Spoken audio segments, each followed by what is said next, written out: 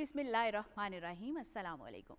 PTV ਦੀ live transmission ਅੱਜ ਦਾ ਮਹਿਮਾਨ ਦੇ ਵਿੱਚ ਤੁਹਾਨੂੰ ਸਭ ਨੂੰ ਖੁਸ਼ਾਮਦੀਦ ਵੈਲਕਮ ਤੇ ਜੀ ਆਇਆਂ ਨੂੰ। ਮੈਂ ਤੁਹਾਡੀ ਆਪਣੀ ਮੇਜ਼ਬਾਨ ਸੋਨੀਆ ਸ਼ੇਖ ਤੇ ਪ੍ਰੋਗਰਾਮ ਵਿੱਚ ਮੇਰੇ ਨਾਲ ਮੌਜੂਦ ਨੇ ਮੇਰੇ ਸਾਥੀ ਐਂਕਰ अली उस्मान बाजवा जी बिल्कुल अली उस्मान बाजवा। मैं ते ताड़ा अपना पसंदीदा प्रोग्राम अज दा मेहमान दे विच असी अज फिर ले आए हाँ ताड़े वास्ते। अज दे मेहमान दे विच नवे परो ने जिन्हां दा तारुफ करान तो पहले मैं बहुत सारियां गल्लां करना चाहांगी। अज असी तुहानूं मिलवावांगे एक सूफी स्कॉलर दे नाल हमेशा दी तरह। उस तो बाद असी गल्लां बातां करांगे स्पोर्ट्स दे हवाले नाल, इहदे नाल सूफीज़म दी रिमज़ां शामिल करांगे। फिर मिलवावांगे तुहानूं एक माहिर ब्यूटिशियन दे नाल ते फिर असी सुनांगे शायरी। ਇਹ ਸਾਰੇ ਮਹਿਮਾਨਾਂ ਦਾ ਤੋਂ ਮਿਲਾਨ ਤੋਂ ਪਹਿਲੇ ਤੇ ਉਹਨਾਂ ਦਾ ਤਾਰਫ ਕਰਾਉਣ ਤੋਂ ਪਹਿਲੇ ਮੈਂ ਸਾਂਝੀ ਕਰਦੀ ਚਲਾਂ ਅੱਜ ਦੀ ਚੰਗੀ ਗੱਲ। ਤੇ ਅੱਜ ਦੀ ਚੰਗੀ ਗੱਲ ਕੀ ਹੈ ਜਨਾਬ? ਅੱਜ ਦੀ ਚੰਗੀ ਗੱਲ ਇਹ ਵੇ ਕਿ ਦੋਸਤੋ ਕਦੀ ਤੁਸੀਂ ਗੌਰ ਕੀਤਾ ਕਿ ਸਜਦਾ ਕਿੱਡੀ ਵੱਡੀ ਤਾਕਤ ਹੈ।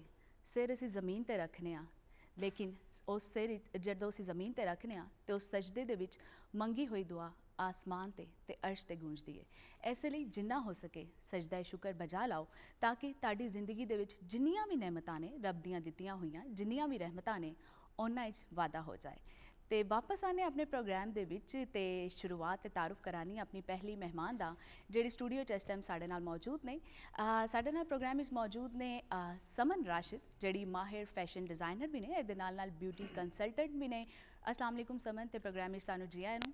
वालेकुम अस्सलाम। तुहाडा बहुत शुक्रिया कि तुसीं मैनूं अज मौका दिता है कि मैं इतने शानदार पीटीवी दे इस प्रोग्राम में बैठा और अपनी जुबान गल करा।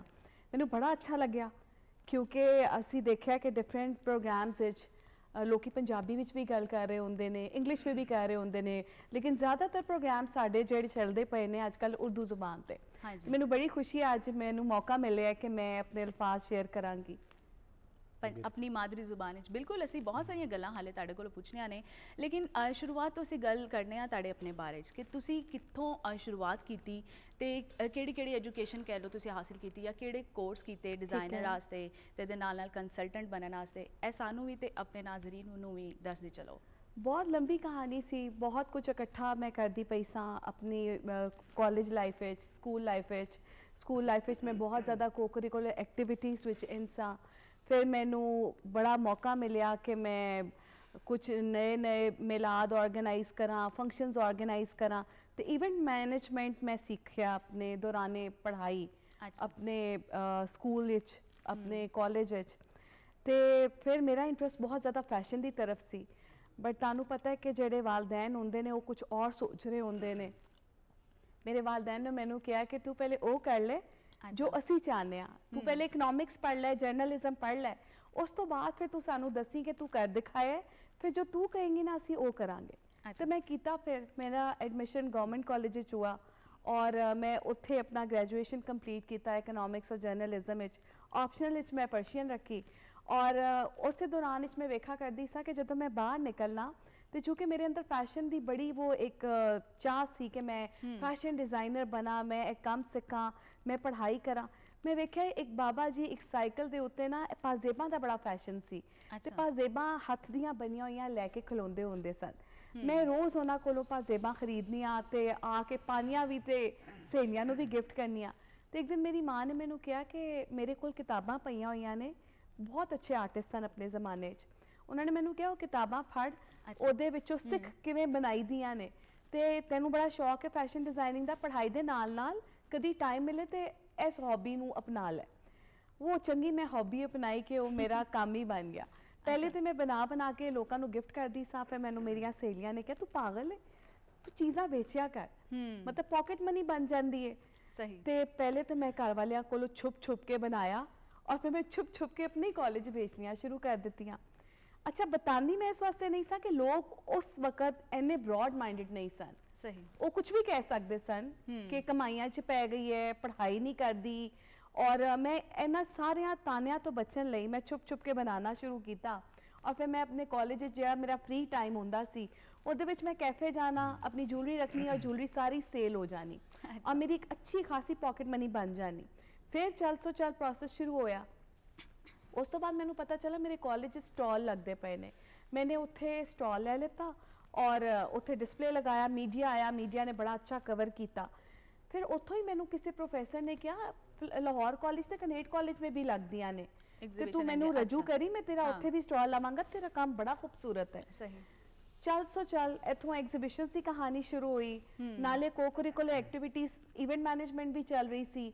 ਜਦੋਂ ਪੜ੍ਹਾਈ ਕੰਪਲੀਟ ਹੋ ਗਈ ਤੇ ਫਿਰ ਮੈਂ ਆਪਣੀ ਵਾਲਦਾ ਨੂੰ ਕਿਹਾ ਕਿ ਹੁਣ ਤੇ ਮੇਰੀ ਪੜ੍ਹਾਈ ਕੰਪਲੀਟ ਹੋ ਗਈ ਹੈ, ਹੁਣ ਮੈਨੂੰ ਤੁਸੀਂ ਫੈਸ਼ਨ ਡਿਜ਼ਾਈਨਿੰਗ ਵਿੱਚ ਐਡਮਿਸ਼ਨ ਲੈ ਦਿਓ। ਅੱਛਾ। ਉਹਨਾਂ ਨੇ ਕਿਹਾ ਪਰ ਕੁਝ ਅਰਨਿੰਗ ਵੀ ਤੇ ਕਰਨਾ ਨਾਲ ਨਾਲ। ਤਾਂ ਅੱਲਾ ਦਾ ਕਰਮ ਇਹ ਹੋਇਆ ਕਿ ਨਾਲ ਹੀ ਮੈਨੂੰ ਇੱਕ ਰੇਡੀਓ ਵਿੱਚ ਕੰਮ ਮਿਲ ਗਿਆ। ਰੇਡੀਓ ਤੋਂ ਇੰਨੀ ਇਨਕਮ ਨਹੀਂ ਆਂਦੀ ਸੀ, ਲੇਕਿਨ ਇਹ ਹੋ ਗਿਆ ਕਿ ਰੇਡੀਓ ਦੀ ਵਜ੍ਹਾ ਤੋਂ ਕਾਫੀ ਇਨਕਮ ਆ ਜਾਂਦੀ ਸੀ। ਅੱਛਾ। ਹੋਸਟਿੰਗ ਲੱਗ ਜਾਂਦੀ ਸੀ, ਇਵੈਂਟਸ ਜਾਣਾ, ਹੋਸਟਿੰਗ ਕਰਨਾ ਤੇ ਅਰਨਿੰਗ ਹੋ ਜਾਂਦੀ ਸੀ। ਹੁਣ ਇਹ ਇਤਨੀ ਸਾਰੀ ਚੀਜ਼ਾਂ ਇਕੱਠੀਆਂ ਚੱਲ ਰਹੀਆਂ ਸਨ ਔਰ ਇੱਕ ਆਪਣੇ ਅੰਦਰ ਇੱਕ ਜਜ਼ਬਾ ਜਿਹੜਾ ਆਉਂਦਾ ਨਾ ਕਿ ਕਿਸੇ ਦੇ ਵਾਸਤੇ ਕੁਝ ਅੱਛਾ ਕਰਨਾ ਹੈ, ਲੋਕਾਂ ਦੀ ਸਕਿੱਲ ਨੂੰ ਐਨਹਾਂਸ ਕਰਨਾ ਹੈ, ਤੇ ਫਿਰ ਮੈਂ ਇੱਕ ਛੋਟੀ ਜਿਹੀ ਟਰਸਟ ਬਣਾਈ। ਉਹਦਾ ਨਾਮ ਮੈਂ ਰੱਖਿਆ ਟੈਲੈਂਟ ਪ੍ਰੋਮੋਸ਼ਨ ਟਰਸਟ। ਉਹਦੇ ਵਿੱਚ ਮੈਨੂੰ ਬਹੁਤ ਸਾਰੇ ਲੋਕਾਂ ਨੇ ਮਦਦ ਕੀਤੀ ਨਿਆ ਟੈਲੈਂਟ ਦੇਣ ਵਿੱਚ, ਤੇ ਤੁਹਾਡੇ ਵਰਗੇ ਦੋਸਤਾਂ ਨੇ ਉਹਨਾਂ ਨੂੰ ਬੜਾ ਫਰੋਗ Promote ਦਿੱਤਾ, ਕੀਤਾ, ਅੱਛਾ। ਪ੍ਰਮੋਟ ਕੀਤਾ। ਔਰ ਉਸ ਤੋਂ ਬਾਅਦ ਮੈਨੂੰ ਲੱਗਿਆ ਕਿ ਜਦੋਂ ਮੇਰਾ ਫੈਸ਼ਨ ਡਿਜ਼ਾਈਨਿੰਗ ਕੰਪਲੀਟ ਹੋਇਆ ਤੇ ਮੈਂ ਉਸ ਵਕਤ ਮੀਡੀਆ ਵਿੱਚ ਐਜ਼ ਅ ਜਰਨਲਿਸਟ ਵੀ ਕੰਮ ਕਰ ਰਹੀ ਸਾਂ ਔਰ ਐਜ਼ ਅ ਫੈਸ਼ਨ ਹੈਡ ਵੀ ਕੰਮ ਕਰ ਰਹੀ ਸਾਂ। ਮੈਂ 92 ਚੈਨਲ ਵਿੱਚ, ਇੱਕ ਬਹੁਤ ਬੜਾ ਅਦਾਰਾ, ਮੈਂ ਬੜੇ ਬੜੇ ਚੈਨਲਸ ਵਿੱਚ ਕੰਮ ਕੀਤਾ। ਤੇ ਐਸੇ ਬੜੇ ਅਦਾਰੇ ਜਦੋਂ ਮੈਂ ਕੰਮ ਕੀਤਾ ਤੇ जर्नलिज्म से उठ के मैं एकदम से फैशन डिजाइनर उत्थे मैं सिलेक्ट हुई और मैं हेड हो गई डिपार्टमेंट दी। तो जो मैं उत्थे हेड हुई तो फिर मैंने पता चला कि अमरीका इच लोग एज ए इमेज कंसल्टेंट काम करते हैं। ਜੀ ਸਮਨ ਸਾਹਿਬ, ਇਸ ਤਰ੍ਹਾਂ ਤੇ ਅਸੀਂ ਤੁਹਾਡੀ ਜਿਹੜੀ ਜਰਨੀ ਉਹ ਬਹੁਤ ਬੜੀ ਲੰਮੀ ਹੈ ਔਰ ਉਹਦੇ 'ਚ ਬਹੁਤ ਜ਼ਿਆਦਾ ਕਾਮਯਾਬੀਆਂ ਵੀ ਨੇ। ਉਹ ਤੇ ਅਸੀਂ ਸੁਣਦੇ ਰਹਾਂਗੇ ਤੇ ਪ੍ਰੋਗਰਾਮ ਮੁੱਕ ਜਾਏਗਾ ਤੇ ਫਿਰ ਸਾਡੇ ਕੋਲ ਤੇ ਬੱਚੇ ਕੁਝ ਨਾ ਪੁੱਛਣ ਲਈ, ਹੈ ਨਾ? ਤੇ ਇਸ ਲਈ ਮੈਂ ਚਾਹ ਰਿਹਾ ਕਿ ਥੋੜਾ ਜਿਹਾ ਤੁਹਾਡੀ ਮੌਜੂਦਗੀ ਤੋਂ ਫਾਇਦਾ ਚੁੱਕਦੇ ਹੋਏ ਅਗਰ ਤੁਹਾਨੂੰ ਅਸੀਂ ਪੁੱਛ ਸਕੀਏ। ਲਾਹੌਰ ਨੂੰ ਫੈਸ਼ਨ ਦਾ ਹੱਬ ਮੰਨਿਆ ਜਾਂਦਾ ਔਰ ਅੱਜ ਕੱਲ੍ਹ ਸ਼ਾਦੀਆਂ ਦਾ ਸੀਜ਼ਨ ਵੀ ਚੱਲਦਾ ਪਿਆ।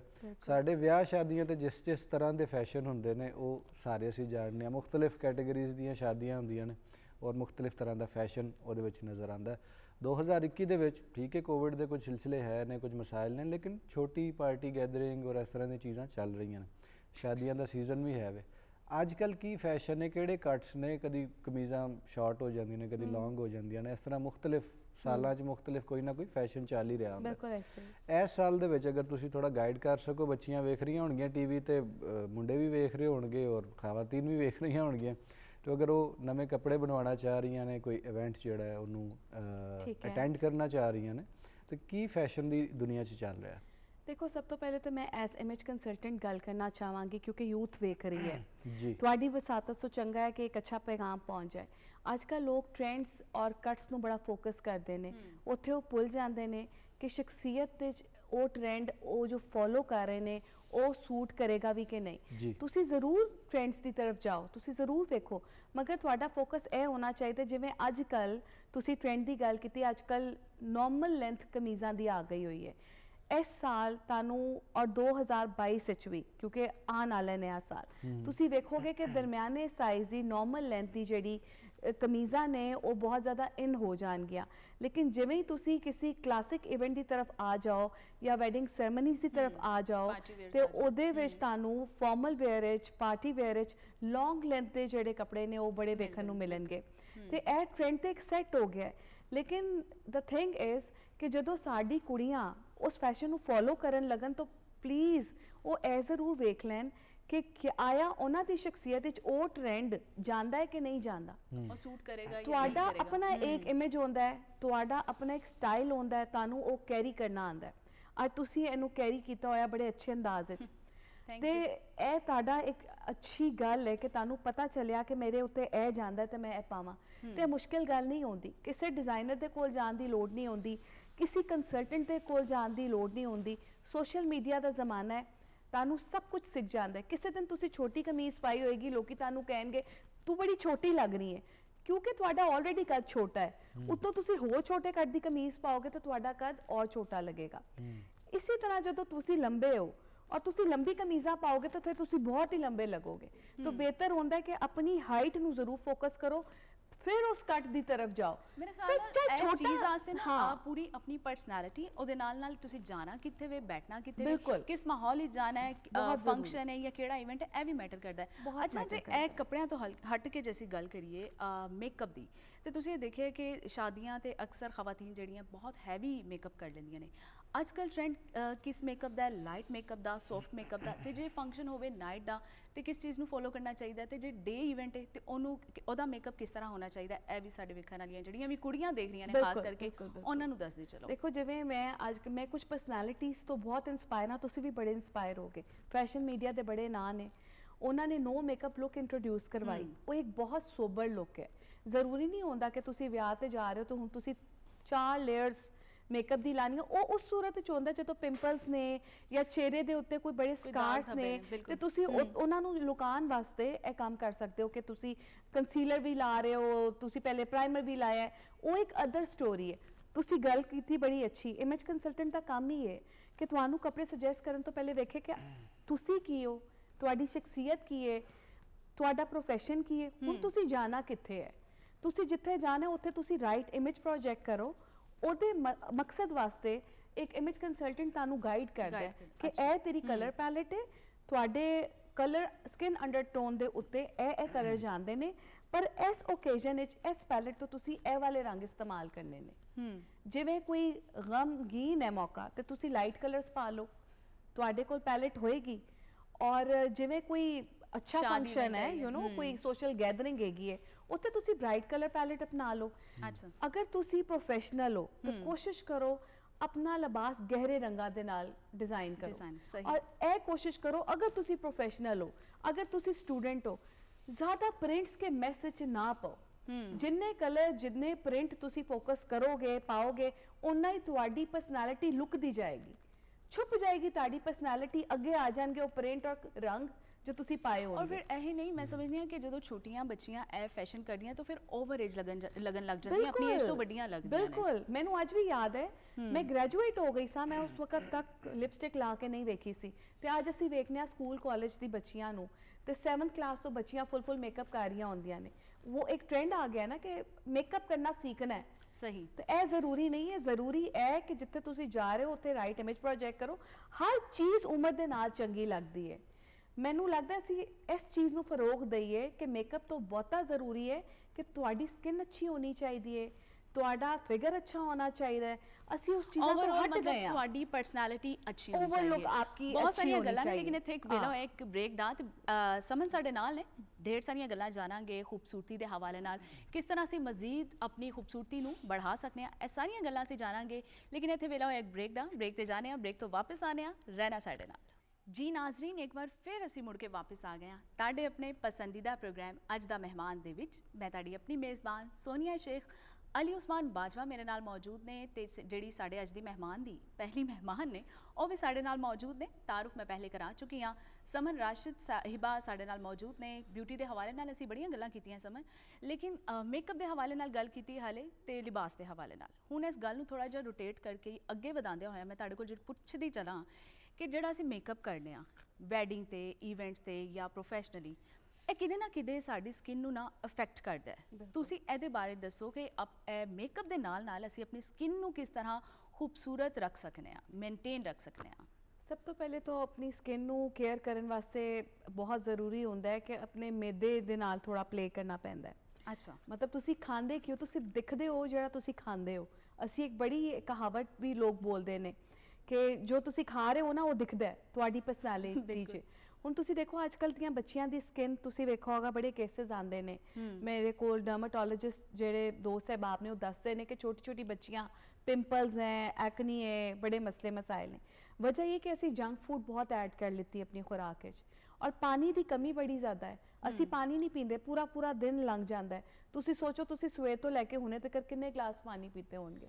ਮੈਂ ਤਾਂ ਬਹੁਤ ਪਾਣੀ ਪੀਣੀ ਆ, ਪਾਣੀ ਦੀ ਬੋਤਲ ਵੀ ਕੋਲ ਰੱਖ ਕੇ ਬਹਿਣੀ ਆ ਤੁਹਾਡੀ ਕਿਉਂਕਿ ਮੇਰਾ ਬੜੀ ਗੁਜ਼ਾਰਾ ਅੱਛੀ ਨਹੀਂ ਹੈ ਹੈ। ਮਾਸ਼ਾਅੱਲਾ। ਤੁਸੀਂ ਦੇਖੋ, ਬਹੁਤ ਸ਼ੁਕਰੀਆ। ਮੈਂ ਫੋਕਸ ਕਰ ਰਹੀ ਹਾਂ ਇਸ ਵਕਤ ਉਹ ਜਿਨ੍ਹਾਂ ਦੇ ਨਹੀਂ ਪੀਂਦੇ। ਪੋਰਸ ਓਪਨ ਨੇ, ਜਿਨ੍ਹਾਂ ਦੀ ਐਕਨੀ ਦਾ ਬੜਾ ਮਸਲਾ ਹੈ, ਉਹਨਾਂ ਦਾ ਮਸਲਾ ਹੈ ਕਿ ਉਹ ਪਾਣੀ ਬਹੁਤ ਘੱਟ ਪੀ ਰਹੇ ਹੁੰਦੇ ਨੇ। ਅੱਛਾ, ਮੈਂ ਵੀ ਉਹਨਾਂ ਤੋਂ ਇੱਕ ਆ। ਵੈਸੇ ਮੈਂ ਆਪਸ ਦੀ ਗੱਲ ਕਰਾਂ, ਮੈਂ ਵੀ ਸਾਰਾ ਦਿਨ ਪਾਣੀ ਨਹੀਂ ਪੀਂਦੀ।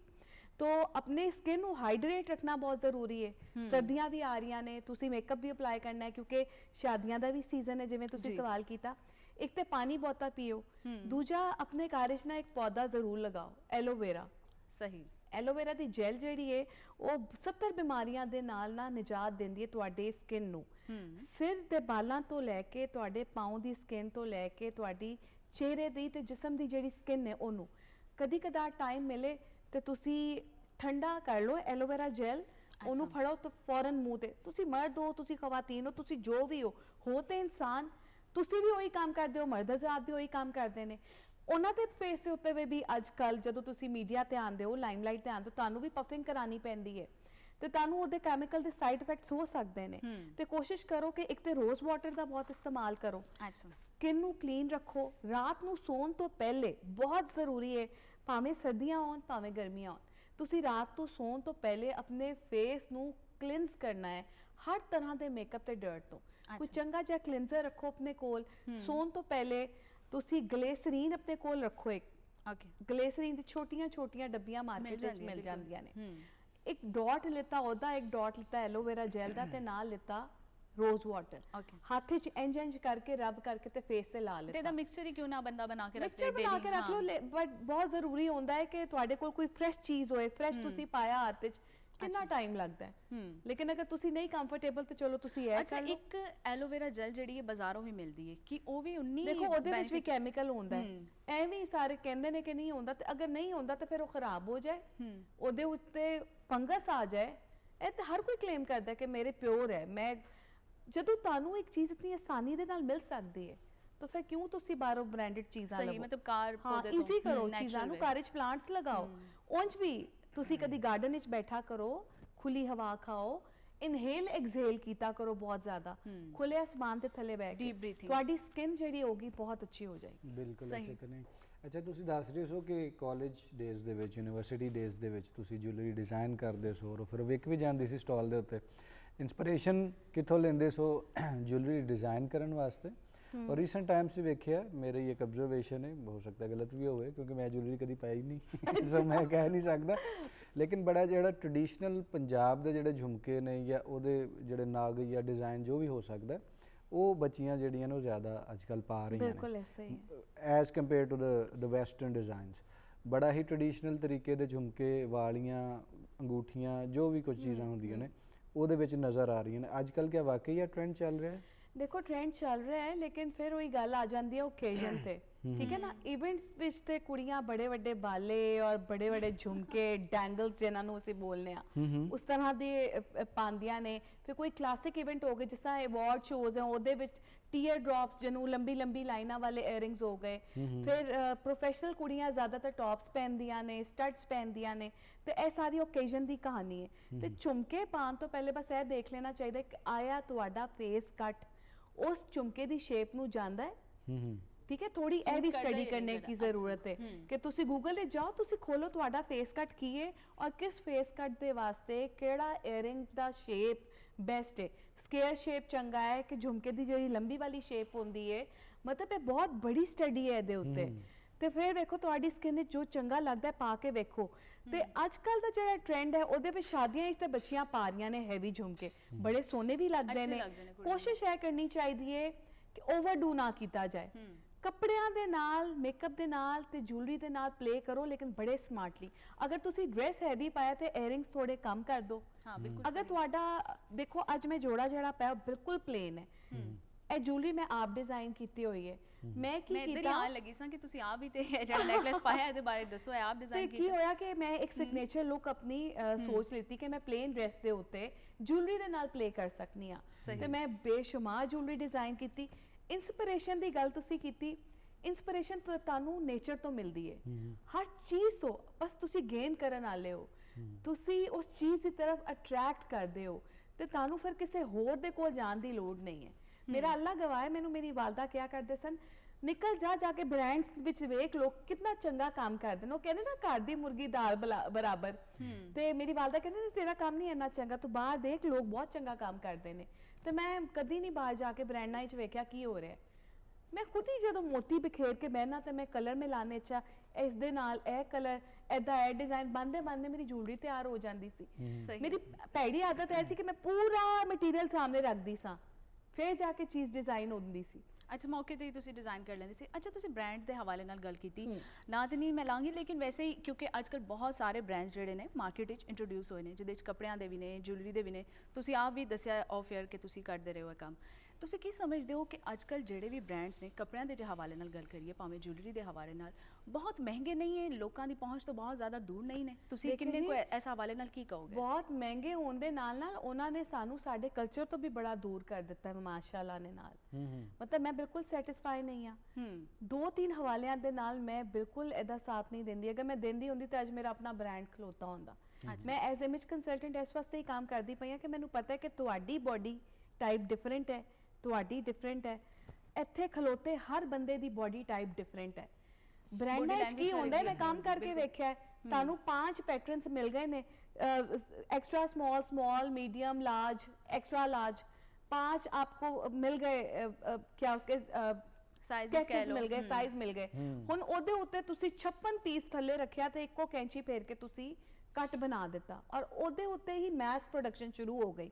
हुन की कीता तुसी हर बंदे बंदी नूं कहा हुन यही 5 ने साइज है पाओ, बई ਇਹ नहीं है, ਤੁਹਾਡਾ ਸ਼ੋਲਡਰ ਸਾਈਜ਼ ਹੋਰ ਹੋ ਸਕਦਾ ਹੈ, ਤੁਹਾਡੇ ਬਾਜ਼ੂ ਦੀ ਲੈਂਥ ਹੋਰ ਹੋ ਸਕਦੀ ਹੈ, ਤੁਹਾਡੀ ਬਾਡੀ ਟਾਈਪ ਡਿਫਰੈਂਟ ਹੈ। ਅੱਲਾਹ ਮੀਆਂ ਨੇ ਹਰ ਇਨਸਾਨ ਨੂੰ ਦੂਸਰੇ ਤੋਂ ਫਰਕ ਬਣਾਇਆ ਹੈ ਤੇ ਬਿਹਤਰ ਹੁੰਦਾ ਤੁਸੀਂ ਕਸਟਮਾਈਜ਼ ਡਰੈਸਿੰਗ ਤੇ ਜਾਓ। ਅੱਛਾ ਠੀਕ ਹੈ, ਪਹਿਲਾ ਤਾਂ ਮੇਰਾ ਰੀਜ਼ਨ ਹੈ ਕਿ ਮੈਂ ਕਹਿੰਦੀ ਆ ਕਿ ਮੈਂ ਬ੍ਰਾਂਡਸ ਨੂੰ ਇੰਨਾ ਜ਼ਿਆਦਾ ਫੋਕਸ और इन्ना ज़्यादा एप्रीशिएट नहीं कर रही। दूसरी गल वे बस कुट ना पड़ जाए अज मैनू इस शो तो बाद। दूजी मेरी रीजन देखो कि मैंने वेख्या कि तुसी अवार्ड सैरेमनीज देखो, तुहाडे ईस्टर्न लोग, तुहाडे पाकिस्तानी लोग वो बिल्कुल कल्चर तो हट गए ने, कुड़ियां दी बावां नंगियां ने। मैनू ए दसो एक्टर्स नू खवातीन फॉलो करदियां ने, मेल एक्टर्स नू बंदे फॉलो करदे ने। इहो जिहा लिबास ਤੁਹਾਡੀ ਇਨਸਪੀਰੇਸ਼ਨ ਹੈਗੇ ਨੇ ਨਾ ਇਹ ਬੰਦੇ ਬੰਦੀਆਂ ਜਿਹੜੇ ਐਕਟਰਸ ਨੇ, ਤੇ ਕਿਆ ਤੁਸੀਂ ਉਹਨਾਂ ਦੇ ਲਿਬਾਸ ਤੋਂ ਇਨਸਪਾਇਰ ਹੋ ਕੇ ਉਹ ਫੋਲੋ ਕਰ ਸਕਦੇ ਹੋ? ਬਿਲਕੁਲ ਸਹੀ ਕਹਿ ਰਹੇ ਤੁਸੀਂ। ਕੈਜੂਅਲ ਜ਼ਿੰਦਗੀ ਵਿੱਚ ਜ਼ਾਹਿਰ ਉਹ ਲਿਬਾਸ ਤੇ ਨਹੀਂ ਪਾਏ ਜਾ ਸਕਦੇ, ਉਹ ਤੇ ਅਵਾਰਡ ਸ਼ੋਅ ਦੇ ਵਿੱਚ, ਅਵਾਰਡ ਸ਼ੋਅ ਤੇ ਵੀ ਨਹੀਂ ਪਾਏ ਜਾ ਸਕਦੇ ਬਈ। ਉਹ ਇੱਕ ਡਿਫਰੈਂਟ ਸਿਨੈਰੀਓ ਹੈ, ਇੱਕ ਡਿਫਰੈਂਟ ਡਿਬੇਟ ਹੈਗੀ ਹੈ। ਡਿਬੇਟ ਬਿਲਕੁਲ ਤੇ ਨਹੀਂ। ਜੇ ਗੱਲ ਕਰੀਏ ਲਿਬਾਸ ਦੇ ਹਵਾਲੇ ਨਾਲ, ਤੇ ਹੁਣ ਤੇ ਲਿਬਾਸ ਜਿਹੜਾ ਨਾ ਬੜਾ ਮੁਨਾਸਿਬ ਇਸਤੇਮਾਲ ਕੀਤਾ ਜਾਂਦਾ ਹੈ। ਲੰਬੇ ਕਮੀਜ਼ਾਂ, ਖੁੱਲੇ ਖੁੱਲੇ ਫਰॉक ਕੁੜਤੇ, ਤੇ ਬੜਾ ਖੂਬਸੂਰਤ ਪਾਕਿਸਤਾਨੀ ਕੁੜੀਆਂ ਦੇ ਬੜਾ ਸੂਟ ਕਰਦੀ ਹੈ ਚੀਜ਼। ਬਿਲਕੁਲ ਇਸੇ ਤਰ੍ਹਾਂ ਹੀ। ਅੱਛਾ, ਅਸੀਂ ਸਕਿਨ ਨੂੰ ਬਚਾ ਲਿਆ, ਅਸੀਂ ਮੇਕਅਪ ਵੀ ਬਿਹਤਰ ਕਰ ਲਿਆ, ਪਰਸਨੈਲਿਟੀ ਪੂਰੀ ਹੋ ਰਹੀ ਹੈ ਨਾ। ਵਾਲ ਰਹਿ ਗਏ ਨੇ, ਉਹਦੇ ਆ ਰਿਹਾ ਸੀ ਮੈਂ, ਕੱਪੜੇ ਔਰ ਜੁਐਲਰੀ ਵੀ ਸੈੱਟ ਕਰ ਲਈ, ਇੱਕ ਵਾਲ ਹੀ ਰਹਿ ਗਏ ਨੇ। ਹੁਣ ਵਾਲਾਂ ਦੀ ਇੱਕ ਤੇ ਉਹਨਾਂ ਦੀ ਕੁਆਲਿਟੀ ਕਿਵੇਂ ਮੇਨਟੇਨ ਰੱਖੀ ਜਾ ਸਕੇ ਔਰ ਫਿਰ ਉਹਨੂੰ ਸਟਾਈਲ ਵੀ ਦਿੱਤਾ ਜਾ ਸਕੇ।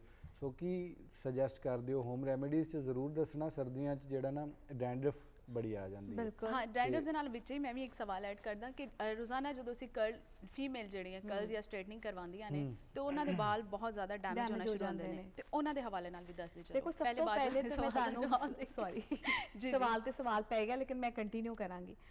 ਸਭ ਤੋਂ ਪਹਿਲੇ ਤਾਂ ਕੋਸ਼ਿਸ਼ ਕਰਨਾ ਚਾਹੀਦੀ ਹੈ ਕਿ ਜਦੋਂ ਤੁਹਾਡੀ ਸਟ੍ਰੇਟਨਿੰਗ ਹੋਣ ਲੱਗੇ ਬਾਲਾਂ ਦੀ, ਤੇ ਕੋਸ਼ਿਸ਼ ਕਰੋ ਕਿ ਆਪਣੇ ਆਰਟਿਸਟ, ਆਪਣੇ ਸਟਾਈਲਿਸਟ ਨੂੰ ਕਹੋ ਕਿ ਤੁਹਾਡੇ ਬਾਲਾਂ ਤੇ ਇਲੈਕਟ੍ਰਿਕ ਸਟ੍ਰੇਟਨਰ ਨਾ ਲਾਏ, ਉਹ ਬਲੋ ਡਰਾਇਰ ਲਾਏ। ਬਲੋ ਡਰਾਇਰ ਤੋਂ ਤੁਹਾਡੇ ਵਾਲ ਸੇਫ ਹੋ ਜਾਂਦੇ ਨੇ ਬਕਦਰੇ हेयर स्ट्रेटनर तो। हेयर स्ट्रेटनर ਤੁਹਾਡੇ ਬਾਲਾਂ ਨੂੰ ਬਹੁਤ ਡੈਮੇਜ ਕਰਦਾ ਹੈ। ਤੇ ਸਭ ਤੋਂ ਪਹਿਲੀ ਕੋਸ਼ਿਸ਼ ਤੋਂ ਇਹ ਕਰੋ ਕਿ 2 ਮਿੰਟ ਦਾ ਕੰਮ ਹੁੰਦਾ, ਉਹਨੂੰ ਕੋ ਜੀ ਬਲੋ ਡਰਾਈ ਤੋਂ ਮੇਰੇ ਬਾਲ ਸਟ੍ਰੇਟ ਕਰ ਦੇ। ਦੂਸਰੀ ਬਾਤ ਇਹ ਹੁੰਦੀ ਕਿ ਜਦੋਂ ਤੁਸੀਂ ਰਾਤੀ ਘਰ ਜਾਂਦੇ ਹੋ ਤੇ ਕੋਸ਼ਿਸ਼ ਕਰੋ ਕਿ ਤੁਹਾਡੇ ਬਾਲਾਂ 'ਚ ਫਿਕਸਰ ਲੱਗਿਆ ਹੁੰਦਾ ਹੈ, ਤੁਹਾਡੇ ਬਾਲਾਂ 'ਚ ਬਹੁਤ ਕੁਝ ਸਪਰੇ ਲੱਗਿਆ ਹੁੰਦਾ ਹੈ, ਤੇ ਤੁਸੀਂ ਪਹਿਲਾ ਕੰਮ ਤਾਂ ਇਹ ਕਰਨਾ ਹੈ ਜਾ ਕੇ ਕਿ ਆਪਣੇ ਬਾਲਾਂ ਨੂੰ ਧੋ ਲੈਣਾ ਹੈ। ਧੋਣ ਤੋਂ ਬਾਅਦ ਕਿੰਨੀ ਦੇਰ ਲੱਗਦੀ ਹੈ, ਥੋੜਾ ਜਿਹਾ ਆਇਲ ਫੜੋ, ਜਦੋਂ ਬਾਲ ਸੁੱਕ ਜਾਣ ਤੁਹਾਡੇ तो थोड़ा जो ऑयल अपने बालों, नॉट डेली बेसिस, लेकिन ये कि 2 दिनों बाद 3 दिनों बाद अपनी रूटीन बना लो कि तुसी बालों 'ਚ तेल जरूर लगाना है। ਇਹ गलत मिथ हैगी है कि साडी स्कैल्प ਜਿਹੜੀ ਹੈਗੀ है, ਇਹ ਵੀ ਤੁਸੀਂ ਡਿਬੇਟ ਕਹੋਗੇ, ਲੋਕਾਂ ਦੇ ਨਾਲ ਮੇਰੀ ਬਹਿਸ ਵੀ ਹੋਈ, ਕਹਿੰਦੇ ਨੇ ਸਾਡੀ ਸਕੈਲਪ ਆਇਲ ਪ੍ਰੋਡਿਊਸ ਕਰਦੀ ਹੈ, ਸਾਡੇ ਬਾਲਾਂ ਨੂੰ ਆਇਲ ਦੀ ਜ਼ਰੂਰਤ ਨਹੀਂ ਹੈ। ਇਹ ਬਿਲਕੁਲ ਗਲਤ ਮਿਥ ਹੈ। ਸਾਡੇ ਬਾਲਾਂ ਨੂੰ, ਸਾਡੇ ਸਕੈਲਪ ਨੂੰ ਵੀ ਜ਼ਰੂਰਤ ਹੈ, ਠੀਕ ਹੈ। ਔਰ ਉਹਦੀ ਜ਼ਰੂਰਤ ਇਸ ਲਈ ਵੀ ਵੱਧ ਜਾਂਦੀ ਹੈ, ਮੇਰਾ ਖਿਆਲ ਹੈ ਕਿ ਜਦੋਂ ਅਸੀਂ ਹੁਣ ਐਸੀਆਂ ਕੈਮੀਕਲ ਵਾਲੀਆਂ ਪ੍ਰੋਡਕਟਸ ਯੂਜ਼ ਕਰ ਰਹੇ ਹਾਂ, ਕਿਉਂਕਿ ਪਹਿਲੇ ਤੇ ਸ਼ੈਂਪੂਜ਼ ਵਗੈਰਾ ਨਹੀਂ ਸਨ ਹੁੰਦੇ, ਤੇ ਹੁਣ ਅਸੀਂ ਉਹ ਜਦੋਂ ਇਸਤੇਮਾਲ ਕਰਨੇ ਤੇ ਆਇਲ ਰਿੰਸ ਹੋ ਜਾਂਦਾ, ਖਤਮ ਹੋ ਜਾਂਦਾ। ਇਹਦੇ ਲਈ ਐਕਸਟਰਨਲ ਆਇਲ ਸਾਨੂੰ ਉਹਦੀ ਲੋੜ ਪੈਂਦੀ ਹੈ, ਜ਼ਰੂਰੀ ਪੈਂਦੀ ਹੈ। बेहतरीन आपने बात कही। ਤੋ ਇੱਕ ਤੇ ਇਹਦੇ ਉੱਤੇ ਫੋਕਸ ਕਰੋ। ਅੱਛਾ ਦੂਸਰਾ ਜਿਵੇਂ ਮੈंने ਤੁਹਾਨੂੰ ਐਲੋਵੇਰਾ ਜੈਲ ਦਾ ਕਿਹਾ ਸੀ, ਕਦੀ ਕਦਾਰ ਬਾਲਾਂ 'ਚ ਉਹਦਾ ਮਸਾਜ ਜ਼ਰੂਰ ਕਰ ਲਿਆ ਕਰੋ। ਅੱਛਾ ਤੇ ਉਂਝ ਵੀ ਘਰ ਜਾ ਕੇ ਅੰਮਾ ਦੇ ਅੱਗੇ ਬਹਿ ਜਾਇਆ ਕਰੋ, ਜ਼ਰੂਰੀ ਨਹੀਂ ਹੁੰਦਾ ਤੇਲ ਹੀ ਲਵਾਉਣਾ ਹੋਏ, ਉਹਨਾਂ ਨੂੰ ਕਹੋ ਅੰਮਾ ਜ਼ਰਾ ਸਿਰ ਤੇ ਮਸਾਜ ਤੇ ਕਰਨਾ। ਤੇ ਉਹਦੇ ਬਾਅਦ ਜਿਹੜੀ ਤੁਹਾਡੀ ਬਲੱਡ ਸਰਕੂਲੇਸ਼ਨ ਹੁੰਦੀ ਹੈ ਸਰ ਦੀ, ਉਹ ਬੜੀ ਬਿਹਤਰੀਨ ਹੋ ਜਾਂਦੀ ਹੈ। ਤੇ ਕੋਸ਼ਿਸ਼ ਕਰੋ ਕਿ ਹਫਤੇ 'ਚ ਇੱਕ ਦਿਨ ਆਪਣੇ ਵਾਸਤੇ ਰੱਖੋ। ਇਹ ਦੁਨੀਆ ਬੜੀ ਬੇਵਫਾ ਜੇ, ਤੁਹਾਨੂੰ ਆਪਣਾ ਆਪ ਆਪੇ ਰੱਖਣਾ ਪਏਗਾ ਤੇ ਸੋਚਣਾ ਪਏਗਾ। ਹਫਤੇ 'ਚ ਇੱਕ ਦਿਨ ਰੱਖੋ ਜਿਹਦੇ 'ਚ ਆਪਣੇ ਆਪ ਦੀ ਬੋਡੀ ਦੀ ਮਾਲਿਸ਼ ਕਰੋ, ਸਿਰ ਦੀ ਮਾਲਿਸ਼ ਕਰੋ, ਆਪਣੇ ਆਪ ਨੂੰ ਰਿਲੈਕਸ ਕਰੋ। ਥੈਂਕ ਯੂ ਇਹ ਸੋ ਮਚ, therapy ਹੈ। ਥੈਂਕ ਯੂ ਸੋ ਮਚ ਸਮਨ ਰਾਸ਼ਦ ਸਾਹਿਬਾ। ਕੋਸ਼ਿਸ਼ ਕਰਨਗੇ ਵੇਖਣ ਵਾਲੇ ਵੀ, ਅਸੀਂ ਵੀ ਦੋਈ ਕੋਸ਼ਿਸ਼ ਕਰਾਂਗੇ ਕਿ ਹਫਤੇ 'ਚ 7 ਦਿਨ ਇੱਕ ਦਈਏ ਦਿਨ, ਆਪਣੇ ਆਪ ਨੂੰ। ਹਾਂ। ਇੱਕ ਦਿਨ ਜਾਏ ਇੱਕ ਦੀ ਗੱਲ ਹੋਈ ਸੀ, ਇੱਕ ਹੀ ਬਾਤ ਹੈ। ਤੇ ਬੜਾ ਵਧੀਆ ਲੱਗਾ, ਕਾਫੀ ਇਨਫੋਰਮੇਸ਼ਨ ਮਿਲੀ। ਫਿਰ ਕਿਸੇ ਪ੍ਰੋਗਰਾਮ ਵਿੱਚ ਬਾਂਗੇ, ਮਜ਼ੀਦ ਗੱਲਾਂ ਬਾਤਾਂ ਕਰਾਂਗੇ। Thank you for coming in the show. ਜੀ ਨਾਜ਼ਰੀਨ, ਵੇਲਾ ਹੋ ਗਿਆ ਨਿੱਕੀ ਜੀ ਬ੍ਰੇਕ ਦਾ। ਬ੍ਰੇਕ ਵੱਲ ਜਾਵਾਂਗੇ, ਮੁੜ ਕੇ ਵਾਪਸ ਆਵਾਂਗੇ। ਰਹਿਣਾ ਸਾਡੇ ਨਾਲ ਹੈ।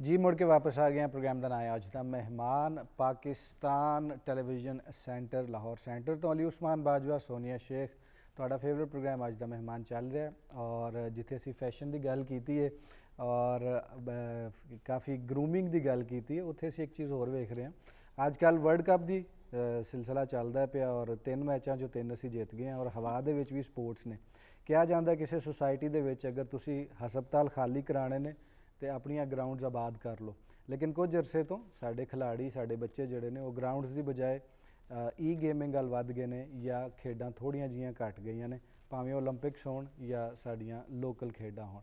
ਇਹਦੇ ਵਾਸਤੇ ਗੱਲ ਕਰਨ ਵਾਸਤੇ ਸਾਡੇ ਕੋਲ स्टूडियो ਵਿੱਚ मौजूद ने पंजाब स्पोर्ट्स डिपार्टमेंट के सैकटरी जनाब फवाद रब्बानी साहब। उन्होंने असीं दावत दी। अस्सलाम वालेकुम सर। वालेकुम सलाम। कैसी तबीयत है तुहाडी? ठीक ठाक। सब तो पहला तो यह दसो कि क्रिकेट नूं तुसीं फॉलो कर रहे होवोगे तो यह जिहड़ी बैक टू बैक असीं विनिंग कर रहे हैं और सारी कौम ही खुश है, ਉਹਦੇ 'ਚ ਆਪਣਾ ਕੋਈ 2 ਲਾਈਨਾਂ ਦਾ ਬਿਆਨ ਦੇ ਦਿਓ, ਕਿਉਂਕਿ ਤੁਸੀਂ ਸਪੋਰਟਸ ਬੋਰਡ ਨੂੰ ਵੇਖ ਰਹੇ ਹੋ, ਸਪੋਰਟਸ ਡਿਪਾਰਟਮੈਂਟ ਨੂੰ ਵੇਖ ਰਹੇ ਹੋ। ਜੀ ਬਿਲਕੁਲ, ਬੜਾ ਸਾਰੀ ਕੌਮ ਵਾਸਤੇ ਫਖਰ ਦੀ ਗੱਲ ਹੈ ਜੀ ਬੜੀ। ਜੀ ਜੀ। ਜਿਸ ਤਰ੍ਹਾਂ ਅਸੀਂ ਵੇਖਿਆ ਹੈ ਕਿ ਪਹਿਲੇ 3 ਮੈਚ ਪਾਕਿਸਤਾਨ ਬੜੀ ਕਨਵਿੰਸਿੰਗਲੀ ਜਿੱਤਿਆ ਹੈ ਆਪਣੇ, ਤੇ ਇਨਸ਼ਾਅੱਲਾ ਸਾਡੀ ਦੁਆ ਹੈ ਕਿ ਅੱਗੇ ਚੱਲ ਕੇ ਵੀ ਇਹ ਮੁਲਕ ਦਾ ਨਾਂ ਰੋਸ਼ਨ ਕਰਨਗੇ। ਆਸਿਫ ਅਲੀ ਜਿਸ ਤਰ੍ਹਾਂ ਪਰਫਾਰਮ ਕੀਤਾ ਹੈ ਮੁੰਡੇ ਨੇ, ਜੀ ਜੀ, ਬਾਬਰ ਆਜ਼ਮ ਹੋ ਗਿਆ, ਬਾਬਰ ਆਜ਼ਮ ਹੋ ਗਏ, ਸ਼ਾਹੀਨ ਅਫਰੀਦੀ ਹੋ ਗਏ, ਤੇ ਇਹਨਾਂ ਮੁੰਡਿਆਂ ਨੇ ਜਿਸ ਤਰ੍ਹਾਂ ਪਰਫਾਰਮ ਕੀਤਾ ਹੈ ਤੇ as a close knit unit perform ਕੀਤਾ ਹੈ। ਤੇ ਸਾਡੀ ਉਮੀਦ ਇਹੀ ਹੈ ਕਿ ਅੱਗੇ ਚੱਲ ਕੇ ਸੈਮੀਫਾਈਨਲ ਵਿੱਚ ਵੀ ਪਹੁੰਚਣ, ਫਾਈਨਲ ਵਿੱਚ ਪਹੁੰਚਣ ਤੇ ਵਰਲਡ ਕੱਪ ਜਿੱਤਣ ਇਨਸ਼ਾਅੱਲਾ। ਅੱਛਾ ਸਰ, ਕ੍ਰਿਕਟ 'ਚੋਂ ਬੜੀਆਂ ਚੰਗੀਆਂ ਖਬਰਾਂ ਆ ਰਹੀਆਂ ਨੇ ਮਾਜ਼ੀ ਤੋਂ ਲੈ ਕੇ ਹੁਣ ਤੱਕ। ਕੁਝ 2-3 ਸਾਲ 'ਚ ਅਸੀਂ ਬਿਹਤਰ ਤਰੀਕੇ ਨਾਲ ਪਰਫਾਰਮ ਕਰ ਰਹੇ ਹਾਂ, ਲੇਕਿਨ ਜਦੋਂ ਅਸੀਂ ਬਾਕੀ ਖੇਡਾਂ ਵੱਲ ਧਿਆਨ ਪਾਉਂਦੇ ਹਾਂ ਤੇ ਥੋੜ੍ਹੇ ਜਿਹੇ ਤਲਖ ਸਵਾਲ ਮੀਡੀਆ ਤੇ ਲੋਕੀ ਕਰਦੇ ਵੀ ਨੇ ਔਰ ਉਹਨਾਂ ਨੂੰ ਕਰਨੇ ਵੀ ਚਾਹੀਦੇ ਨੇ, ਆਮ ਆਵਾਮ ਵੀ ਪੁੱਛਦੀ ਹੈ। ਇੱਕ ਤਾਂ ਰੀਸੈਂਟਲੀ ਓਲੰਪਿਕਸ ਲੰਘਿਆ ਤੇ ਸਾਡਾ ਦਸਤਾ ਜਿਹੜਾ ਉਹ ਮਾਜ਼ੀ 'ਚ ਬਹੁਤ ਵੱਡਾ ਹੁੰਦਾ ਸੀ, ਕਿਉਂਕਿ ਹਾਕੀ ਟੀਮ ਹੁੰਦੀ ਸੀ ਉਹਦੇ ਵਿੱਚ, ਹੁਣ ਉਹ ਨਹੀਂ ਸੀ ਔਰ ਬਾਕੀ ਵੀ ਖਿਡਾਰੀ ਥੋੜ੍ਹੇ ਘੱਟ ਸਨ। ਤੇ ਓਲੰਪਿਕਸ ਦੇ ਵਿੱਚ ਸਾਡੇ ਖਿਡਾਰੀਆਂ ਦੀ ਤਾਦਾਦ ਦਾ ਘਟ ਜਾਣਾ, ਇਹਦੇ ਪਿੱਛੇ ਰੂਟ ਕਾਜ਼ ਤੁਹਾਨੂੰ ਕੀ ਲੱਗਦਾ ਕਿ ਕੀ ਚੱਲ ਰਹੇ ਨੇ? ਓਲੰਪਿਕਸ ਵਿੱਚ ਇਹ ਸਾਡਾ ਫੋਕਸ, ਪੰਜਾਬ ਗਵਰਨਮੈਂਟ ਦਾ ਪੂਰਾ ਫੋਕਸ ਹੈ ਜੀ। ਇਨਸ਼ਾਅੱਲਾ ਇਹਨੂੰ ਲੈ ਕੇ ਦੁਬਾਰਾ ਰਿਵਾਈਵ ਕਰਨ ਵਾਸਤੇ ਅਸੀਂ ਸਪੋਰਟਸ ਡਿਪਾਰਟਮੈਂਟ ਇਹਦੇ ਤੇ ਮਤਲਬ ਪੈਸੇ ਵੀ ਲਾ ਰਿਹਾ ਤੇ ਸਪੋਰਟਸ ਡਿਪਾਰਟਮੈਂਟ ਇਹਦੇ ਤੇ ਆਪਣੇ ਪੂਰੇ ਐਫਰਟਸ ਕਰ ਰਿਹਾ ਹੈ ਕਿ ਮਤਲਬ ਸਾਡੇ ਜਿਹੜੇ ਬੱਚੇ ਨੇ ਉਹ ਵੱਧ ਕੇ ਅੱਗੇ ਆਉਣ ਤੇ ਮਤਲਬ ਆਪਣਾ ਲੋਹਾ ਮਨਵਾਉਣ। ਇਸ ਓਲੰਪਿਕਸ ਵਿੱਚ ਤੁਸੀਂ ਵੇਖਿਆ ਆਫਟਰ ਅ ਲੌਂਗ ਟਾਈਮ ਤਲਾ ਤਾਲਿਬ ਵੇਟ ਲਿਫਟਿੰਗ ਵਿੱਚ, ਅਰਸ਼ਦ ਨਦੀਮ ਜੈਵਲਿਨ ਵਿੱਚ ਤੇ ਹੈਦਰ ਅਲੀ ਡਿਸਕਸ ਵਿੱਚ, ਇਹਨਾਂ ਤਿੰਨਾਂ ਨੇ ਬਹੁਤ ਅੱਛਾ ਪਰਫਾਰਮ ਕੀਤਾ ਹੈ ਓਲੰਪਿਕ ਵਰਲਡ ਸਟੇਜ ਤੇ ਓਲੰਪਿਕ ਟੂਰਨਾਮੈਂਟ ਵਿੱਚ। ਤੇ ਕੋਸ਼ਿਸ਼ ਇਹੀ ਹੈ ਕਿ ਮਤਲਬ ਇਹਨਾਂ ਨੂੰ ਜਿਸ ਤਰ੍ਹਾਂ ਅਸੀਂ ਗਰੂਮ ਕੀਤਾ ਹੈ ਇਹਨਾਂ ਮੁੰਡਿਆਂ ਨੂੰ ਤੇ ਅੱਗੇ ਲੈ ਕੇ ਆਏ ਹਾਂ। ਬੈਡਮਿੰਟਨ ਵਿੱਚ ਵੀ ਸਾਡੀ ਕੁੜੀ ਨੇ ਬਿਹਤਰ ਬੈਡਮਿੰਟਨ ਮਾਹੂਰ ਨੇ ਬਿਹਤਰ ਪਰਫਾਰਮ ਕੀਤਾ, ਲੇਕਿਨ ਉਮੀਦ ਹੈ ਸੀ ਕਿ ਉਹ ਮਜ਼ੀਦ ਬਿਹਤਰ ਪਰਫਾਰਮ ਕਰਨਗੀਆਂ।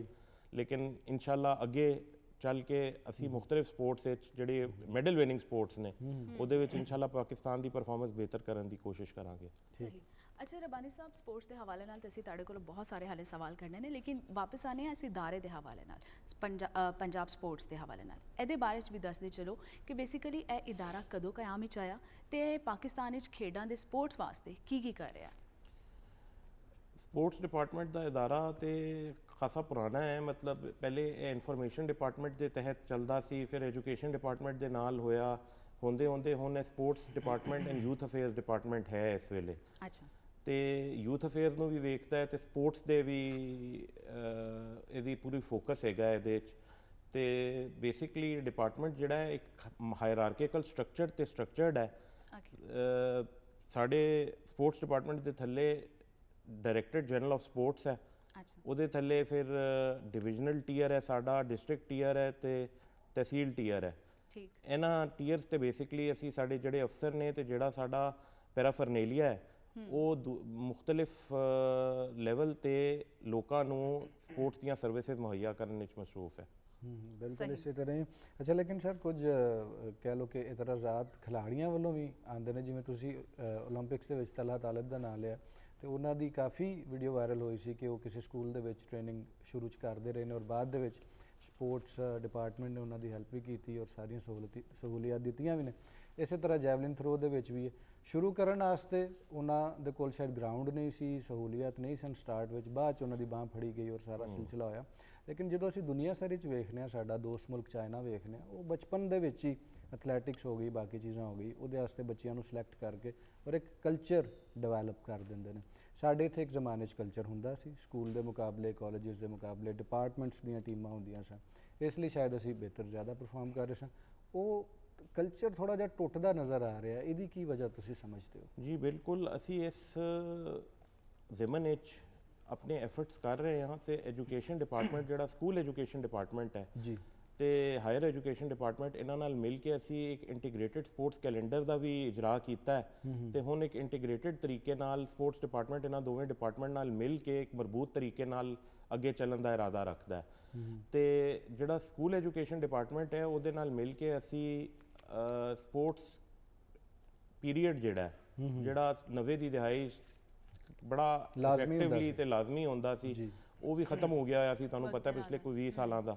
ਉਹ ਦੁਬਾਰਾ ਉਹਨੂੰ ਬਹਾਲ ਕਰ ਰਹੇ ਹਾਂ, ਨੋਟੀਫਾਈ ਅਸੀਂ ਕਰਵਾ ਦਿੱਤਾ ਹੈ ਤੇ ਹੁਣ ਉਹਨੂੰ ਬਹਾਲ ਕਰਨ ਲਈ ਅਸੀਂ ਪੂਰਨ ਤਰੀਕੇ ਨਾਲ ਅੱਗੇ ਚੱਲ ਰਹੇ ਹਾਂ। ਬਿਲਕੁਲ ਠੀਕ। ਨਾਲੇ ਇਹਦੇ ਨਾਲ ਥੋੜਾ ਜਿਹਾ ਮੈਂ ਐਡ ਕਰਦਾ ਚੱਲਾਂ ਕਿ ਇੱਕ ਸਪੋਰਟਸ ਕਾਲਜ ਦਾ ਅਸੀਂ ਕਿਆਮ ਕਰ ਰਹੇ ਹਾਂ, ਜਿਹਦੇ 'ਚ ਹਾਇਰ ਐਜੂਕੇਸ਼ਨ ਡਿਪਾਰਟਮੈਂਟ ਦੇ ਨਾਲ ਮਿਲ ਕੇ ਅਸੀਂ ਇੱਕ MOU ਵੀ ਸਾਈਨ ਕੀਤਾ ਹੈ, ਜਿਹਦੇ 'ਚ ਅਸੀਂ ਸਪੋਰਟਸ ਦੇ 30 ਬੱਚੇ ਜਿਹੜੇ ਨੇ, ਜਿਹੜੇ ਟੈਲੈਂਟਡ ਬੱਚੇ ਸਾਡੇ ਕੋਲ ਤਹਿਸੀਲ ਲੈਵਲ ਤੋਂ ਡਿਸਟ੍ਰਿਕਟ ਲੈਵਲ ਤੋਂ ਮੁੰਡੇ ਆਉਂਦੇ ਨੇ, ਉਹ ਬੱਚੇ ਲਵਾਂਗੇ ਤੇ ਉਹ ਬੱਚੇ ਇਹਨਾਂ ਹਾਇਰ ਡਿਗਰੀ ਕਾਲਜ ਗੁਲਬਰਗ ਵਿੱਚ ਜਿਹੜਾ ਅਸੀਂ ਸਪੋਰਟਸ ਸਕੂਲ ਬਣਾਉਣ ਜਾ ਰਹੇ ਹਾਂ ਉਹਦੇ 'ਚ ਪੜ੍ਹਨਗੇ ਤੇ ਉਹਨਾਂ ਦੇ ਜਿੰਨੇ ਵੀ ਅਖਰਾਜਾਤ ਨੇ, ਚਾਹੇ ਉਹ ਸਪੋਰਟਸ ਦੇ ਅਖਰਾਜਾਤ ਹੋਣ ਜਾਂ ਤਾਲੀਮ ਦੇ ਅਖਰਾਜਾਤ ਹੋਣ, ਉਹ ਸਪੋਰਟਸ ਡਿਪਾਰਟਮੈਂਟ ਬੇਅਰ ਕਰੇਗਾ। ਬਹੁਤ ਵਧੀਆ ਖਬਰ ਹੈ ਤੇ ਬੜੀ ਅੱਛੀ ਖਬਰ ਹੈ ਜੀ। ਅੱਛਾ ਰਬਾਨੀ ਸਾਹਿਬ, ਇਹ ਦੱਸੋ ਕਿ ਜਿਸ ਤਰ੍ਹਾਂ ਤੁਸੀਂ ਦੱਸਿਆ ਕਿ ਨਵੇਂ ਟੈਲੈਂਟ ਨੂੰ ਪ੍ਰਮੋਟ ਕਰਨ ਵਾਸਤੇ ਕੀ ਇਕਦਾਮਾਤ ਕੀਤੇ ਜਾ ਰਹੇ ਨੇ ਐਜੂਕੇਸ਼ਨ ਲੈਵਲ ਤੇ, ਜੇ ਪ੍ਰੋਫੈਸ਼ਨਲ ਲੈਵਲ ਦੇ ਹਵਾਲੇ ਨਾਲ ਗੱਲ ਕੀਤੀ ਜਾਏ ਤੇ ਉੱਥੇ ਕੀ ਇਕਦਾਮਾਤ ਕੀਤੇ ਜਾ ਰਹੇ ਨੇ ਪੰਜਾਬ ਸਪੋਰਟਸ ਵੱਲੋਂ? ਪ੍ਰੋਫੈਸ਼ਨਲ ਲੈਵਲ ਤੇ ਇੱਕ ਤੇ ਅਸੀਂ ਇਵੈਂਟਸ ਕਰਾ ਰਹੇ ਹਾਂ ਜੀ, ਬਹੁਤ ਸਾਰੇ ਇਵੈਂਟਸ ਕਰਾ ਰਹੇ ਹਾਂ। ਉਹਦੇ 'ਚ ਤੁਸੀਂ ਵੇਖੋਗੇ ਕਿ ਮਤਲਬ ਅਸੀਂ ਕਬੱਡੀ ਦਾ ਟਾਕਰਾ ਕਰਾਇਆ, ਕਬੱਡੀ ਦਾ ਵਰਲਡ ਕੱਪ ਕਰਾਇਆ, ਪੰਜਾਬ ਗੇਮਸ 8 ਸਾਲ ਦੇ ਗੈਪ ਤੋਂ ਬਾਅਦ ਪੰਜਾਬ ਗੇਮਸ ਕਰਾਈਆਂ, Quaid-e Azam inter divisional sports championship ਕਰਾਈ। ਉਸ ਤੋਂ ਇਲਾਵਾ ਅਸੀਂ first chief minister 5 a side woman hockey championship ਦਾ ਨੈਸ਼ਨਲ ਲੈਵਲ ਤੇ ਇਨਕਾਦ ਕੀਤਾ, ਉਹ ਹੁਣੇ ਹੀ ਖਤਮ ਹੋਇਆ, ਕੁਝ ਦਿਨ ਹੋਏ ਨੇ। ਤੇ ਅੱਗੇ ਜਿਹੜੇ ਇਵੈਂਟਸ ਕਰਨ ਜਾ ਰਹੇ ਹਾਂ, ਬੜੇ ਇਵੈਂਟਸ ਕਰਨ ਜਾ ਰਹੇ ਹਾਂ, ਉਹਦੇ ਵਿੱਚ ਵੀ ਸਾਡੇ ਮਤਲਬ ਮੀਰ ਚਾਕਰ ਰੇਂਜ ਗੇਮਸ ਨੇ ਜਿਹੜੀ ਸਾਊਥ ਪੰਜਾਬ ਵਿੱਚ ਹੋਣਗੀਆਂ, ਪੰਜਾਬ ਗੇਮਸ ਅਸੀਂ 2022 ਦੁਬਾਰਾ ਕਰਾਉਣ ਜਾ ਰਹੇ ਹਾਂ। ਅੱਛਾ, ਫਾਸਟੈਸਟ ਮੈਨ ਫਾਸਟੈਸਟ ਵੂਮਨ ਮੀਟ ਕਰਾਉਣ ਜਾ ਰਹੇ ਹਾਂ ਪੰਜਾਬ ਦੀ, ਤੇ ਫੁੱਟਬਾਲ ਦੀ ਲੀਗ ਕਰਾਉਣ ਜਾ ਰਹੇ ਹਾਂ, ਫੁੱਟਬਾਲ ਦੀ 32 ਕਲੱਬਸ ਲੈਵਲ ਦੀ ਲੀਗ ਕਰਾਉਣ ਜਾ ਰਹੇ ਹਾਂ। ਜਿਹੜਾ ਫੁੱਟਬਾਲ ਖੇਡ ਜਿਹੜਾ ਨੈਗਲੈਕਟਡ ਸੀ ਉਹਨੂੰ ਦੁਬਾਰਾ ਤੋਂ ਚੁੱਕਣ ਦੀ ਕੋਸ਼ਿਸ਼ ਕਰ ਰਹੇ ਹਾਂ। ਬਿਲਕੁਲ ਇਸੇ ਤਰ੍ਹਾਂ ਫੁੱਟਬਾਲ ਤੋਂ ਪਹਿਲੇ ਮੈਂ ਚਾਹ ਰਿਹਾ ਕਿ ਅਸੀਂ ਕਬੱਡੀ ਦੀ ਗੱਲ ਕਰ ਲਈ, ਵਜ੍ਹਾ ਹੈ ਕਿ ਵਰਲਡ ਕੱਪ ਜਿੱਤੇ ਹੋਏ ਹਾਂ ਔਰ ਬੜਾ ਕਾਮਯਾਬ ਇਵੈਂਟ ਕਰਵਾਇਆ ਗਿਆ ਔਰ ਸਾਰੀ ਦੁਨੀਆ ਦੀਆਂ ਟੀਮਾਂ ਆਈਆਂ ਔਰ ਰੌਣਕ ਮੇਲਾ ਲੱਗ ਗਿਆ ਲਾਹੌਰ ਦੇ ਵਿੱਚ ਔਰ ਖੇਡ ਲਾਹੌਰ ਦਾ ਸਲੋਗਨ ਵੀ ਅਸੀਂ ਵੇਖਿਆ ਔਰ ਦਿਲ ਦੇ ਵਿੱਚ ਬੜਾ ਵੱਸਦਾ ਹੈ ਖੇਡ ਪੰਜਾਬੀਆਂ ਦੇ ਜੀ। ਔਰ ਅਸੀਂ ਚੂੰਕਿ ਪੰਜਾਬ ਦੇ ਵਿੱਚ ਹੀ ਰਹਿੰਦੇ ਹਾਂ ਔਰ ਸਪੋਰਟਸ ਦੇ ਹਵਾਲੇ ਨਾਲ ਗੱਲ ਕਰ ਰਹੇ ਹਾਂ, ਲੇਕਿਨ ਦੂਜੇ ਪਾਸੇ ਅਸੀਂ ਆਪਣੇ ਗਵਾਂਢੀਆਂ ਨੂੰ ਵੇਖੀਏ, ਹਮਸਾਇਆ ਮੁਲਕ ਨੂੰ ਵੇਖੀਏ ਤੇ ਉਹਨਾਂ ਨੇ ਉਸ ਕਬੱਡੀ ਨੂੰ ਜਿਹੜੀ ਕਿ ਓਲੰਪਿਕਸ ਦੇ ਵਿੱਚ ਕਿਤੇ ਨਾ ਕਿਤੇ ਖੇਡੀ ਜਾਂਦੀ ਹੈ, ਕਾਰਪੇਟ ਦੇ ਉੱਤੇ ਖੇਡੀ ਜਾਂਦੀ ਹੈ, ਉਹਦੀਆਂ ਵੀ ਚੈਂਪੀਅਨਸ਼ਿਪਸ ਔਰ ਲੀਗਸ ਵਗੈਰਾ ਔਰ ਟੀਮਾਂ, ਜਿਵੇਂ ਕਿ ਉਹਨਾਂ ਦੇ ਆਪਣੇ, ਜਿਵੇਂ ਸਾਡਾ PSL ਹੈਗਾ, ਇਸ ਤਨਾਜ਼ੁਰ ਤੇ ਉਹਨਾਂ ਫੁੱਟਬਾਲ ਦੀ ਵੀ ਬਣਾਈ, ਹਾਕੀ ਦੀ ਵੀ ਬਣਾਈ, ਕਬੱਡੀ ਦੀ ਵੀ ਬਣਾਈ ਔਰ ਕ੍ਰਿਕਟ ਦੀ ਤਾਂ ਜ਼ਾਹਿਰ ਹੈ ਹੀ ਹੈ। ਸਾਡੇ ਇੱਥੇ ਮੱਡ ਕਬੱਡੀ ਜ਼ਿਆਦਾ ਹੋ ਰਹੀ ਹੈ ਜਾਂ ਪਿੰਡਾਂ ਥਾਵਾਂ ਤੇ ਮੇਲਿਆਂ ਤੇ ਬਹੁਤ ਜ਼ਿਆਦਾ ਖੇਡੀ ਜਾ ਰਹੀ ਹੈ। ਜਿਹੜੀ ਇੰਟਰਨੈਸ਼ਨਲ ਸਤ੍ਹਾ ਦੇ ਉੱਤੇ ਅਸੀਂ ਖੇਡਣੀ ਹੈ, ਜਿਹੜੀ ਕਿ ਥੋੜੀ ਕਹਿ ਲਓ ਕਿ ਡਿਜ਼ਾਈਨਡ ਜੀ ਕਬੱਡੀ ਹੈਗੀ, ਇੰਡੋਰ ਜੀ ਕਬੱਡੀ ਮੈਟ ਹੈਗੀ। ਕਬੱਡੀ ਜੀ, ਉਹਦੇ ਹਵਾਲੇ ਨਾਲ ਥੋੜਾ ਜਿਹਾ ਦੱਸੋ ਕਿ ਕਿੱਥੇ ਪਹੁੰਚੇ ਆ ਔਰ ਉਹਦੇ ਵਿੱਚ ਅਸੀਂ ਕਦੋਂ ਚੈਂਪੀਅਨ ਬਣਨਾ। ਮੈਟ ਕਬੱਡੀ ਇਸ ਵੇਲੇ ਪਾਕਿਸਤਾਨ ਵਿੱਚ ਥੋੜੀ ਜੀ ਲੈਗਿੰਗ ਹੈ। ਜੀ। ਤੁਹਾਡੀ ਬਿਲਕੁਲ ਸਹੀ ਪੁਆਇੰਟ ਆਊਟ ਤੁਸੀਂ ਕੀਤਾ ਹੈ। ਅਸੀਂ ਆਪਣੇ ਟ੍ਰੈਡੀਸ਼ਨਲ ਸਪੋਰਟ ਦੇ ਹਿਸਾਬ ਨਾਲ ਇਹਨੂੰ ਲੈ ਕੇ ਚੱਲ ਰਹੇ ਹਾਂ, ਕਿਉਂਕਿ ਸਾਡਾ ਟ੍ਰੈਡੀਸ਼ਨਲ ਸਪੋਰਟ ਹੈ। ਇਹ ਹੋ ਗਿਆ ਟੈਂਟ ਪੈਗਿੰਗ ਹੋ ਗਈ ਜੀ, ਕੁਸ਼ਤੀ, ਦੇਸੀ ਕੁਸ਼ਤੀ ਹੋ ਗਈ। ਇਹ ਸਾਡੀਆਂ ਜਿਹੜੀਆਂ ਸਪੋਰਟਸ ਨੇ ਇਹਨਾਂ ਨੂੰ ਅਸੀਂ ਲੈ ਕੇ ਟ੍ਰੈਡੀਸ਼ਨਲ ਸਪੋਰਟਸ ਦੀ ਸਾਡੀ ਸਪੋਰਟਸ ਪਾਲਿਸੀ ਜਿਹੜੀ ਅਸੀਂ ਅਪਰੂਵ ਕਰਵਾਈ ਹੈ ਗਵਰਨਮੈਂਟ ਤੋਂ। ਗਵਰਨਮੈਂਟ ਦਾ ਇੱਕ ਬਹੁਤ ਬੜਾ ਇਕਦਾਮ ਹੈ। ਪਿਛਲੀ ਕਿਸੇ ਗਵਰਨਮੈਂਟ ਨੇ ਕਦੀ ਸਪੋਰਟਸ ਪਾਲਿਸੀ ਡਿਵੈਲਪ ਕਰਨ ਦਾ ਨਹੀਂ ਸੋਚਿਆ। ਇਸ ਗਵਰਨਮੈਂਟ ਨੇ ਇਸ ਵਾਸਤੇ ਧਿਆਨ ਦਿੱਤਾ ਹੈ ਤੇ ਅਸੀਂ ਸਪੋਰਟਸ ਦੀ ਪਾਲਿਸੀ ਜਿਹੜੀ ਹੈ ਪਹਿਲੀ ਅਪਰੂਵ ਕਰਵਾਈ ਹੈ ਤੇ ਉਹਨੇ ਤੇ ਅਮਲ ਦਰਾਮਦ ਵੀ ਸ਼ੁਰੂ ਕਰਾਉਣ ਜਾ ਰਹੇ ਹਾਂ। ਬਿਲਕੁਲ ਠੀਕ ਸਹੀ ਜੀ। ਨਾਜ਼ਰੀਨ, ਹੁਣ ਇੱਕ ਨਿੱਕੀ ਜੀ ਬ੍ਰੇਕ ਦਾ ਟਾਈਮ ਹੋ ਗਿਆ ਸਰ, ਅਸੀਂ ਵਾਪਸ ਆਵਾਂਗੇ, ਤੁਹਾਡੇ ਨਾਲ ਗੱਲਬਾਤ ਕਰਾਂਗੇ, ਲੇਕਿਨ ਬ੍ਰੇਕ ਦਾ ਟਾਈਮ ਹੈ ਤੁਹਾਡੀ ਇਜਾਜ਼ਤ ਨਾਲ, ਤੇ ਬ੍ਰੇਕ ਵੱਲ ਵਧਦੇ ਹਾਂ, ਮੁੜ ਕੇ ਵਾਪਸ ਆਵਾਂਗੇ, ਰਹਿਣਾ ਸਾਡੇ ਨਾਲ ਹੈ।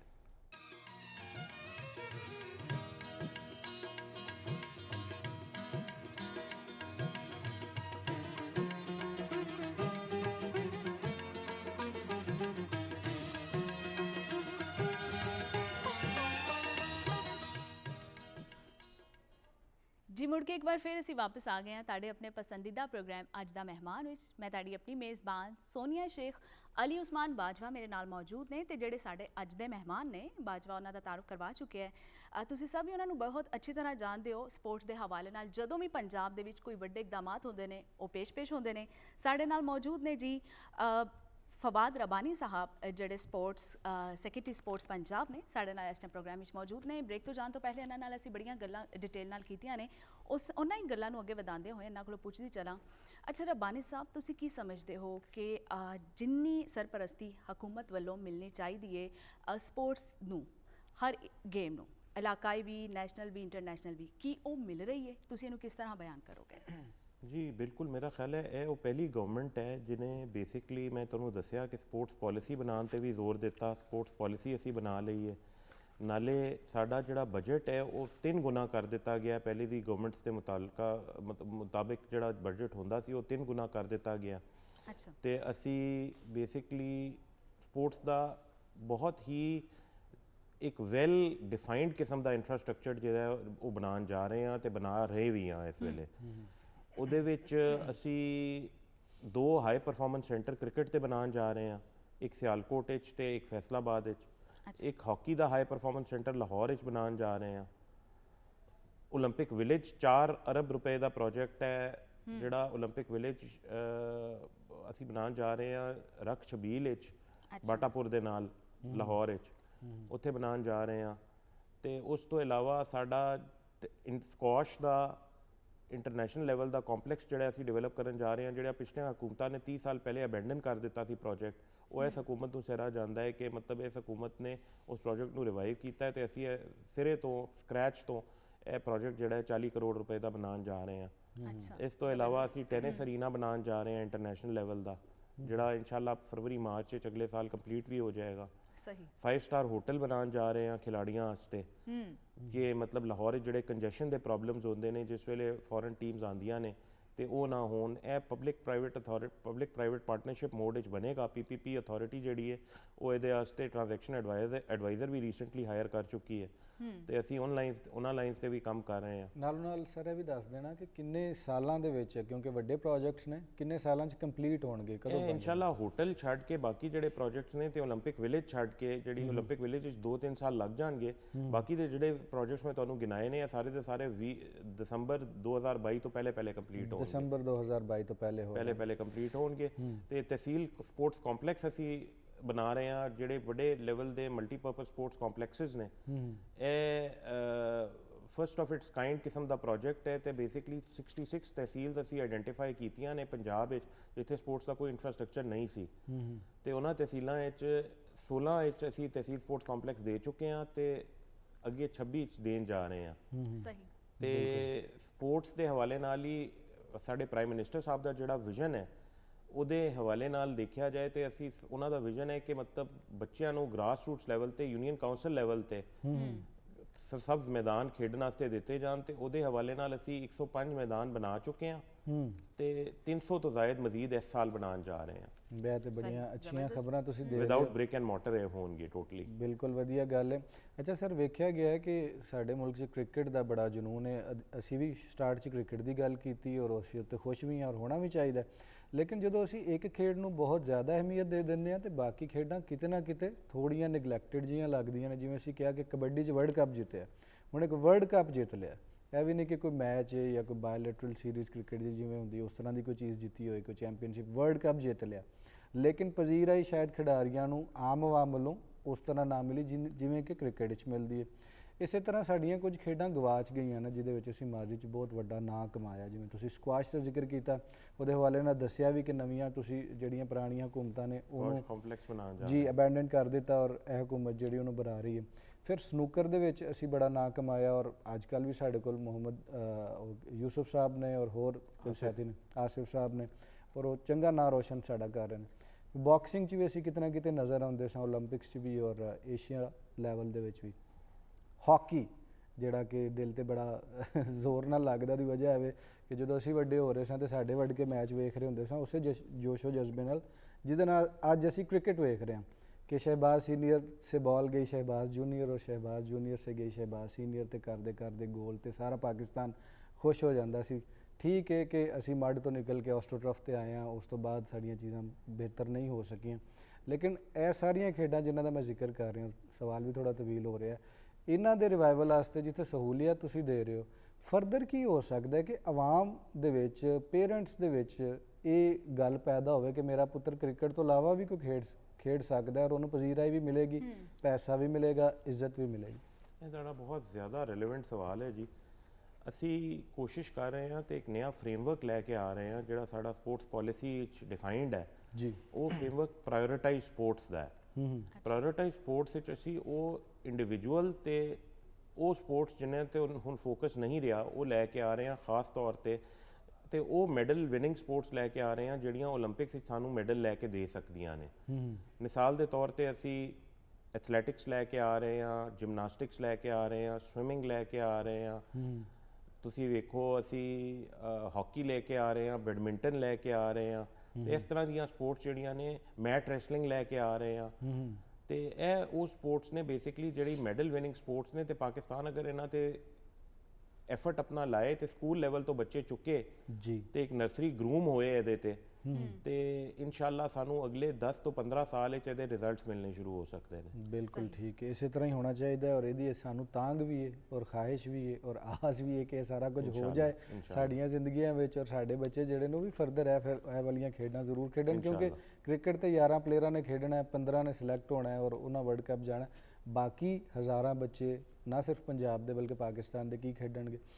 ਕਬੱਡੀ ਦੀ ਅਸੀਂ ਕਾਫੀ ਗੱਲ ਕੀਤੀ ਹੈ, ਥੋੜਾ ਜਿਹਾ ਇਹਦੇ ਵੱਲ ਦੱਸਣਾ ਕਿ ਜਿਹੜੀ ਨੇਜ਼ਾਬਾਜ਼ੀ ਦਾ ਤੁਸੀਂ ਜ਼ਿਕਰ ਕੀਤਾ ਸੀ ਆਪਣੀ ਗੁਫ਼ਤਗੂ ਦੇ ਵਿੱਚ, ਬੜਾ ਹੀ ਟ੍ਰੈਡੀਸ਼ਨਲ ਖੇਡ, ਪੰਜਾਬ ਦਾ ਖੇਡ ਔਰ ਬੜਾ ਉਹਦਾ ਮਾਣ ਵੀ ਹੈ ਸਾਨੂੰ, ਉਹਦੇ ਹਵਾਲੇ ਨਾਲ ਕਿਹਾ ਕੋਈ ਅਸੀਂ ਇੰਟਰਨੈਸ਼ਨਲੀ ਪਲਾਨ ਕਰ ਰਹੇ ਹਾਂ ਕਿ ਬਾਹਰੋਂ ਵੀ ਟੀਮਾਂ ਆਉਣ, ਉਹ ਵੀ ਸਾਡੇ ਨਾਲ ਮੁਕਾਬਲੇ ਕਰਨ ਔਰ ਨੇਜ਼ਾਬਾਜ਼ੀ ਹੋਵੇ ਔਰ ਉਹਨੂੰ ਅਸੀਂ ਇੱਕ ਬ੍ਰਾਂਡ ਬਣਾ ਲਈਏ ਜਿਵੇਂ ਕਿ ਬਾਕੀ ਖੇਡਾਂ ਹੈਗੀਆਂ ਨੇ ਦੁਨੀਆ ਦੇ ਵਿੱਚ। ਇਨਸ਼ਾਅੱਲਾ ਇੰਟਰਨੈਸ਼ਨਲ ਵੱਲ ਵੀ ਜਾ ਰਹੇ ਹਾਂ, ਉਹ ਵੀ ਸਾਡੇ ਪਲੈਨਿੰਗ ਵਿੱਚ ਮੌਜੂਦ ਹੈ, ਲੇਕਿਨ ਜਿਹੜਾ ਸਾਡਾ ਬੇਸਿਕ ਏਮ ਹੈ ਇਸ ਵੇਲੇ ਉਹ ਇਹ ਹੈ ਕਿ ਅਸੀਂ ਇੱਕ ਇੰਟਰਨੈਸ਼ਨਲ ਲੈਵਲ ਦਾ ਟੂਰਨਾਮੈਂਟ ਨੈਸ਼ਨਲ ਲੈਵਲ ਤੇ ਕਰਾਈਏ, ਜਿਹੜਾ ਕਿ ਅਸੀਂ ਚੰਗ ਵਿੱਚ ਪਲਾਨ ਕਰ ਰਹੇ ਹਾਂ ਅਗਲੇ ਫਰਵਰੀ ਮਾਰਚ ਤੱਕ, ਜਿਹੜਾ ਕਿ ਗੜ ਹੈ ਇਸ ਖੇਡ ਦਾ, ਜਿਹੜਾ ਗੜ ਹੈ ਇਸ ਖੇਡ ਦਾ, ਸਰਗੋਦਾ ਹੋ ਗਿਆ, ਚੰਗ ਹੋ ਗਿਆ, ਉਧਰ ਅਸੀਂ ਪਲਾਨ ਕਰ ਰਹੇ ਹਾਂ ਤੇ ਮਾਰਚ ਵਿੱਚ ਇਨਸ਼ਾਅੱਲਾ ਅਸੀਂ ਇਵੈਂਟ ਉੱਥੇ ਕਰਾਉਣਾ ਹੈ ਤੇ ਇੱਕ ਵੱਡਾ ਇਵੈਂਟ ਹੋਏਗਾ, ਪਾਕਿਸਤਾਨ ਲੈਵਲ ਦਾ ਇਵੈਂਟ ਹੋਏਗਾ ਤੇ ਇਨਸ਼ਾਅੱਲਾ ਅਸੀਂ ਉਹਦੇ ਚੋਂ ਪੂਰਾ ਟੈਲੈਂਟ ਵੀ ਸਾਹਮਣੇ ਆਏਗਾ ਤੇ ਮਤਲਬ ਇਸ ਖੇਡ ਨੂੰ ਅੱਗੇ ਲੈ ਕੇ ਜਾਣ ਦੀ ਸਾਨੂੰ ਰਾਹ ਵੀ ਨਜ਼ਰ ਆਏਗੀ। ਬਿਲਕੁਲ ਇਸੇ ਤਰ੍ਹਾਂ ਹੀ। ਅੱਛਾ ਰਬਾਨੀ ਸਾਹਿਬ, ਇੱਥੇ ਮੈਂ ਇੱਕ ਸਵਾਲ ਰਬਾਨੀ ਸਾਹਿਬ ਕੋਲ ਪੁੱਛਣਾ ਚਾਹਾਂਗੀ। ਜਿਵੇਂ ਤੁਸੀਂ ਦੱਸਿਆ ਕਿ ਬਹੁਤ ਸਾਰੇ ਪ੍ਰੋਜੈਕਟਸ ਜਿਹੜੇ ਨੇ ਉਹ ਅਪਕਮਿੰਗ ਨੇ ਤੇ ਬਹੁਤ ਜਲਦ ਔਰ ਤੁਸੀਂ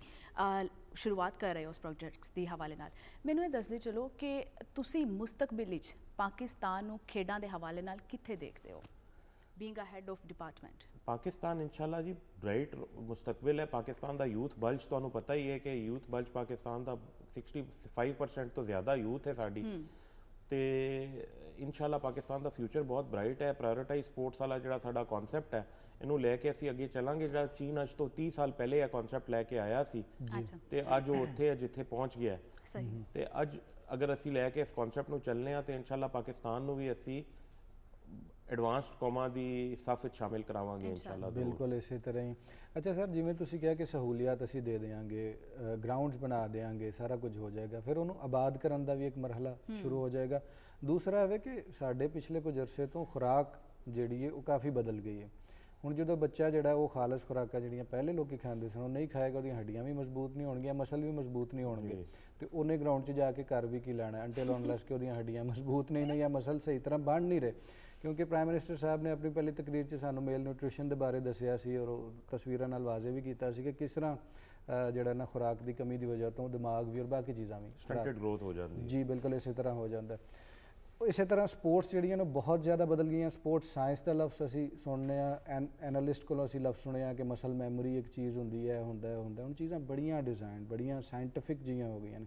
ਉਸ ਹਵਾਲੇ ਨਾਲ ਜਿਹੜੀਆਂ ਜਦੀਦ ਦੁਨੀਆ ਦੇ ਵਿੱਚ ਸਹੂਲੀਅਤ ਹੈਗੀਆਂ ਨੇ, ਜਿਵੇਂ ਲੈਬਸ ਹੈਗੀਆਂ ਨੇ, ਜਾਂ ਕਿਸ ਤਰ੍ਹਾਂ ਕਿਸੇ ਦਾ ਸਟਰਕਚਰ ਜਿਹੜਾ ਉਹ ਬੱਚਾ ਜਦੋਂ ਵੱਡਾ ਹੋਏਗਾ ਤੇ ਕਿਸ ਤਰ੍ਹਾਂ ਉਹਦੀ ਲੈਂਥ ਕਿਵੇਂ ਵੱਡੀ ਹੋਣੀ ਹੈ ਜਾਂ ਉਹਦੇ ਮਸਲ ਕਿਵੇਂ, ਉਹਦੀ ਗਰੋਥ ਕਿਵੇਂ ਹੋਣੀ ਹੈ, ਉਸ ਹਵਾਲੇ ਨਾਲ ਪੂਰਾ ਡਾਈਟ ਪਲਾਨ ਵੀ ਬਣਿਆ ਹੁੰਦਾ, ਸਾਰਾ ਕੁਝ ਹੁੰਦਾ। ਇਹਦੇ ਹਵਾਲੇ ਨਾਲ ਥੋੜ੍ਹਾ ਜਿਹਾ ਦੱਸਣਾ ਸਾਨੂੰ।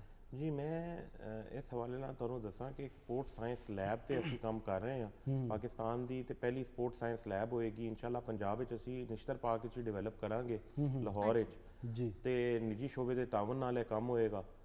ਤੇ ਉਹਦੇ ਵਿੱਚ ਜਿਹੜੇ ਸਾਡੇ ਹਾਈ ਪਰਫਾਰਮੈਂਸ ਐਥਲੀਟਸ ਨੇ ਉਹਨਾਂ ਨੂੰ ਜਿਹੜੀਆਂ ਸਪੋਰਟਸ ਇੰਜਰੀਜ਼ ਦਰਪੇਸ਼ ਆਉਂਦੀਆਂ ਨੇ ਉਹਦੀ ਟ੍ਰੀਟਮੈਂਟ ਇਨਸ਼ਾਅੱਲਾ ਜਿਹੜੀ ਹੈ ਉਹ ਅਸੀਂ ਫ੍ਰੀ ਆਫ ਕਾਸਟ ਉਹਦੇ ਵਿੱਚ ਕਰਕੇ ਦੇਵਾਂਗੇ। ਤੇ ਇਨਸ਼ਾਅੱਲਾ ਸਪੋਰਟ ਸਾਇੰਸ ਲੈਬ ਵਾਲਾ ਜਿਹੜਾ ਸਾਡਾ ਕਨਸੈਪਟ ਹੈ ਇਹ ਜਲਦੀ ਮਟੀਰੀਅਲਾਈਜ਼ ਹੋਏਗਾ ਜੀ। ਬਿਲਕੁਲ ਵਧੀਆ ਗੱਲ ਹੈ। ਤੁਸੀਂ ਫੁੱਟਬਾਲ ਦੀ ਵੀ ਗੱਲ ਕੀਤੀ, ਉਹਦੇ ਟੂਰਨਾਮੈਂਟ ਦੇ ਹਵਾਲੇ ਨਾਲ ਸਾਨੂੰ ਦੱਸਿਆ, ਜਿਹੜੀ ਕਿ ਬੜੀ ਵਧੀਆ ਗੱਲ ਹੈ ਕਿਉਂਕਿ ਫੈਨਸ ਬਹੁਤ ਜ਼ਿਆਦਾ ਨੇ ਫੁੱਟਬਾਲ ਦੇ ਸਾਰੀ ਦੁਨੀਆ 'ਚ ਵੀ ਔਰ ਪਾਕਿਸਤਾਨ 'ਚ ਵੀ। ਸਭ ਤੋਂ ਬਹੁਤੀ ਖੇਡੀ ਜਾਣ ਵਾਲੀ ਖੇਡ ਫੁੱਟਬਾਲ ਹੀ ਗਈ ਹੈ, ਉਸ ਤੋਂ ਬਾਅਦ ਕਿਤੇ ਕ੍ਰਿਕਟ ਆਉਂਦੀ ਹੈ। ਪਿਛਲੇ ਦਿਨੋਂ ਕੁਝ ਖਬਰ ਬਹੁਤ ਜ਼ਿਆਦਾ ਵਧੀਆ ਨਹੀਂ ਸੀ ਆਈ ਕਿ ਫੀਫਾ ਦੀ ਮੈਂਬਰਸ਼ਿਪ ਦੇ ਹਵਾਲੇ ਨਾਲ ਔਰ ਉਹ ਸਾਰਾ ਪੋਲੀਟੀਕਲ ਚੀਜ਼ਾਂ ਹੋ ਸਕਦੀਆਂ ਨੇ। ਇਸ ਵਕਤ ਸਾਡਾ ਜਿਹੜਾ ਫੁੱਟਬਾਲ ਦਾ ਬੋਰਡ ਹੀ ਹੈ ਉਹ ਕਿੱਥੇ ਖਲੋਤਾ ਹੋਇਆ ਔਰ ਕਿਸ ਤਰ੍ਹਾਂ ਉਹ ਟੈਲੈਂਟ ਹੰਟ ਵੀ ਕਰ ਰਿਹਾ। ਕਰਾਚੀ 'ਚ ਬਹੁਤ ਜ਼ਿਆਦਾ ਟੈਲੈਂਟ ਪਿਆ, ਪੰਜਾਬ 'ਚ ਬਹੁਤ ਜ਼ਿਆਦਾ ਟੈਲੈਂਟ ਪਿਆ ਹੈ। ਉਹਨਾਂ ਨੂੰ ਲੱਭਣਾ, ਉਹਨਾਂ ਬੱਚਿਆਂ ਨੂੰ ਔਰ ਉਹਨਾਂ ਨੂੰ ਸਾਰੀਆਂ ਸਹੂਲੀਅਤ ਦੇ ਕੇ ਔਰ ਫਿਰ ਵਰਲਡ ਕੱਪ ਤੇ ਇੱਕ ਅਲਟੀਮੇਟ ਗੋਲ ਹੈ ਸਾਡਾ, ਲੇਕਿਨ ਏਸ਼ੀਅਨ ਸਤ੍ਹਾ ਦੇ ਉੱਤੇ ਅਸੀਂ ਕਿੱਥੋਂ ਤੱਕ ਪਹੁੰਚ ਸਕਦੇ ਹਾਂ, ਤੁਹਾਨੂੰ ਕੀ ਲੱਗਦਾ? ਪਹਿਲੀ ਗੱਲ ਤਾਂ ਇਹ ਮੈਂ ਕਰਾਂਗਾ ਕਿ ਤੁਹਾਡਾ ਜਿਹੜਾ ਕੁਐਸਚਨ ਹੈ ਉਹ ਐਡਰੈਸ ਹੁੰਦਾ ਹੈ ਪਾਕਿਸਤਾਨ ਸਪੋਰਟਸ ਬੋਰਡ ਨੂੰ ਜੀ। ਉਹ ਵੇਖ ਰਹੇ ਨੇ ਫੀਫਾ ਨੂੰ ਤੇ ਇਹਨਾਂ ਦੇ ਮਸਾਇਲ ਨੂੰ ਤੇ ਇਸ ਹਵਾਲੇ ਨਾਲ ਉਹ ਵੇਖਦੇ ਨੇ। ਲੇਕਿਨ ਅਸੀਂ ਜਿਹੜੇ ਫੁੱਟਬਾਲ ਦੇ ਆਪਣੇ ਬੱਚੇ ਤਿਆਰ ਕਰ ਰਹੇ ਹਾਂ ਉਹ ਤਹਿਸੀਲ ਲੈਵਲ ਤੇ ਕੈਂਪਸ ਲਗਾ ਕੇ ਅਸੀਂ ਇਹ ਬੱਚੇ ਲੈ ਕੇ ਅੱਗੇ ਚੱਲਨੇ ਆ ਤੇ ਡਿਸਟ੍ਰਿਕਟ ਲੈਵਲ ਤੇ ਵੀ ਆਉਂਦੇ ਨੇ ਤੇ ਅੱਗੇ ਫਿਰ ਡਿਵੀਜ਼ਨਲ ਲੈਵਲ ਤੇ ਫਿਰ ਅੱਗੇ ਪ੍ਰਮੋਟ ਹੋ ਕੇ ਫਿਲਟਰ ਹੋ ਕੇ ਪ੍ਰੋਵਿੰਸ਼ੀਅਲ ਲੈਵਲ ਤੇ ਵੀ ਸਾਡੇ ਲਈ ਖੇਡਦੇ ਨੇ ਬੱਚੇ। ਤੇ ਹਾਕੀ ਲਈ ਵੀ ਸਾਡਾ ਇਹੀ ਪੈਰਾਫਰਨੇਲੀਆ ਹੈ ਤੇ ਫੁੱਟਬਾਲ ਲਈ ਵੀ ਇਹੀ ਪੈਰਾਫਰਨੇਲੀਆ ਹੈ। ਫਿਰ ਉੱਥੋਂ ਨਿਕਲ ਕੇ ਫਿਰ ਨੈਸ਼ਨਲ ਟੀਮ, ਫਿਰ ਉੱਥੇ ਨਿਕਲ ਕੇ ਨੈਸ਼ਨਲ ਟੀਮ ਨੂੰ ਰਿਪਰੈਜ਼ੈਂਟ ਕਰਦੇ ਨੇ, ਗ੍ਰੈਜੂਏਟ ਕਰਦੇ ਨੇ। ਬਿਲਕੁਲ। ਅੱਛਾ ਰਬਾਨੀ ਸਾਹਿਬ, ਜਿਵੇਂ ਤੁਸੀਂ ਬਹੁਤ ਸਾਰੇ ਪ੍ਰੋਜੈਕਟਸ ਦਾ ਆਗਾਜ਼ ਕੀਤਾ ਹੈ ਤੇ ਇਹਦੇ ਨਾਲ ਜਿਵੇਂ ਤੁਸੀਂ ਖੇਡਾਂ ਦੇ ਹਵਾਲੇ ਨਾਲ ਦੱਸਿਆ, ਖਿਲਾੜੀਆਂ ਦੇ ਮੁਆਸ਼ਰੀ ਤਹੱਫੁਜ਼ ਲਈ ਕੀ ਇਕਦਾਮਾਤ ਕਰ ਰਹੇ ਹੋ ਤੁਸੀਂ? ਕਿ ਇਹ ਸਾਡੀ ਸਪੋਰਟਸ ਪਾਲਿਸੀ ਦਾ ਇੱਕ ਬੜਾ ਅਹਿਮ ਹਿੱਸਾ ਹੈ ਕਿ ਸਪੋਰਟਸ ਪਰਸਨਸ ਵੈਲਫੇਅਰ ਜਿਹੜਾ ਹੈ ਉਹ ਬੜਾ ਅਹਿਮ ਹਿੱਸਾ ਹੈ ਤੇ ਇਹਦੇ 'ਚ ਅਸੀਂ ਸਟਾਈਪੈਂਡ ਤੇ ਸਕਾਲਰਸ਼ਿਪ ਦੇਣ ਜਾ ਰਹੇ ਹਾਂ ਬੱਚਿਆਂ ਨੂੰ ਜਿਹੜੇ ਸਪੋਰਟਸਮੈਨ ਨੇ ਤੇ ਸਪੋਰਟਸਮੈਨ ਤੋਂ ਇਲਾਵਾ ਜਿਹੜੇ ਉਹਨਾਂ ਦੇ ਕੋਚਿਸ ਨੇ ਤੇ ਆਫੀਸ਼ੀਅਲਸ ਨੇ ਤੇ ਵੈਟਰਨ ਨੇ ਸਪੋਰਟਸ ਦੇ, ਉਹਨਾਂ ਨੂੰ ਅਸੀਂ ਦੇਣ ਜਾ ਰਹੇ ਹਾਂ ਇਹ ਸਪੋਰਟਸ ਸਟਾਈਪੈਂਡਸ ਵਗੈਰਾ। ਇਹਦੇ ਲਈ ਅਸੀਂ ਗਵਰਨਮੈਂਟ ਨੂੰ ਸਮਰੀ ਮੂਵ ਕੀਤੀ ਸੀ ਤੇ ਗਵਰਨਮੈਂਟ ਨੇ ਅਪਰੂਵ ਵੀ ਕਰ ਦਿੱਤਾ ਹੈ, ਅੱਲਾ ਦਾ ਸ਼ੁਕਰ ਹੈ। ਤੇ ਮਾਸ਼ਾਅੱਲਾ ਇਹ ਅਪਰੂਵਲ ਦੇ ਬਾਅਦ ਅਸੀਂ ਇਨਸ਼ਾਅੱਲਾ ਇਹ ਇਕਦਾਮ ਉਠਾਉਣ ਜਾ ਰਹੇ ਹਾਂ ਕਿ ਮਤਲਬ ਇਹਨਾਂ ਦੀ ਉਹ ਹੋਏਗੀ ਤੇ ਇਹਦੇ ਨਾਲ ਅਸੀਂ ਇਹਨਾਂ ਦੀ ਹੈਲਥ ਇੰਸ਼ੋਰੈਂਸ ਲੈ ਕੇ ਆ ਰਹੇ ਹਾਂ ਪਲੇਅਰਸ ਦੀ। ਹੈਲਥ ਇੰਸ਼ੋਰੈਂਸ ਦਾ ਜਿਹੜਾ ਪ੍ਰੀਮੀਅਮ ਹੈ ਉਹ ਇਹੀ ਐਂਡਾਊਮੈਂਟ ਜਿਹੜਾ ਸਾਡਾ ਇੱਕ ਫੰਡ ਹੋਏਗਾ ਇਹਦੇ ਤੋਂ ਹੀ ਉਹ ਵੀ ਪੇ ਹੋਏਗਾ। ਬਿਲਕੁਲ, ਬਹੁਤ ਵਧੀਆ ਗੱਲ ਫਵਾਦ ਰਬਾਨੀ ਸਾਹਿਬ, ਤੁਹਾਡੀ ਆਮਦ ਦਾ ਬਹੁਤ ਜ਼ਿਆਦਾ ਸ਼ੁਕਰੀਆ ਔਰ ਬਹੁਤ ਪੋਜ਼ਿਟਿਵਿਟੀ ਤੁਸੀਂ ਦੇ ਕੇ ਜਾ ਰਹੇ ਹੋ ਸਾਨੂੰ ਸਭ ਨੂੰ ਵੀ, ਵੇਖਣ ਵਾਲਿਆਂ ਨੂੰ ਵੀ।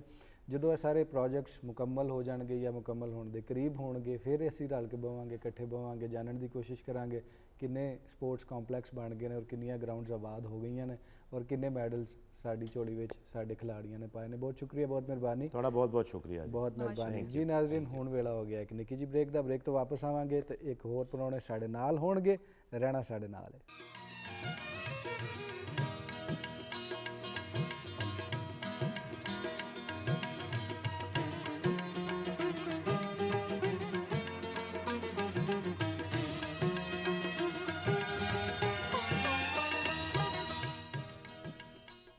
जी ਮੁੜ ਕੇ ਇੱਕ ਵਾਰੀ ਫਿਰ ਅਸੀਂ ਵਾਪਸ ਆ ਗਏ ਹਾਂ ਤੁਹਾਡੇ ਆਪਣੇ ਪਸੰਦੀਦਾ ਪ੍ਰੋਗਰਾਮ ਅੱਜ ਦਾ ਮਹਿਮਾਨ ਦੇ ਵਿੱਚ। ਮੈਂ ਤੁਹਾਡੀ ਆਪਣੀ ਮੇਜ਼ਬਾਨ ਸੋਨੀਆ ਸ਼ੇਖ।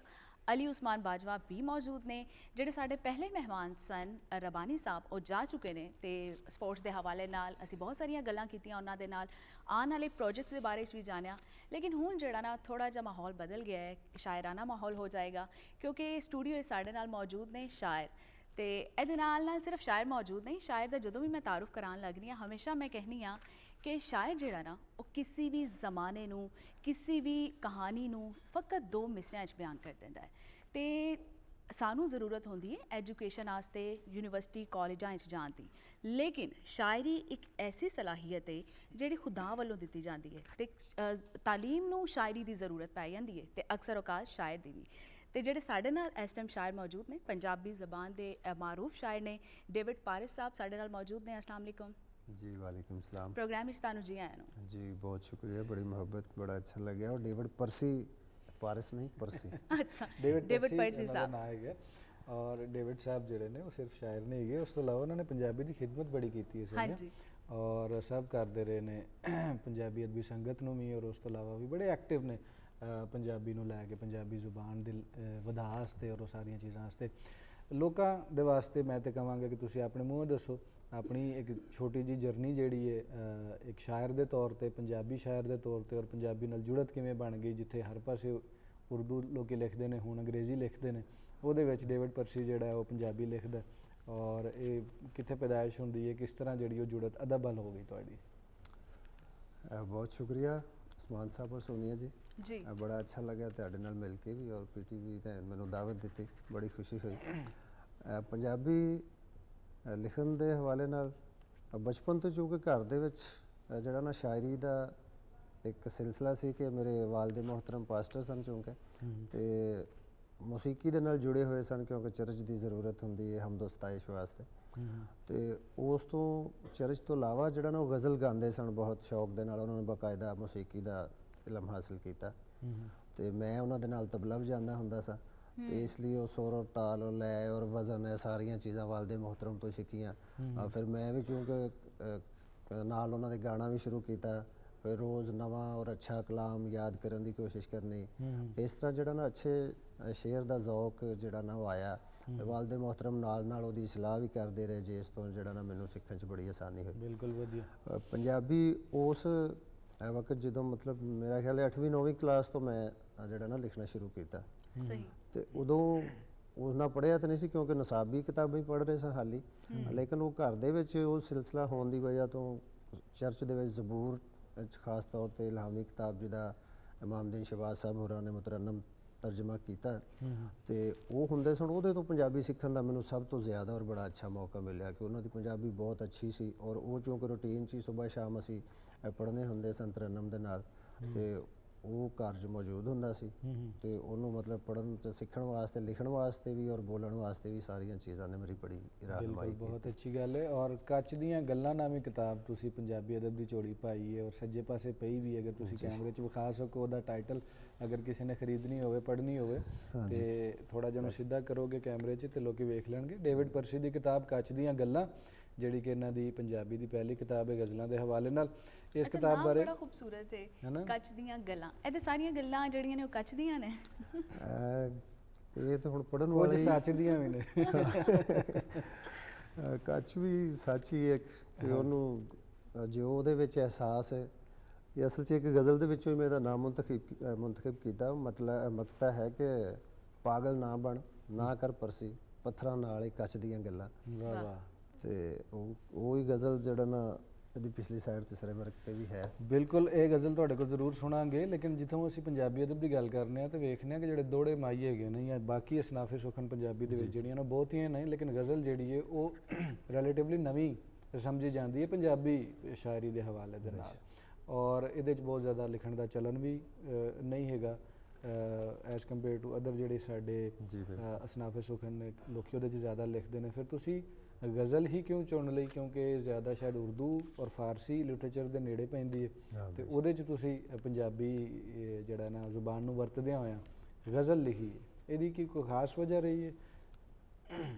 ਨਹੀਂ, ਉਹਦੀ ਵਜ੍ਹਾ ਉਹ ਜਿਸ ਤਰ੍ਹਾਂ ਮੈਂ ਦੱਸਿਆ ਕਿ ਵਾਲਿਦ ਮੁਹਤਰਮ ਚੂੰਕਿ ਗਜ਼ਲ ਪਸੰਦ ਕਰਦੇ ਸਨ, ਉਰਦੂ ਵਿੱਚ ਹੀ ਜ਼ਿਆਦਾ, ਲੇਕਿਨ ਪੰਜਾਬੀ ਨੂੰ ਵੀ ਕਿਉਂਕਿ ਪੰਜਾਬੀ ਦੇ ਨਾਲ ਜੁੜੇ ਹੋਏ ਸਨ। ਹੁਣ ਤੇ ਸਾਡੇ ਵਸੇਬ ਦੇ ਵਿੱਚ ਅਸਲ 'ਚ ਬਹੁਤ ਸਾਰੀਆਂ ਜਿਹੜਾ ਨਾ ਖਰਾਬੀਆਂ ਜ਼ੁਬਾਨ ਦੇ ਹਵਾਲੇ ਨਾਲ ਚੂੰਕਿ ਆ ਗਈਆਂ ਕਿ ਹੁਣ ਦੀ ਨਵੀਂ ਨਸਲ ਜਿਹੜੀ ਸਾਡੇ ਤੋਂ ਬਾਅਦ ਵਾਲੀ, ਉਹ ਨਾ ਪੰਜਾਬੀ ਨਾ ਉਰਦੂ ਇੰਗਲਿਸ਼ ਕਿਸੇ ਨੂੰ ਵੀ ਪੂਰੀ ਤਰ੍ਹਾਂ ਨਹੀਂ ਜਿਹੜਾ ਨਾ ਠੀਕ ਤਰ੍ਹਾਂ ਨਾਲ ਅਦਾ ਕਰ ਪਾ ਰਹੀ ਜਾਂ ਉਹਦੇ ਨਾਲ ਦਿਲਚਸਪੀ ਨਹੀਂ ਰੱਖ ਰਹੀ। ਸਾਡੇ ਮੁਆਸ਼ਰੇ ਦੀ ਜਿਹੜੀ ਮਿਲੀ ਜੁਲੀ ਜੀ ਜ਼ੁਬਾਨ ਹੈ ਨਾ, ਉਹ ਹਰ ਜਗ੍ਹਾ ਤੇ ਦਫ਼ਤਰਾਂ 'ਚ, ਘਰ 'ਚ, ਬਾਹਰ 'ਚ ਬੱਚਿਆਂ ਨਾਲ ਬਸ ਉਹੀ ਮਤੰਜਨ ਇਸਤੇਮਾਲ ਜਾ ਕੇ ਬਣ ਗਿਆ, ਜਿਹਦੀ ਕੋਈ ਸਮਝ ਬਹੁਤੀ ਨਹੀਂ ਆ ਰਹੀ ਕਿ ਕਿਹੜੀ ਜ਼ੁਬਾਨ ਹੈਗੀ ਹੈ। ਹਾਂਜੀ, ਉਹ ਨਵੀਂ ਇੱਕ ਜ਼ੁਬਾਨ ਬਣ ਗਈ ਹੈ। ਨਵੀਂ ਬਣ ਗਈ। ਤੇ ਮੈਨੂੰ ਚੂੰਕਿ ਉਸ ਵਜ੍ਹਾ ਤੋਂ ਹੀ ਸ਼ੌਕ ਸੀ ਸ਼ਾਇਰੀ ਦੇ ਨਾਲ, ਜਿਸ ਤਰ੍ਹਾਂ ਮੈਂ ਦੱਸਿਆ ਕਿ 8ਵੀਂ 9ਵੀਂ ਤੋਂ ਲਿਖਣਾ ਸ਼ੁਰੂ ਕੀਤਾ। ਤੇ ਮੈਂ ਕਬੂਲੇ ਸਾਂ ਜਦੋਂ ਸ਼ਾਇਰੀ ਸ਼ੁਰੂ ਕੀਤੀ, ਤੇ ਉੱਥੇ ਕਾਫੀ ਸੀਨੀਅਰ ਡਾਕਟਰ ਪ੍ਰੋਫੈਸਰ ਦੋਸਤ ਹਨ ਜਿਨ੍ਹਾਂ ਦੇ ਨਾਲ ਮੈਂ ਬੈਠ ਕੇ, ਮਤਲਬ ਕਿ ਸਭ ਤੋਂ ਉਹਨਾਂ ਤੋਂ ਕਮ ਉਮਰ ਸ਼ਾਇਰ ਸਾਂ, ਔਰ ਸਭ ਤੋਂ ਪਹਿਲੇ ਮੈਂ ਹੀ ਪੰਜਾਬੀ ਲਿਖੀ ਔਰ ਸਾਰਿਆਂ ਨੇ ਉਹਨੂੰ ਬੜਾ ਸਰਾਹਿਆ ਅੱਛਾ। ਤੇ ਸਾਰਿਆਂ ਨੇ ਪਸੰਦ ਕੀਤਾ। ਤੇ ਉਹ ਮੇਰਾ ਜ਼ਿਆਦਾ ਦਿਲਚਸਪੀ ਜ਼ਾਹਿਰ ਵੱਧ ਗਈ ਜਦੋਂ ਉਹਦੇ ਤੋਂ ਜ਼ਿਆਦਾ ਮੁਹੱਬਤ ਮਿਲੀ, ਜ਼ਿਆਦਾ ਇੱਜ਼ਤ ਜਾਂ ਦਾਦ ਮਿਲੀ, ਤੇ ਉਹ ਦਿਲਚਸਪੀ ਜ਼ਰਾ ਜ਼ਿਆਦਾ ਹੋ ਗਈ। ਬਿਲਕੁਲ। ਤੇ ਉਹ ਜ਼ਿਆਦਾ ਲਿਖਣੀ ਚਾਹੀਦੀ। ਯਾਨੀ ਕਿ ਪੜਨ ਵਾਲੇ ਵੀ ਲੱਭ ਗਏ, ਤਾਰੀਫ ਕਰਨ ਵਾਲੇ ਵੀ, ਥੋੜੀ ਹਿੰਮਤ ਵਧਾਉਣ ਵਾਲੇ ਲੱਭੇ, ਤੇ ਫਿਰ ਹੋਰ ਹੌਸਲਾ ਵੱਧਦਾ ਬੰਦੇ ਦਾ, ਸ਼ਾਇਰ ਦਾ ਵੀ, ਔਰ ਉਹ ਚਾਹੁੰਦਾ ਕਿ ਉਹ ਚ ਲਿਖੇ। ਬਿਲਕੁਲ। ਤੁਸੀਂ ਜ਼ਰਾ ਇਨਾਇਤ ਕਰੋ ਗਜ਼ਲ ਜਿਹੜੀ ਇਹਦੇ ਪਿੱਛੇ ਫਲੈਪ ਤੇ ਲਿਖੀ ਹੋਈ ਹੈ, ਤਾਂ ਕਿ ਅਸੀਂ ਫਿਰ ਮਜ਼ੀਦ ਇਸ ਹਵਾਲੇ ਨਾਲ ਵੀ ਗੱਲ ਕਰੀਏ ਔਰ ਮਜ਼ੀਦ ਜਾਣਨ ਦੀ ਕੋਸ਼ਿਸ਼ ਕਰੀਏ। ਇਹ ਹੈ ਜੀ ਕਿ ਲੂੰ ਲੂੰ ਦੇ ਵਿੱਚ ਰਚਦੀਆਂ ਗੱਲਾਂ, ਲੂੰ ਲੂੰ ਦੇ ਵਿੱਚ ਰਚਦੀਆਂ ਗੱਲਾਂ, ਉਹਦੇ ਮੂੰਹੋਂ ਜੱਚਦੀਆਂ ਗੱਲਾਂ, ਵਾਹ ਵਾਹ। ਸਾਡੇ ਗੂੜੇ ਪਿਆਰ ਦੀਆਂ ਦੱਸ, ਸਾਡੇ ਗੂੜੇ ਪਿਆਰ ਦੀਆਂ ਦੱਸ, ਕਿਸ ਤਰ੍ਹਾਂ ਜੱਗ ਨੂੰ ਪਚਦੀਆਂ ਗੱਲਾਂ। ਵਾਹ ਵਾਹ। ਤੇ ਮੈਂ ਵੀ ਇੱਕ ਦੋ ਕਰ ਲੈਂਦਾ ਜੇ ਲੋਕਾਂ ਕੋਲੋਂ ਬਚਦੀਆਂ ਗੱਲਾਂ। ਵਾਹ ਵਾਹ। ਤੇ ਵੇਖ ਕੇ ਵੀ ਨਹੀਂ ਰੁਕਿਆ ਜ਼ਾਲਮ, ਵੇਖ ਕੇ ਵੀ ਨਹੀਂ ਰੁਕਿਆ ਜ਼ਾਲਮ, ਪਲਕਾਂ ਉੱਤੇ ਨੱਚਦੀਆਂ ਗੱਲਾਂ। ਵਾਹ। ਓਏ ਤੇ ਪਾਗਲ ਨਾ ਬਣ, ਨਾ ਕਰ ਪਰਸੀ, ਪੱਥਰਾਂ ਨਾਲ ਇੱਕ ਕੱਚ ਦੀਆਂ ਕੱਚ ਗੱਲਾਂ। ਦੀਆਂ ਗੱਲਾਂ, ਬਹੁਤ ਖੂਬਸੂਰਤ, ਬਹੁਤ ਹੀ ਵਧੀਆ, ਔਰ ਬੜੀ ਛੋਟੀ ਬਹਿਰ ਦੇ ਵਿੱਚ ਤੁਸੀਂ ਜਿਹੜਾ ਉਹਨੂੰ ਇਕੱਠਾ ਕਰਕੇ ਲੈ ਕੇ ਆਉਂਦੇ ਹੋ ਮੌਜ਼ੂਆਤ ਨੂੰ। ਅੱਛਾ, ਸ਼ਾਇਰੀ ਤੋਂ ਇਲਾਵਾ ਨਸਰ ਅਲ ਤੁਹਾਡਾ ਕਦੀ ਕੋਈ ਧਿਆਨ ਗਿਆ ਹੈ, ਤਨਕੀਦ ਅਲ ਗਿਆ ਹੈ, ਕੋਈ ਸ਼ਾਰਟ ਸਟੋਰੀ, ਅਫਸਾਨਾ, ਨਾਵਲ? ਕਿਉਂਕਿ ਉਹਦੀ ਢੇਰ ਲੋੜ ਹੈ। ਵਜ੍ਹਾ ਹੈ ਕਿ ਸ਼ਾਇਰੀ ਜਿਹੜੀ ਹੈ, ਕੁਝ ਤੇ ਦੋਸਤ ਵੀ ਕਹਿੰਦੇ ਨੇ ਕਿ ਪੰਡਾਂ ਦੀਆਂ ਪੰਡਾਂ ਲੋਕੀ ਲਿਖਦੇ ਨੇ ਹਰ ਸਾਲ ਹੀ, ਤੇ ਉਹ ਪੰਜਾਬੀ 'ਚ ਸ਼ਾਇਰੀ ਬਹੁਤੀ ਹੁੰਦੀ ਹੈ, ਨਸਰ ਬਹੁਤ ਘੱਟ ਸਾਨੂੰ ਦਿਸਦੀ ਹੈ। ਨਵੇਂ ਲਿਖਣ ਵਾਲੇ ਵੀ ਥੋੜੇ ਨੇ ਔਰ ਸੀਨੀਅਰ ਵੀ ਘੱਟ ਹੀ ਨੇ, ਅਗਰ ਅਸੀਂ ਵੇਖੀਏ, ਥੋੜਾ ਜਿਹਾ ਗੌਰ ਕਰੀਏ ਉਹਦੇ ਤੇ। ਤੁਹਾਡਾ ਨਸਰਾ ਲਾਣਾ ਅਗਰ ਨਹੀਂ ਹੋਇਆ ਤੇ ਉਹਦੀ ਕੀ ਕੋਈ ਖਾਸ ਵਜ੍ਹਾ ਬਣੀ ਹੈ? ਨਹੀਂ, ਕੋਈ ਖਾਸ ਵਜ੍ਹਾ ਨਾ ਆਉਣ ਦੀ ਨਹੀਂ ਹੈ। ਦਿਲਚਸਪੀ ਤੇ ਹੈ, ਚੂੰਕਿ ਅਦਬ ਦੇ ਨਾਲ ਦਿਲਚਸਪੀ ਹੈ, ਇਸ ਲਈ ਉਹਦੇ ਸਾਰੇ ਸ਼ੋਬਿਆਂ ਦੇ ਨਾਲ ਅੱਛਾ ਲੱਗਦਾ ਹੈ। ਉਹ ਤਾਂ ਜਿਸ ਤਰ੍ਹਾਂ ਸੰਗਤ ਦੇ ਵਿੱਚ ਤੁਹਾਡੀਆਂ ਕਹਾਣੀਆਂ ਸੁਣੀਦੀਆਂ ਨੇ, ਤੇ ਉਹ ਜਦੋਂ ਵੀ ਮਤਲਬ ਵੀ ਕੋਈ ਨਸਰ ਦਾ ਪ੍ਰੋਗਰਾਮ ਵੀ ਹੁੰਦਾ ਹੈ ਤੇ ਉਹ ਅੱਛਾ ਲੱਗਦਾ, ਦਿਲਚਸਪੀ ਹੁੰਦੀ ਹੈ। ਲੇਕਿਨ ਸਿਰਫ ਜਿਹੜਾ ਨਾ ਜ਼ਿੰਦਗੀ ਦੇ ਜਿਹੜੇ ਕਾਰੋਬਾਰੀ ਸਿਲਸਿਲੇ ਨੇ ਨਾ, ਉਹਨਾਂ ਦੀ ਵਜ੍ਹਾ ਤੋਂ ਚੂੰਕਿ ਉਸ ਜ਼ਿਆਦਾ ਟਾਈਮ ਨਹੀਂ ਦੇ ਪਾਉਂਦੇ। ਸ਼ਾਇਰੀ ਦਾ ਇਹ ਹੈ ਕਿ ਉਹ ਬੰਦਾ ਚੱਲਦਿਆਂ ਫਿਰਦਿਆਂ ਵੀ, ਕੰਮ ਕਰਦਿਆਂ ਵੀ, ਅੰਦਰ ਅੰਦਰ ਕੋਈ ਚੀਜ਼ਾਂ ਖਿਆਲਾਤ ਉਤਰਦੇ ਨੇ ਤੇ ਉਹਨਾਂ ਨੂੰ ਨੋਟ ਕਰ ਲਈਦਾ ਥੋੜੀ ਦੇਰ ਵਾਸਤੇ। ਨਸਰ ਵਾਸਤੇ ਇਹ ਹੈ ਕਿ ਬੰਦੇ ਨੂੰ ਯਕੀਨਨ ਉਹਨੂੰ ਪੂਰਾ ਟਾਈਮ ਚਾਹੀਦਾ ਹੁੰਦਾ ਹੈ ਲਿਖਣ ਵਾਸਤੇ ਜਾਂ ਸੋਚਣ ਵਾਸਤੇ, ਇੱਕ ਪਲਾਟ ਜਾਂ ਕਹਾਣੀ ਬਣਾਉਣ ਵਾਸਤੇ। ਇਸ ਵਾਸਤੇ ਸਿਰਫ ਵਕਤ ਦੀ ਕਮੀ ਦੀ ਵਜ੍ਹਾ ਤੋਂ ਜਿਹੜਾ ਨਾ ਨਸਰ ਲਿਖਣ ਵਿੱਚ ਹਾਲੇ ਮੈਂ ਕਾਮਯਾਬ ਨਹੀਂ ਹੋਇਆ।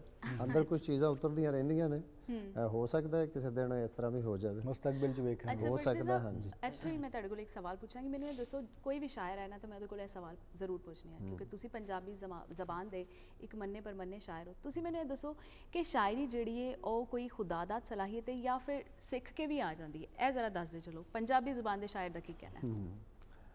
ਮੇਰੇ ਆਪਣੇ ਤਜਰਬੇ ਦੇ ਮੁਤਾਬਕ ਤੇ ਇਹ ਹੀ ਹੈ ਕਿ ਸ਼ਾਇਰ ਕੁਦਰਤੀ ਤੌਰ ਤੇ ਹੁੰਦਾ ਹੈ।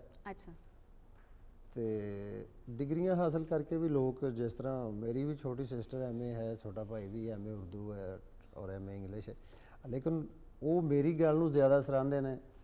ਕੁਦਰਤੀ ਤੌਰ ਤੇ ਇਹ ਚੀਜ਼ਾਂ ਜਿਹੜੀਆਂ ਨੇ ਨਾ, ਮੈਂ ਸਮਝਦਾ ਕਿ ਉਹ ਅੱਲਾਹ ਤਾਲਾ ਦਾ ਤੋਹਫਾ ਹੀ ਹੈ ਕਿ ਡਿਗਰੀਆਂ ਹਾਸਲ ਕਰਕੇ ਬੰਦਾ ਲਿਖ ਤੇ ਸਕਦਾ, ਲੇਕਿਨ ਜੋ ਬੰਦਾ ਆਪਣੇ ਤਜਰਬੇ ਔਰ ਮਹਿਸੂਸਾਤ ਦੇ ਨਾਲ ਲਿਖਦਾ ਨਾ, ਉਹਦੇ ਵਿੱਚ ਉਹ ਚਾਰਮ, ਉਹ ਖੂਬਸੂਰਤੀ ਜਾਂ ਉਹ ਲਗਨ, ਉਹਦੀ ਦਿਲਚਸਪੀ ਨਹੀਂ ਹੁੰਦੀ ਜਿਹੜੀ ਦਿਲ ਨੂੰ ਲੱਗਣ ਵਾਲੀ ਗੱਲ ਹੁੰਦੀ ਹੈ। ਉਹ ਜਿਹੜੀ ਕੋਈ ਦਿਲੋਂ ਗੱਲ ਉੱਠਦੀ ਹੈ ਜਾਂ ਆਪਣੇ ਤਜਰਬੇ ਔਰ ਮੁਸ਼ਾਹਦੇ ਤੋਂ ਬਾਅਦ ਬੰਦਾ ਉਹਨੂੰ ਅਖਜ਼ ਕਰਦਾ ਹੈ, ਮੈਂ ਸਮਝਦਾ ਉਹਦੇ 'ਚ ਵਾਕਈ ਜ਼ਿਆਦਾ ਅਸਰ ਹੁੰਦਾ ਹੈ, ਲੋਕੀ ਜ਼ਿਆਦਾ ਸਰਾਹੁੰਦੇ ਨੇ। ਅੱਛਾ, ਹਰ ਕੋਈ ਸ਼ਾਇਰ ਨਾ ਕਿਸੇ ਕੋਲੋਂ ਮੁਤਾਸਿਰ ਹੁੰਦਾ ਹੈ। ਤੁਸੀਂ ਪੰਜਾਬੀ ਜ਼ੁਬਾਨ ਵਿੱਚ ਕਿਹਨੂੰ ਆਪਣਾ ਉਸਤਾਦ ਮੰਨਦੇ ਹੋ ਜਾਂ ਕਿਹਦੇ ਕੋਲੋਂ ਮੁਤਾਸਿਰ ਹੋ? ਕਿਸ ਸ਼ਾਇਰ ਨੂੰ? ਉਸਤਾਦ ਤੇ ਮੈਂ ਆਪਣੇ ਹਰ ਸੀਨੀਅਰ ਸ਼ਖਸ ਨੂੰ ਮੰਨਣਾ ਵਾ, ਉਸਮਾਨ ਬਾਜਵਾ ਸਾਹਿਬ ਨੂੰ ਵੀ ਉਸਤਾਦ ਮੰਨਣਾ ਵਾ। ਜਿੱਥੋਂ ਵੀ ਕੁਛ ਇਲਮ ਦੀ ਗੱਲ ਮਿਲਦੀ ਹੈ ਤਾਂ ਮੈਂ ਉਹਨੂੰ ਜਿਹੜਾ ਨਾ ਸਿੱਖਣ ਦੀ ਕੋਸ਼ਿਸ਼ ਕਰਨਾ। ਜ਼ਿਆਦਾ शिव कुमार बटालवी मेरा बहुत पसंदीदा शायर है और अपने भी क्लासिक ਦੇ ਵਿੱਚ ਸਾਰੇ ਸੂਫੀਆ ਕਰਾਮ ਨੂੰ ਬਹੁਤ ਪਸੰਦ ਕਰਨਾ ਵਾ ਪੜ੍ਹਦਾ ਰਹਿਣਾ ਵਾ। ਅੱਛਾ ਡੇਵਿਡ ਸਾਹਿਬ, ਵੇਖਿਆ ਗਿਆ ਜਿਵੇਂ ਤੁਸੀਂ ਥੋੜੀ ਦੇਰ ਪਹਿਲੇ ਕਿਹਾ ਕਿ ਇੱਕ ਨਵੀਂ ਜ਼ਬਾਨ ਬਣਦੀ ਹੈ ਪਈ ਜਿਹਦੇ ਵਿੱਚ ਉਰਦੂ ਅੰਗਰੇਜ਼ੀ ਪੰਜਾਬੀ ਮਿਕਸ ਹੈ ਔਰ ਉਹਦੀ ਸਮਝ ਨਹੀਂ ਆ ਰਹੀ। ਬੱਚੇ ਸਾਡੇ ਜਿਹੜੇ ਨੇ ਪੰਜਾਬੀ ਬੋਲਣੋਂ ਸੰਗਦੇ ਨੇ ਪਏ। ਬਿਲਕੁਲ। ਤੇ ਜਦੋਂ ਪੰਜਾਬੀ ਕੋਈ ਬੋਲ ਹੀ ਨਹੀਂ ਰਿਹਾ ਤਾਂ ਉਹ ਲਿਖੇਗਾ ਕਿਵੇਂ? ਉਹਦੇ ਕਰਕੇ ਕੁਆਂਟੀਟੀ ਵੀ ਘਟਦੀ ਜਾ ਰਹੀ, ਕੁਆਲਿਟੀ ਤੇ ਬਾਅਦ ਵਿੱਚ ਆਏਗੀ। ਪਹਿਲੇ ਤਾਂ ਕੁਆਂਟੀਟੀ ਆਉਂਦੀ ਹੈ ਕਿ ਢੇਰਾਂ ਲੋਕ ਲਿਖਦੇ ਨੇ ਪਏ, ਉਹਦੇ ਵਿੱਚੋਂ ਅਸੀਂ ਚੁਣਦੇ ਹਾਂ ਕਿ ਅੱਛਾ ਇਹ ਚੋਟੀ ਦੇ ਸ਼ਾਇਰ ਹੀ ਹੈ। ਤੁਸੀਂ ਜ਼ਾਤੀ ਤੌਰ ਤੇ ਪਲਾਕ ਦੇ ਵਿੱਚ ਵੀ ਸਭ ਕੀਤਾ ਹੈ, ਅਦਬ ਦੀ ਖਿਦਮਤ ਕੀਤੀ ਹੈ, ਕਈ ਸ਼ਾਇਰ ਆਏ, ਨਵੇਂ ਵੀ ਆਏ, ਪੁਰਾਣੇ ਵੀ ਪੜ੍ਹਦੇ ਰਹੇ। ਤੁਹਾਡਾ ਕੀ ਆਪਣਾ ਵੇਰਵਾ, ਆਪਣਾ ਕੀ ਤੁਹਾਨੂੰ ਲੱਗਦਾ ਹੈ ਕਿ ਪੰਜਾਬੀ ਸ਼ਾਇਰੀ ਕਿੱਥੇ ਖਲੋਤੀ ਹੈ ਇਸ ਟਾਈਮ? ਉਹ ਜਿਸ ਤਰ੍ਹਾਂ ਅਸੀਂ ਉਹੀ ਗੱਲ ਕੀਤੀ ਹੈ ਕਿ ਜ਼ੁਬਾਨ ਬਦਲਣ ਦੇ ਨਾਲ ਹੁਣ ਇਸ ਵੇਲੇ ਤੇ ਬਹੁਤ ਜ਼ਿਆਦਾ ਜ਼ਰੂਰਤ ਹੈ ਜਿਹੜਾ ਨਾ ਇਹਨੂੰ ਬਚਾਉਣ ਦੀ, ਕਿਉਂਕਿ ਵਾਕਈ ਇਹ ਤੇ ਪਾਕਿਸਤਾਨ ਦੇ ਵਿੱਚ ਤੇ ਖਾਸ ਤੌਰ ਤੇ ਸਾਡੇ ਪੰਜਾਬ ਦੇ ਵਿੱਚ ਤੇ ਬਿਲਕੁਲ ਜਿਸ ਤਰ੍ਹਾਂ ਤੁਸੀਂ ਵੀ ਕਿਹਾ ਕਿ ਲੋਕੀ ਆਪਣੇ ਬੱਚਿਆਂ ਨੂੰ ਸਿਖਾਉਣਾ ਜਾਂ ਉਹਨਾਂ ਦੇ ਨਾਲ ਬੋਲਣਾ ਜਾਂ ਉਹਨਾਂ ਦੇ ਸਾਹਮਣੇ ਬੋਲਣ ਨੂੰ ਮਤਲਬ ਕੋਈ ਗਲਤ ਸਮਝਦੇ ਨੇ। ਜਿਸ ਤਰ੍ਹਾਂ ਜਦੋਂ ਕਿ ਇੱਕ ਏਡੀ ਖੂਬਸੂਰਤ ਔਰ ਏਡੀ ਦਿਲਚਸਪ ਔਰ ਏਡੀ ਵਸੀਹ ਜ਼ੁਬਾਨ ਹੈ, ਉਹਦੇ ਵਿੱਚ ਇੰਨਾ ਇਲਮ ਹੈ ਕਿ ਸਾਨੂੰ ਉਹ ਸਿੱਖਣਾ ਚਾਹੀਦਾ, ਆਪਣੇ ਬੱਚਿਆਂ ਨੂੰ ਸਿਖਾਉਣਾ ਚਾਹੀਦਾ। ਤੇ ਲੋਕੀ ਹੈਰਾਨਗੀ ਹੁੰਦੀ ਹੈ ਵਾਕਈ ਕਿ ਕਿਉਂ ਇਹ ਇਸ ਤਰ੍ਹਾਂ ਹੋ ਰਿਹਾ। ਸਿਰਫ ਉਹੀ ਹੈ ਕਿ ਲੋਕਾਂ ਨੂੰ ਆਪਣੀ ਬੁਨਿਆਦ ਦੇ ਨਾਲ, ਮੈਂ ਸਮਝਦਾ ਕਿ ਆਪਣੀ ਜੜ੍ਹਾਂ ਦੇ ਨਾਲ ਜਿਹੜਾ ਨਾ ਦਿਲਚਸਪੀ ਨਹੀਂ ਰਹੀ, ਸਿਰਫ ਉਹ ਸਾਡੇ ਸਮਝਣ ਦੇ ਵਿੱਚ ਕਿਤੇ ਕੋਈ ਜਿਹੜਾ ਨਾ ਖਰਾਬੀ ਆ ਰਹੀ ਹੈ। ਜਿਹੜੇ ਸੀਨੀਅਰ ਨੇ, ਜਿਹੜੇ ਬੱਚੇ ਹੁਣ ਘਰ ਦੇ ਵਿੱਚ ਨੇ, ਛੋਟੇ ਨੇ, ਜਦੋਂ ਪੈਦਾ ਹੁੰਦੇ ਨੇ ਤਾਂ ਸਾਰੇ ਮਾਂ ਪਿਓ ਤੇ ਹੀ ਉਹ ਫਰਜ਼ ਹੈ ਕਿ ਆਪਣੇ ਬੱਚਿਆਂ ਦੇ ਸਾਹਮਣੇ ਪੰਜਾਬੀ ਬੋਲੇ ਜਾਂ ਉਹਨਾਂ ਨੂੰ ਸਿਖਾਉਣਾ ਚਾਹਵੇ।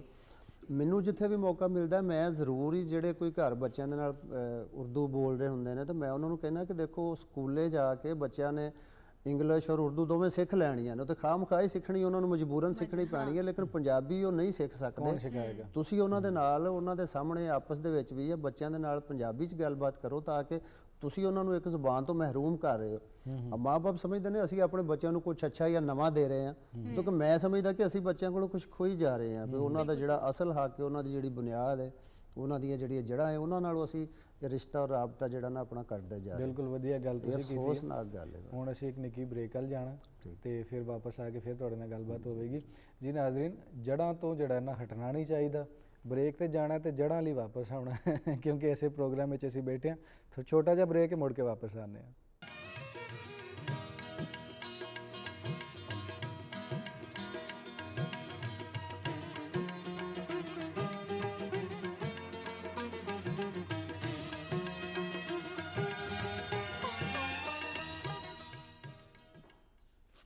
ਜੀ ਮੁੜ ਕੇ ਵਾਪਸ ਆ ਗਏ ਹਾਂ ਤੁਹਾਡੇ ਆਪਣੇ ਪਸੰਦੀਦਾ ਪ੍ਰੋਗਰਾਮ ਅੱਜ ਦਾ ਮਹਿਮਾਨ ਵਿੱਚ। ਮੈਂ ਸੋਨੀਆ ਸ਼ੇਖ, ਅਲੀ ਉਸਮਾਨ ਬਾਜਵਾ ਤੇ ਅੱਜ ਦੇ ਮਹਿਮਾਨ ਤਾਰੁਫ ਤੁਹਾਡੇ ਨਾਲ ਪਹਿਲੇ ਕਰਵਾ ਚੁੱਕੇ ਹਾਂ। ਡੇਵਿਡ ਪਰਸੀ ਸਾਹਿਬ ਸਾਡੇ ਨਾਲ ਮੌਜੂਦ ਨੇ। ਸ਼ਾਇਰਾਨਾ ਜਿਹਾ ਮਾਹੌਲ ਹੈ ਤੇ ਦੁਬਾਰਾ ਤੋਂ ਕਿਉਂ ਨਾ ਇੱਕ ਵਾਰ ਫਿਰ ਸ਼ਾਇਰੀ ਸੁਣੀ ਜਾਏ, ਫਿਰ ਗੱਲਬਾਤ ਦਾ ਜਿਹੜਾ ਨਾ ਅੱਗੇ ਵਾਧਾ ਕਰਨੇ ਆ। ਜੀ ਕੁਝ ਸੁਣਾਓ ਫਿਰ। ਅੱਛਾ ਕੋਈ ਕੱਚ ਦੀਆਂ ਗੱਲਾਂ ਕਰੋ ਸਾਡੇ ਨਾਲ ਵੀ। ਸਭ ਤੋਂ ਸ਼ੁਰੂ 'ਚ ਦੋ ਸ਼ੇਰ ਨੇ ਜਿਹੜੇ ਜੀ ਉਹ ਮੈਂ ਸੁਣਾਉਣਾ ਵਾ ਤੁਹਾਨੂੰ। ਅਰਜ਼ ਕੀਤਾ ਹੈ ਕਿ ਮੈਂ ਜਿਸ ਤਰ੍ਹਾਂ ਬਾਜਵਾ ਸਾਹਿਬ ਹੁਣੇ ਕਹਿ ਰਹੇ ਸਨ ਕਿ ਇਹਦੀ ਜ਼ਰੂਰਤ ਕਿਉਂ ਕਿਸ ਤਰ੍ਹਾਂ ਦੀ ਹੈ, ਬਸ ਇੱਕ ਅਦਬ ਦੇ ਨਾਲ ਜਾਂ ਸ਼ਾਇਰੀ ਦੇ ਨਾਲ ਦਿਲਚਸਪੀ ਦੀ ਵੀ ਇੱਕ ਚੀਜ਼ ਕਿ ਉਹ ਹੈ ਕਿ ਸਿਰ ਦੀ ਨਹੀਂ ਪਰਵਾਹ ਮੈਨੂੰ, ਦਸਤਾਰ ਬਚਾਉਣਾ ਚਾਹੁੰਦਾ ਵਾਂ। ਸਿਰ ਦੀ ਨਹੀਂ ਪਰਵਾਹ ਮੈਨੂੰ, ਦਸਤਾਰ ਬਚਾਉਣਾ ਚਾਹੁੰਦਾ ਵਾਂ। ਆਉਣ ਵਾਲੀਆਂ ਨਸਲਾਂ ਨੂੰ ਕੁਝ ਦੇ ਕੇ ਜਾਣਾ ਚਾਹੁੰਦਾ ਵਾਂ। ਤੇ ਮੇਰੇ ਬਾਝੋਂ ਸ਼ਹਿਰ 'ਚ ਕਿਧਰੇ ਕਾਲ ਨਾ ਪੈ ਜਾਏ ਅੱਖਰਾਂ ਦਾ। ਮੇਰੇ ਬਾਝੋਂ ਸ਼ਹਿਰ 'ਚ ਕਿਧਰੇ ਕਾਲ ਨਾ ਪੈ ਜਾਏ ਅੱਖਰਾਂ ਦਾ। ਬੋਲਣ ਵਾਲੀਆਂ ਜੀਭਾਂ ਦੀ ਇੱਕ ਫਸਲ ਉਗਾਉਣਾ ਚਾਹੁੰਦਾ ਵਾਂ। ਮਤਲਬ ਇਹ ਵੀ ਅੰਦਰ ਜਿਹੜਾ ਨਾ ਇੱਕ ਜਜ਼ਬਾ ਸੀ, ਇਹੀ ਸੋਚ ਕੇ ਕਿ ਜਿਸ ਤਰ੍ਹਾਂ ਪੰਜਾਬੀ ਦੇ ਹਵਾਲੇ ਨਾਲ, ਜਿਸ ਤਰ੍ਹਾਂ ਤੁਸੀਂ ਪੁੱਛਿਆ ਕਿ ਪੰਜਾਬੀ ਦੀ ਕਿਤਾਬ ਪਹਿਲੇ ਕਿਉਂ ਛਾਪੀ, ਪਹਿਲੇ ਉਰਦੂ ਲਿਖਣਾ ਸ਼ੁਰੂ ਕੀਤਾ ਸੀ ਜੀ, ਸਿਰਫ ਇਹੀ ਸੋਚ ਕੇ ਕਿ ਕਿਉਂਕਿ ਜ਼ੁਬਾਨ ਖਤਮ ਹੋ ਰਹੀ ਹੈ ਜਾਂ ਉਹਦੇ ਨਾਲ ਦਿਲਚਸਪੀ ਨਹੀਂ ਲੈ ਜਾਂਦੇ ਲੋਕ, ਇਸ ਲਈ ਮੈਂ ਇਹ ਸੋਚ ਕੇ ਪੰਜਾਬੀ ਦੀ ਕਿਤਾਬ ਪਹਿਲੇ ਛਾਪੀ ਕਿ ਪੰਜਾਬੀ ਵਾਸਤੇ ਸਾਡਾ ਉਹਨੂੰ ਬਚਾਉਣ ਵਾਸਤੇ ਉਹਦੇ 'ਚ ਹਿੱਸਾ ਪੈ ਜਾਏ ਸਿਸਟਮ ਦੇ ਬਿਲਕੁਲ ਵਿੱਚ। ਵਧੀਆ ਗੱਲ ਇਹ ਸੋਚ ਕੇ ਜਿਹੜਾ ਨਾ ਜੀ। ਗਜ਼ਲ ਹੈ ਇਹਦੀ ਕਿ ਉੱਡਦੀ ਰੇਤ ਨੂੰ ਠੋਸ ਚਟਾਨ ਬਣਾਵਾਂਗਾ। ਸਹੀ। ਉੱਡਦੀ ਰੇਤ ਨੂੰ ਠੋਸ ਚਟਾਨ ਬਣਾਵਾਂਗਾ, ਆਪਣੀ ਵੱਖਰੀ ਜਿਹੀ ਪਹਿਚਾਨ ਬਣਾਵਾਂਗਾ। ਵਾਹ। ਔਰ ਵੇਖਾਂਗਾ ਕਿ ਇਸ ਦੇ ਪਰਲੇ ਪਾਸੇ ਕੀ ਹੈ। ਅੱਛਾ। ਵੇਖਾਂਗਾ ਕਿ ਇਸ ਦੇ ਪਰਲੇ ਪਾਸੇ ਕੀ ਹੈ, ਅਸਮਾਨਾਂ ਵਿੱਚ ਰੋਸ਼ਨਦਾਨ ਬਣਾਵਾਂਗਾ। ਵਾਹ ਵਾਹ ਵਾਹ ਵਾਹ ਵਾਹ, ਖੂਬਸੂਰਤ ਇਮੇਜ। ਵਾਹ ਜੀ ਵਾਹ। ਬੜੀ ਬਹੁਤ ਵਧੀਆ। ਵੇਖਾਂਗਾ ਕਿ ਇਸ ਦੇ ਪਰਲੇ ਪਾਸੇ ਕੀ ਹੈ। ਅਸਮਾਨਾਂ ਵਿੱਚ ਰੋਸ਼ਨਦਾਨ ਬਣਾਵਾਂਗਾ, ਔਰ ਜਿੱਥੇ ਰੱਬ ਵੀ ਆਵੇ ਜਾਵੇ ਬੰਦਾ ਵੀ, ਜਿੱਥੇ ਰੱਬ ਵੀ ਆਵੇ ਜਾਵੇ ਬੰਦਾ ਵੀ, ਅੱਧ ਵਿਚਕਾਰ ਅਜਿਹੀ ਦੁਕਾਨ ਬਣਾਵਾਂਗਾ। ਵਾਹ ਵਾਹ ਵਾਹ, ਖੂਬਸੂਰਤ। ਜਿੱਥੇ ਰੱਬ ਵੀ ਆਵੇ ਜਾਵੇ ਬੰਦਾ ਵੀ, ਅੱਧ ਵਿਚਕਾਰ ਅਜਿਹੀ ਦੁਕਾਨ ਬਣਾਵਾਂਗਾ। ਔਰ ਸ਼ੇਰ ਹੈ ਕਿ ਮਿੱਟੀ ਊਂਟ ਕਟਾਰੇ ਜੰਮਣੇ ਛੱਡ ਦੇਗੀ, ਮਿੱਟੀ ਊਂਟ ਕਟਾਰੇ ਜੰਮਣੇ ਛੱਡ ਦੇਗੀ, ਕੰਡੇ ਪੀ ਕੇ ਜਦ ਗੁਲਦਾਨ ਬਣਾਵਾਂਗਾ। ਵਾਹ ਵਾਹ ਵਾਹ ਵਾਹ ਵਾਹ, ਖੂਬਸੂਰਤ। ਮਿੱਟੀ ਊਂਟ ਕਟਾਰੇ ਜੰਮਣੇ ਛੱਡ ਦੇਗੀ, ਕੰਡੇ ਪੀ ਕੇ ਜਦ ਗੁਲਦਾਨ ਬਣਾਵਾਂਗਾ। ਪਰਲੇ ਪਾਸੇ ਰਾਜ ਏ ਘੁੱਪ ਹਨੇਰੇ ਦਾ, ਪਰਲੇ ਪਾਸੇ ਰਾਜ ਏ ਘੁੱਪ ਹਨੇਰੇ ਦਾ, ਉੱਥੇ ਜੁਗਨੂ ਨੂੰ ਪ੍ਰਧਾਨ ਬਣਾਵਾਂਗਾ। ਵਾਹ ਵਾਹ ਵਾਹ। ਤੇ ਸੂਰਜ ਚੰਨ ਸਿਤਾਰੇ ਆਪੇ ਉੱਗਣਗੇ, ਸੂਰਜ ਚੰਨ ਸਿਤਾਰੇ ਆਪੇ ਉੱਗਣਗੇ, ਇਸ ਧਰਤੀ ਨੂੰ ਜਦ ਅਸਮਾਨ ਬਣਾਵਾਂਗਾ। ਜ਼ਬਰਦਸਤ। ਉੱਡਦੀ ਰੇਤ ਨੂੰ ਠੋਸ ਚਟਾਨ ਬਣਾਵਾਂਗਾ, ਆਪਣੀ ਵੱਖਰੀ ਜਿਹੀ ਪਹਿਚਾਣ ਬਣਾਵਾਂਗਾ। ਬੜੀ ਵਧੀਆ ਗੱਲ। ਸ਼ਿਵ ਕੁਮਾਰ ਬਟਾਲਵੀ ਦਾ ਤੁਸੀਂ ਜ਼ਿਕਰ ਕੀਤਾ, ਉਹ ਤੁਹਾਡੇ ਪਸੰਦੀਦਾ ਸ਼ਾਇਰ ਤੁਸੀਂ ਦੱਸਿਆ, ਲੇਕਿਨ ਤੁਹਾਡੇ ਜਿਹੜੇ ਮੌਜ਼ੂਆਤ ਨੇ ਉਹ ਪਾਸ਼ ਦੇ ਨੇੜੇ ਨੇੜੇ ਕਿਤੇ ਲੱਗਦੇ ਨੇ ਪਏ, ਕਿਉਂਕਿ ਉਹ ਇਹ ਗੱਲਾਂ ਕਰਦਾ ਹੁੰਦਾ ਸੀ ਲੁਕਾਈ ਦੀਆਂ, ਔਰ ਜਿਹੜਾ ਵੰਡੀ ਪਈ ਹੋਈ ਹੈ ਲੋਕਾਂ ਦੇ ਵਿੱਚ, ਉਹਦੀਆਂ ਮੁਸਤਕਬਲ ਵਿੱਚ ਕੀ ਹੋਣਾ ਚਾਹੀਦਾ ਹੈ, ਉਹਦੀ ਇੱਕ ਉਮੀਦ ਵਿਖਾਉਣਾ, ਇੰਜ ਦੇ ਮੌਜ਼ੂਆਤ ਤੁਹਾਡੇ ਜ਼ਿਆਦਾ ਰਹੇ ਨੇ। ਪੰਜਾਬੀ ਲਿਟਰੇਚਰ ਵਿੱਚ ਵੇਖੀਏ, ਪੰਜਾਬੀ ਸ਼ਾਇਰੀ 'ਚ ਵੇਖੀਏ ਕਿ ਕਲਾਸਿਕ ਜਿਹੜੇ ਸਾਡੇ ਬਾਬੇ ਨੇ ਉਹ ਜ਼ਿਆਦਾਤਰ ਸੂਫੀਜ਼ਮ ਦੇ ਹਵਾਲੇ ਨਾਲ ਲਿਖਦੇ ਰਹੇ, ਜਾਂ ਉਹ ਧਰਤੀ ਦੇ ਹਵਾਲੇ ਨਾਲ ਲਿਖਦੇ ਰਹੇ। ਮੁਹੱਬਤ ਦੀ ਕਹਾਣੀ ਥੋੜੀ ਜਿਹੀ ਘੱਟ ਹੈ ਅਗਰ ਅਸੀਂ ਬਾਕੀ ਜ਼ੁਬਾਨਾਂ ਨਾਲ ਕੰਪੇਅਰ ਕਰਕੇ ਵੇਖੀਏ। ਉਰਦੂ ਸ਼ਾਇਰੀ 'ਚ ਬਹੁਤ ਜ਼ਿਆਦਾ ਮੁਹੱਬਤ ਦੇ ਕਿੱਸੇ ਸਾਨੂੰ ਮਿਲਦੇ ਨੇ, ਇਸ਼ਕੋ ਮੁਹੱਬਤ, ਗੁਲੋ ਬੁਲਬੁਲ, ਇਹ ਸਾਰੀਆਂ ਚੀਜ਼ਾਂ ਫਾਰਸੀ ਤੋਂ ਉਰਦੂ 'ਚ ਆ ਗਈਆਂ ਨੇ, ਉੱਥੋਂ ਸਾਡੇ ਕੋਲ ਆ ਗਈਆਂ ਨੇ। ਅੱਜ ਕੱਲ੍ਹ ਦੀ ਸ਼ਾਇਰੀ ਦੇ ਮੌਜ਼ੂਆਤ ਅਗਰ ਅਸੀਂ ਲੈ ਕੇ ਵੇਖੀਏ ਪੰਜਾਬੀ ਦੇ ਹਵਾਲੇ ਨਾਲ, ਨਵੇਂ ਲਿਖਣ ਵਾਲਿਆਂ 'ਚ ਤੁਹਾਨੂੰ ਕੀ ਲੱਗਦਾ ਹੈ ਕਿ ਕਿਸ ਤਰ੍ਹਾਂ ਦੀ ਸ਼ਾਇਰੀ ਹੋ ਰਹੀ ਹੈ, ਔਰ ਉਹਨਾਂ ਦੇ ਕੀ ਮੌਜ਼ੂਆਤ ਨੇ, ਕਿਹੜੀਆਂ ਗੱਲਾਂ, ਕਿਹੜੇ ਸਵਾਲ ਚੁੱਕ ਰਹੇ ਨੇ ਲੋਕ ਸ਼ਾਇਰੀ ਦੇ ਪੱਖ 'ਚ? ਕੁਝ ਲੋਕ ਤੇ ਉਹੀ ਗੱਲ ਹੈ ਕਿ ਜਿਹੜੇ ਤੇ ਕੁਦਰਤੀ ਤੌਰ ਤੇ ਮੈਂ ਸਮਝਦਾ ਕਿ ਸ਼ਾਇਰੀ ਅੰਦਰ ਹੈ, ਤੇ ਉਹ ਬੰਦਾ ਕੋਸ਼ਿਸ਼ ਕਰਦਾ ਕਿ ਹਰ ਤਰ੍ਹਾਂ ਦੇ ਸਾਡੇ ਮੁਆਸ਼ਰਤੀ ਜਿਹੜੇ ਨਾ ਖਰਾਬੀਆਂ ਨੇ ਜਾਂ ਖੂਬੀਆਂ ਨੇ ਉਹਨਾਂ ਨੂੰ ਡਿਸਕਸ ਕੀਤਾ ਜਾਏ। ਕੋਈ ਬੰਦਾ ਕੋਈ ਕਿਤੇ ਕੋਈ ਅੱਛਾ ਹੋ ਰਿਹਾ ਹੈ ਤੇ ਉਹਨੂੰ ਸਰਾਹਿਆ ਜਾਏ ਤਾਂ ਕਿ ਦੂਸਰਿਆਂ ਦੇ ਅੰਦਰ ਵੀ ਕੁਝ ਅੱਛਾ ਕਰਨ ਦਾ ਸ਼ੌਕ ਪੈਦਾ ਹੋਏ। ਜੇ ਕਿਤੇ ਕੋਈ ਖਰਾਬੀ ਹੋ ਰਹੀ ਹੈ ਜਾਂ ਕੋਈ ਗਲਤ ਹੋ ਰਿਹਾ ਹੈ ਉਹਨੂੰ ਤਨਕੀਦ ਕੀਤਾ ਜਾਏ, ਉਹਦੇ ਵੱਲ ਧਿਆਨ ਦਿਲਵਾਇਆ ਜਾਏ ਸਾਰਿਆਂ ਦਾ, ਤਾਂ ਕਿ ਉਹ ਖਰਾਬੀ ਖਤਮ ਹੋਵੇ। ਉਹਨਾਂ ਚੀਜ਼ਾਂ ਨੂੰ ਕਦੇ ਜਿਹੜੀ ਜਮਾ ਤਫਰੀਕ ਹੈ ਉਹ ਜਿਹੜਾ ਨਾ ਤਜ਼ਾਦ ਹੈ ਉਹ ਖਤਮ ਕੀਤਾ ਜਾਵੇ ਕਿਸੇ ਤਰੀਕੇ ਦੇ ਨਾਲ। ਤੇ ਮੈਂ ਸਮਝਦਾ ਕਿ ਹਰ ਤਰ੍ਹਾਂ ਦੇ ਹੀ ਮੌਜ਼ੂਆਤ ਨੂੰ ਇਨਸਾਨ ਨੂੰ ਸਗੋਂ ਡਿਸਕਸ ਕਰਨਾ ਚਾਹੀਦਾ। ਉਹੀ ਗੱਲ ਹੈ ਕਿ ਦੂਸਰਿਆਂ ਦਾ ਦੁੱਖ, ਕੋਈ ਸ਼ਖਸ ਐਸੇ ਨੇ ਜਿਨ੍ਹਾਂ ਦੇ ਅੰਦਰ ਦੁੱਖ ਜਾਂ ਕੋਈ ਐਸੀਆਂ ਪਰੇਸ਼ਾਨੀਆਂ ਲੇਕਿਨ ਉਹ ਆਪਣਾ ਇਜ਼ਹਾਰ ਨਹੀਂ ਕਰ ਸਕਦੇ, ਤੇ ਸ਼ਾਇਰ ਜਾਂ ਕੋਈ ਵੀ ਲਿਖਣ ਵਾਲੇ ਮੈਂ ਸਮਝਦਾ ਕਿ ਉਹਨਾਂ ਲੋਕਾਂ ਦੀ ਜ਼ੁਬਾਨ ਬਣਦੇ ਨੇ। ਕੋਈ ਜਿਨ੍ਹਾਂ ਦੇ ਅੰਦਰ ਕੋਈ ਐਸੀ ਖੂਬੀਆਂ ਨੇ ਤੇ ਉਹਦਾ ਇਜ਼ਹਾਰ ਨਹੀਂ ਕਰ ਸਕਦੇ ਤੇ ਦੂਸਰੇ ਸ਼ਖਸ ਉਹਨਾਂ ਨੂੰ ਸਾਹਮਣੇ ਲਿਆਉਂਦੇ ਨੇ। ਤੇ ਇਹ ਹੀ ਜ਼ਰੂਰਤ ਹੈ ਸਾਡੇ ਮੁਆਸ਼ਰੇ ਦੀ ਕਿ ਹਰ ਮੌਜ਼ੂ, ਹਰ ਜ਼ਿੰਦਗੀ ਦਾ ਪਹਿਲੂ ਡਿਸਕਸ ਕੀਤਾ ਜਾਵੇ ਲਿਖਣ ਦੇ ਵਿੱਚ, ਤਾਂ ਕਿ ਜਿਹੜੇ ਲੋਕੀ ਆਪ ਹੀ ਨਹੀਂ ਕੁਝ ਕਹਿ ਸਕਦੇ ਦੂਸਰੇ ਉਹਨਾਂ ਵਾਸਤੇ ਕੁਝ ਕਰਨ, ਖੋਲ ਕੇ ਲਿਖਿਆ ਜਾਵੇ, ਖੋਲ ਕੇ ਲਿਖਿਆ ਜਾਵੇ। ਅੱਛਾ ਜਿਵੇਂ ਜੀ ਬਿਲਕੁਲ, ਪਹਿਲੇ ਆਪਣੀ ਗੱਲ ਮੈਂ ਵੀ ਕਹਿਣ ਲੱਗਾ ਸੀ, ਮੈਂ ਵੀ ਕੋਸ਼ਿਸ਼ ਕੀਤੀ ਔਰ ਦੋਸਤਾਂ ਨੇ ਵੀ ਇਸ ਚੀਜ਼ ਨੂੰ ਸਰਾਹਿਆ ਕਿ ਹਰ ਤਰ੍ਹਾਂ ਦੇ ਜਜ਼ਬਾਤ ਨੂੰ, ਹਰ ਤਰ੍ਹਾਂ ਦੀ ਮਾਸੂਸਾਤ ਨੂੰ, ਹਰ ਤਰ੍ਹਾਂ ਦੇ ਮੌਜ਼ੂਆਤ ਨੂੰ ਜ਼ੇਰੇ ਬਹਿਸ ਲਿਆਉਣ ਦੀ ਕੋਸ਼ਿਸ਼ ਕੀਤੀ ਹੈ। ਔਰ ਦੋਸਤ ਇਸ ਨੂੰ ਸੁਣਾਉਂਦੇ ਨੇ ਕਿ ਜਿੱਦਤ ਪਸੰਦੀ ਜਿਹਨੂੰ ਅਸੀਂ ਕਹਿੰਦੇ ਹਾਂ ਜਾਂ ਜਦੀਦ ਸ਼ੇਰ, ਇਸ ਤਰ੍ਹਾਂ ਦੇ ਚੀਜ਼ਾਂ ਹੈ ਨੇ ਮੇਰੀ ਸ਼ਾਇਰੀ ਦੇ ਵਿੱਚ। ਕੋਸ਼ਿਸ਼ ਕਰਨਾ ਵਾ ਦੋਸਤਾਂ ਦੇ ਕਹਿਣ ਦੇ ਮੁਤਾਬਕ ਹੀ ਹੈ। ਬੰਦਾ ਆਪਣੇ ਆਪ ਨੂੰ ਤੇ ਹਮੇਸ਼ਾ ਛੋਟਾ ਹੀ ਕਹਿਣਾ ਚਾਹੀਦਾ, ਔਰ ਮੈਂ ਵੀ ਇਸ ਤਰ੍ਹਾਂ ਹੀ ਸਮਝਣਾ, ਕੁਛ ਵੀ ਨਹੀਂ ਆਪਣੇ ਆਪ ਨੂੰ, ਲੇਕਿਨ ਦੋਸਤ ਜਦੋਂ ਉਹਨਾਂ ਚੀਜ਼ਾਂ ਨੂੰ ਸਰਾਹੁੰਦੇ ਨੇ ਤਾਂ ਖੁਸ਼ੀ ਹੁੰਦੀ। ਸਹੀ। ਅੱਛਾ, ਵਾਕਈ ਇੱਕ ਬੜੀ ਇੰਸਪੀਰੇਸ਼ਨ ਮਿਲਦੀ ਹੈ ਜਦੋਂ ਦੋਸਤ ਜਾਂ ਆਪਣੇ ਜਿਹੜਾ ਹਲਕਾ ਅਹਿਬਾਬ ਹੈ ਉਹ ਤੁਹਾਨੂੰ ਜਦੋਂ ਮੋਟੀਵੇਟ ਕਰੇ। ਅੱਛਾ ਪਰਸੀ ਸਾਹਿਬ, ਇਹ ਦੱਸਦੇ ਚਲੋ ਕਿ ਤੁਸੀਂ ਕੀ ਸਮਝਦੇ ਹੋ ਕਿ ਸ਼ਾਇਰ ਦੀਆਂ ਕੀ ਜ਼ਿੰਮੇਵਾਰੀਆਂ ਹੁੰਦੀਆਂ? ਜਿਵੇਂ ਤੁਸੀਂ ਦੱਸਿਆ ਕਿ ਕਿਸ ਮੌਜ਼ੂਆਤ 'ਤੇ ਲਿਖਿਆ ਹੈ ਜਾਂ ਲਿਖਣਾ ਚਾਹੀਦਾ ਹੈ, ਇੰਝ ਕੀ ਜ਼ਿੰਮੇਵਾਰੀਆਂ ਹੁੰਦੀਆਂ ਇੱਕ ਅੱਛੇ ਸ਼ਾਇਰ ਦੀਆਂ? ਉਹ ਜਿਸ ਤਰ੍ਹਾਂ ਮੈਂ ਹੁਣੇ ਗੱਲ ਕੀਤੀ ਹੈ ਕਿ ਜੇ ਕਿਤੇ ਮੁਆਸ਼ਰੇ ਦੇ ਵਿੱਚ ਕੋਈ ਐਸੀਆਂ ਖਰਾਬੀਆਂ ਨੇ ਜਾਂ ਕਮੀਆਂ ਨੇ ਜਿਨ੍ਹਾਂ ਨੂੰ ਇਸਲਾਹ ਦੀ ਜ਼ਰੂਰਤ ਹੈ ਤੇ ਉਹਨਾਂ ਨੂੰ ਡਿਸਕਸ ਕੀਤਾ ਜਾਵੇ ਤਾਂ ਕਿ ਦੂਸਰਿਆਂ ਤੱਕ, ਜ਼ਿਆਦਾ ਲੋਕਾਂ ਤੱਕ ਉਹ ਗੱਲ ਪਹੁੰਚੇ ਔਰ ਉਸ 'ਤੇ ਤਵੱਜੋ ਦਿਲਵਾਈ ਜਾਵੇ।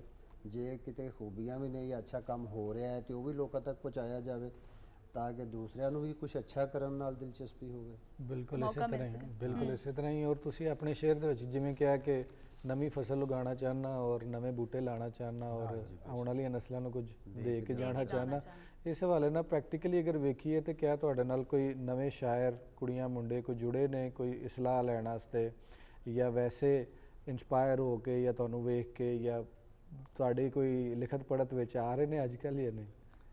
ਨਹੀਂ, ਅੱਲਾ ਦਾ ਸ਼ੁਕਰ ਹੈ, ਲੱਗ ਕੇ ਕਾਫੀ ਦੋਸਤ ਨੇ ਇਸ ਤਰ੍ਹਾਂ ਹੀ ਜਿਹੜੇ ਸਾਡੇ ਤੋਂ ਵੀ ਕੋਈ ਸਿੱਖਦੇ ਨੇ, ਅਸੀਂ ਵੀ ਦੂਸਰਿਆਂ ਤੋਂ ਸਿੱਖ ਰਹੇ ਹਾਂ। ਔਰ ਸਿੱਖਣ ਦਾ ਤੇ ਸਿਲਸਿਲਾ ਇੱਕ ਐਸਾ ਹੀ ਹੈ ਕਿ ਇਨਸਾਨ ਜਿੰਨੀ ਵੀ 100 ਸਾਲ ਤੋਂ ਜ਼ਿਆਦਾ ਵੀ ਉਮਰ ਹੋਵੇ ਤਾਂ ਉਹਨੂੰ ਸਿੱਖਣ ਦੀ ਜ਼ਰੂਰਤ ਹੁੰਦੀ ਹੈ। ਜਿਸ ਤਰ੍ਹਾਂ ਹਦੀਸ ਮੁਬਾਰਕ ਹੈ ਕਿ ਗੋਦ ਤੋਂ ਲੈ ਕੇ ਗੌਰ ਤੱਕ ਇਲਮ ਹਾਸਲ ਕਰਨਾ ਚਾਹੀਦਾ। ਬਿਲਕੁਲ। ਤੇ ਮੈਂ ਵੀ ਹਰ ਵਕਤ ਮੈਂ ਆਪਣੇ ਆਪ ਨੂੰ ਹਾਲੀ ਪਹਿਲੀ ਕਲਾਸ ਦਾ ਤਾਲਬ ਇਲਮ ਹੀ ਸਮਝਦਾ ਵਾਂ ਔਰ ਕੋਸ਼ਿਸ਼ ਕਰਨਾ ਹਰ ਵਕਤ ਕੁਝ ਸਿੱਖਣ ਦੀ।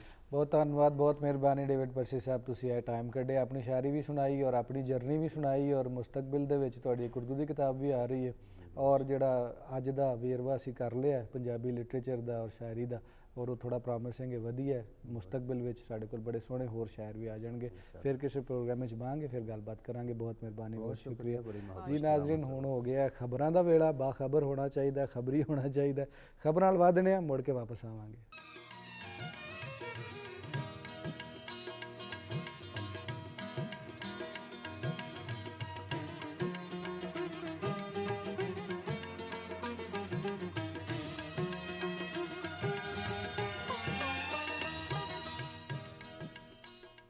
ਜੀ ਮੁੜ ਕੇ ਇੱਕ ਵਾਰੀ ਫਿਰ ਅਸੀਂ ਵਾਪਸ ਆ ਗਏ ਹਾਂ ਤੁਹਾਡੇ ਆਪਣੇ ਪਸੰਦੀਦਾ ਪ੍ਰੋਗਰਾਮ ਅੱਜ ਦਾ ਮਹਿਮਾਨ ਦੇ ਵਿੱਚ। ਮੈਂ ਤੁਹਾਡੀ ਆਪਣੀ ਮੇਜ਼ਬਾਨ ਸੋਨੀਆ ਸ਼ੇਖ। ਅਲੀ ਉਸਮਾਨ ਬਾਜਵਾ ਵੀ ਮੇਰੇ ਨਾਲ ਮੌਜੂਦ ਨੇ। ਪਹਿਲੇ ਸਾਡੇ ਪੜ੍ਹੋਣੇ ਜਿਹੜੇ ਨੇ ਉਹ ਚਲੇ ਗਏ ਨੇ। ਹੁਣ ਪ੍ਰੋਗਰਾਮ ਵਿੱਚ ਜਿਹੜਾ ਨਾ ਮਾਹੌਲ ਬਦਲ ਗਿਆ, ਸ਼ਾਇਰਾਨਾ ਮਾਹੌਲ ਖਤਮ ਹੋ ਕੇ ਅਸੀਂ ਵਧਨੇ ਆ ਸੂਫੀਜ਼ਮ ਵੱਲ, ਕਿਉਂਕਿ ਸਾਡੇ ਨਾਲ ਪ੍ਰੋਗਰਾਮ ਵਿੱਚ ਮੌਜੂਦ ਨੇ ਸਾਡੀ ਸੂਫੀ ਸਕਾਲਰ। ਹਰ ਪ੍ਰੋਗਰਾਮ ਵਿੱਚ ਸਾਡੇ ਨਾਲ ਮੌਜੂਦ ਹੁੰਦੀਆਂ ਨੇ, ਅੱਜ ਵੀ ਮੌਜੂਦ ਨੇ ਡਾਕਟਰ ਸੁਗਰਾ ਸਦਫ ਸਾਹਿਬਾ। ਪ੍ਰੋਗਰਾਮ ਵਿੱਚ ਤੁਹਾਨੂੰ ਜੀ ਆਇਆਂ ਨੂੰ ਇੱਕ ਵਾਰ ਫਿਰ ਜੀ, ਬਹੁਤ ਸ਼ੁਕਰੀਆ। ਕੀ ਹਾਲ ਚਾਲ ਨੇ ਤੁਹਾਡੇ? ਬਿਲਕੁਲ ਠੀਕ ਠਾਕ। ਅੱਜ ਅਸੀਂ ਕਿਹੜੇ ਸੂਫੀ ਬਜ਼ੁਰਗ ਦੇ ਹਵਾਲੇ ਨਾਲ ਗੱਲ ਕਰਾਂਗੇ? ਅਸੀਂ ਉਹਨਾਂ ਦੇ ਬਾਰੇ ਦੱਸ ਦਿਓ। ਗੱਲ ਕਰਨ ਤੋਂ ਪਹਿਲਾਂ ਇਹ ਮੈਂ ਦੱਸਾਂ ਕਿ ਤੁਸੀਂ ਕਿਹਾ ਸ਼ਾਇਰ ਦਾ ਸ਼ਾਇਰ ਸਾਹਿਬ ਚਲੇ ਗਏ ਨੇ ਤੇ ਹੁਣ ਮਾਹੌਲ ਚੇਂਜ ਹੋ ਗਿਆ। ਮਾਹੌਲ ਚੇਂਜ ਨਹੀਂ ਹੋਇਆ, ਥੋੜਾ ਜਿਹਾ ਬਦਲਣ ਦੀ ਕੋਸ਼ਿਸ਼ ਕਰਾਂਗੇ, ਉਸੇ ਸ਼ਾਇਰੀ ਨੂੰ ਸੂਫੀਜ਼ਮ ਵੱਲ ਵਧਾ ਦੇਵਾਂਗੇ। ਨਹੀਂ, ਮੈਂ ਇੱਕ ਹੋਰ ਗੱਲ ਕਰੀ ਸੀ, ਸੌਰੀ। ਅੱਜ ਆਥਰਸ ਡੇ ਹੈ, ਯਾਨੀ ਲਿਖਾਰੀਆਂ ਦਾ ਦਿਨ ਹੈ ਤੇ ਅੱਜ ਸਾਡਾ ਦਿਨ ਹੈ। ਅਸੀਂ 2-4 ਲਫ਼ਜ਼ ਲਿਖਣ ਦਾ ਸਾਨੂੰ ਰੱਬ ਨੇ ਸਾਡੇ ਤੇ ਕਰਮ ਕੀਤਾ, ਇਸ ਲਈ ਇਹ ਦਿਨ ਜਿਹੜਾ ਇਹ ਵੀ ਦੀ ਖਾਸੀਅਤ ਹੈ ਇੱਕ ਬੜੀ ਔਰ ਬੜੀ ਅਹਿਮੀਅਤ ਹੈ। ਅੱਜ ਅਸੀਂ ਗੱਲ ਕਰਨੀ ਹੈ ਇੱਕ ਬਹੁਤ ਹੀ ਸੋਹਣੇ ਔਰ ਸੁੱਚੇ ਸੂਫੀ ਵਲੀ ਤੇ ਸ਼ੇਖ ਤੇ, ਔਰ ਉਹਨਾਂ ਦਾ ਨਾਮ ਹੈ ਹਜ਼ਰਤ ਮਿੱਠਾ ਸੈयद ਮਿੱਠਾ ਸਰਕਾਰ ਲਾਹੌਰੀ ਜੀ। ਉਹਨਾਂ ਦਾ ਜਿਹੜਾ ਉਹਨਾਂ ਦੇ ਦਰਬਾਰ ਤੇ ਨਾਂ ਲਿਖਿਆ ਉਹ ਹੈ ਹਜ਼ਰਤ ਸੈयद ਮਿੱਠਾ ਸਰਕਾਰ ਦਰਬਾਰ। ਲੇਕਿਨ ਉਹਨਾਂ ਦੀ ਜਿਹੜੀ ਮੂਮਨ ਉਹਨਾਂ ਨੂੰ ਜਾਣਿਆ ਜਾਂਦਾ ਉਹ ਮਿੱਠਾ ਲਾਹੌਰੀ ਦੇ ਨਾਂ ਤੋਂ ਜਾਣਿਆ ਜਾਂਦਾ ਹੈ। ਯਾਨੀ ਤੁਸੀਂ ਉਹਨਾਂ ਨੂੰ ਕਿਤੇ ਰਿਸਰਚ ਕਰਨਾ ਚਾਹੋ ਤਾਂ ਮਿੱਠਾ ਲਾਹੌਰੀ ਦੇ ਹਵਾਲੇ ਨਾਲ ਤੁਸੀਂ ਦੇਖਦੇ ਹੋ।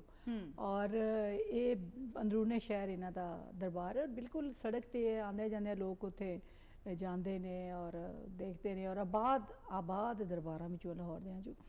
ਔਰ ਜਿਹੜੇ ਹਜ਼ਰਤ ਸੈयद ਮਿੱਠਾ ਲਾਹੌਰੀ ਨੇ, ਇਹਨਾਂ ਦੇ ਆਬਾਓ ਅਜਦਾਦ ਦਾ ਤਲਕ ਜਿਹੜਾ ਹੈ ਉਹ ਖਵਾਰਜ਼ਮ ਤੋਂ ਹੈ। ਔਰ ਜਿਸ ਤਰ੍ਹਾਂ ਅਸੀਂ ਅਕਸਰ ਗੱਲ ਕਰਦੇ ਰਹਿੰਦੇ ਹਾਂ ਕਿ ਲਾਹੌਰ 'ਚ ਬੜੇ ਖਜ਼ਾਨੇ ਨੇ ਔਰ ਦੁਨੀਆ ਦੇ ਜਿਤਨੇ ਹੀਰੇ ਔਰ ਹੀਰੇ ਜਿਹੜੇ ਦੌਲਤ ਜਿਹੜੀ ਹੈ ਇਲਮ ਦੇ ਹਵਾਲੇ ਨਾਲ, ਤਸਵੁਫ ਦੇ ਹਵਾਲੇ ਨਾਲ, रूहानियत के हवाले नाल वो इस शहर ने अपने वाल खिंची।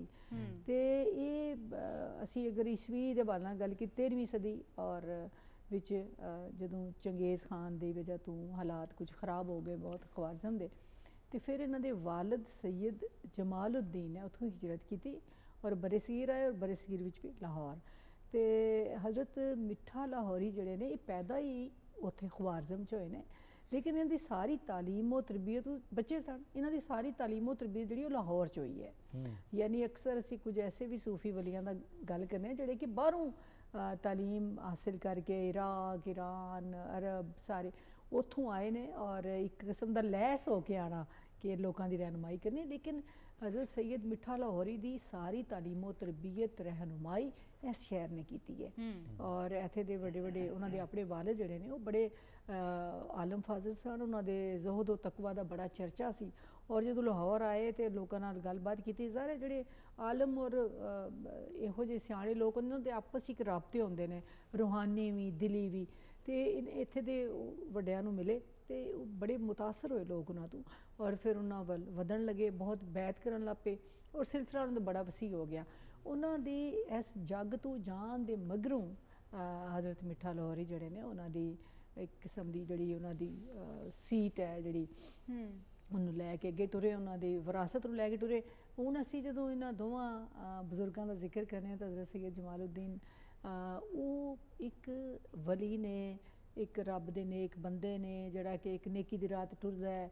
ਲੇਕਿਨ ਹਜ਼ਰਤ ਸੈਯਦ ਮਿੱਠਾ ਲਾਹੌਰੀ ਨੇਕ ਬੰਦੇ ਵੀ ਨੇ, ਵਲੀ ਵੀ ਨੇ, ਲੇਕਿਨ ਕਰਾਮਤਾਂ ਵੀ ਨੇ ਇਹਨਾਂ ਕੋਲ, ਕਿਉਂਕਿ ਇਹ ਇੱਕ ਇਹਨਾਂ ਦੇ ਵਿੱਚ ਇੱਕ ਰੂਹਾਨੀਅਤ ਦਾ ਜਿਹੜਾ ਹੈ ਨਾ ਉਹ ਇੱਕ ਇਜ਼ਾਫਾ ਹੁੰਦਾ ਹੈ ਔਰ ਜਿਹੜਾ ਕਿ ਇਹਨਾਂ ਨੂੰ ਬਹੁਤ ਮਕਬੂਲ ਬਣਾਉਂਦਾ ਹੈ ਔਰ ਇਹਨਾਂ ਦੀ ਇੱਕ ਉਸ ਦੌਰ ਦੇ ਬਜ਼ੁਰਗਾਂ ਵਿੱਚ ਇਹਨਾਂ ਦਾ ਸ਼ੁਮਾਰ ਹੁੰਦਾ ਹੈ। ਇਹਨਾਂ ਦਾ ਨਾਮ ਮਿੱਠਾ ਕਿਵੇਂ ਪਿਆ ਇਹ ਵੀ ਨਾਲ ਦੱਸਦੇ ਚਲੋ ਸਾਡੇ ਵੇਖਣ ਵਾਲਿਆਂ ਨੂੰ। ਮਿੱਠਾ ਬੜਾ ਖਾਂਦੇ ਸਨ, ਇਹ ਗੱਲ ਨਹੀਂ ਹੈ।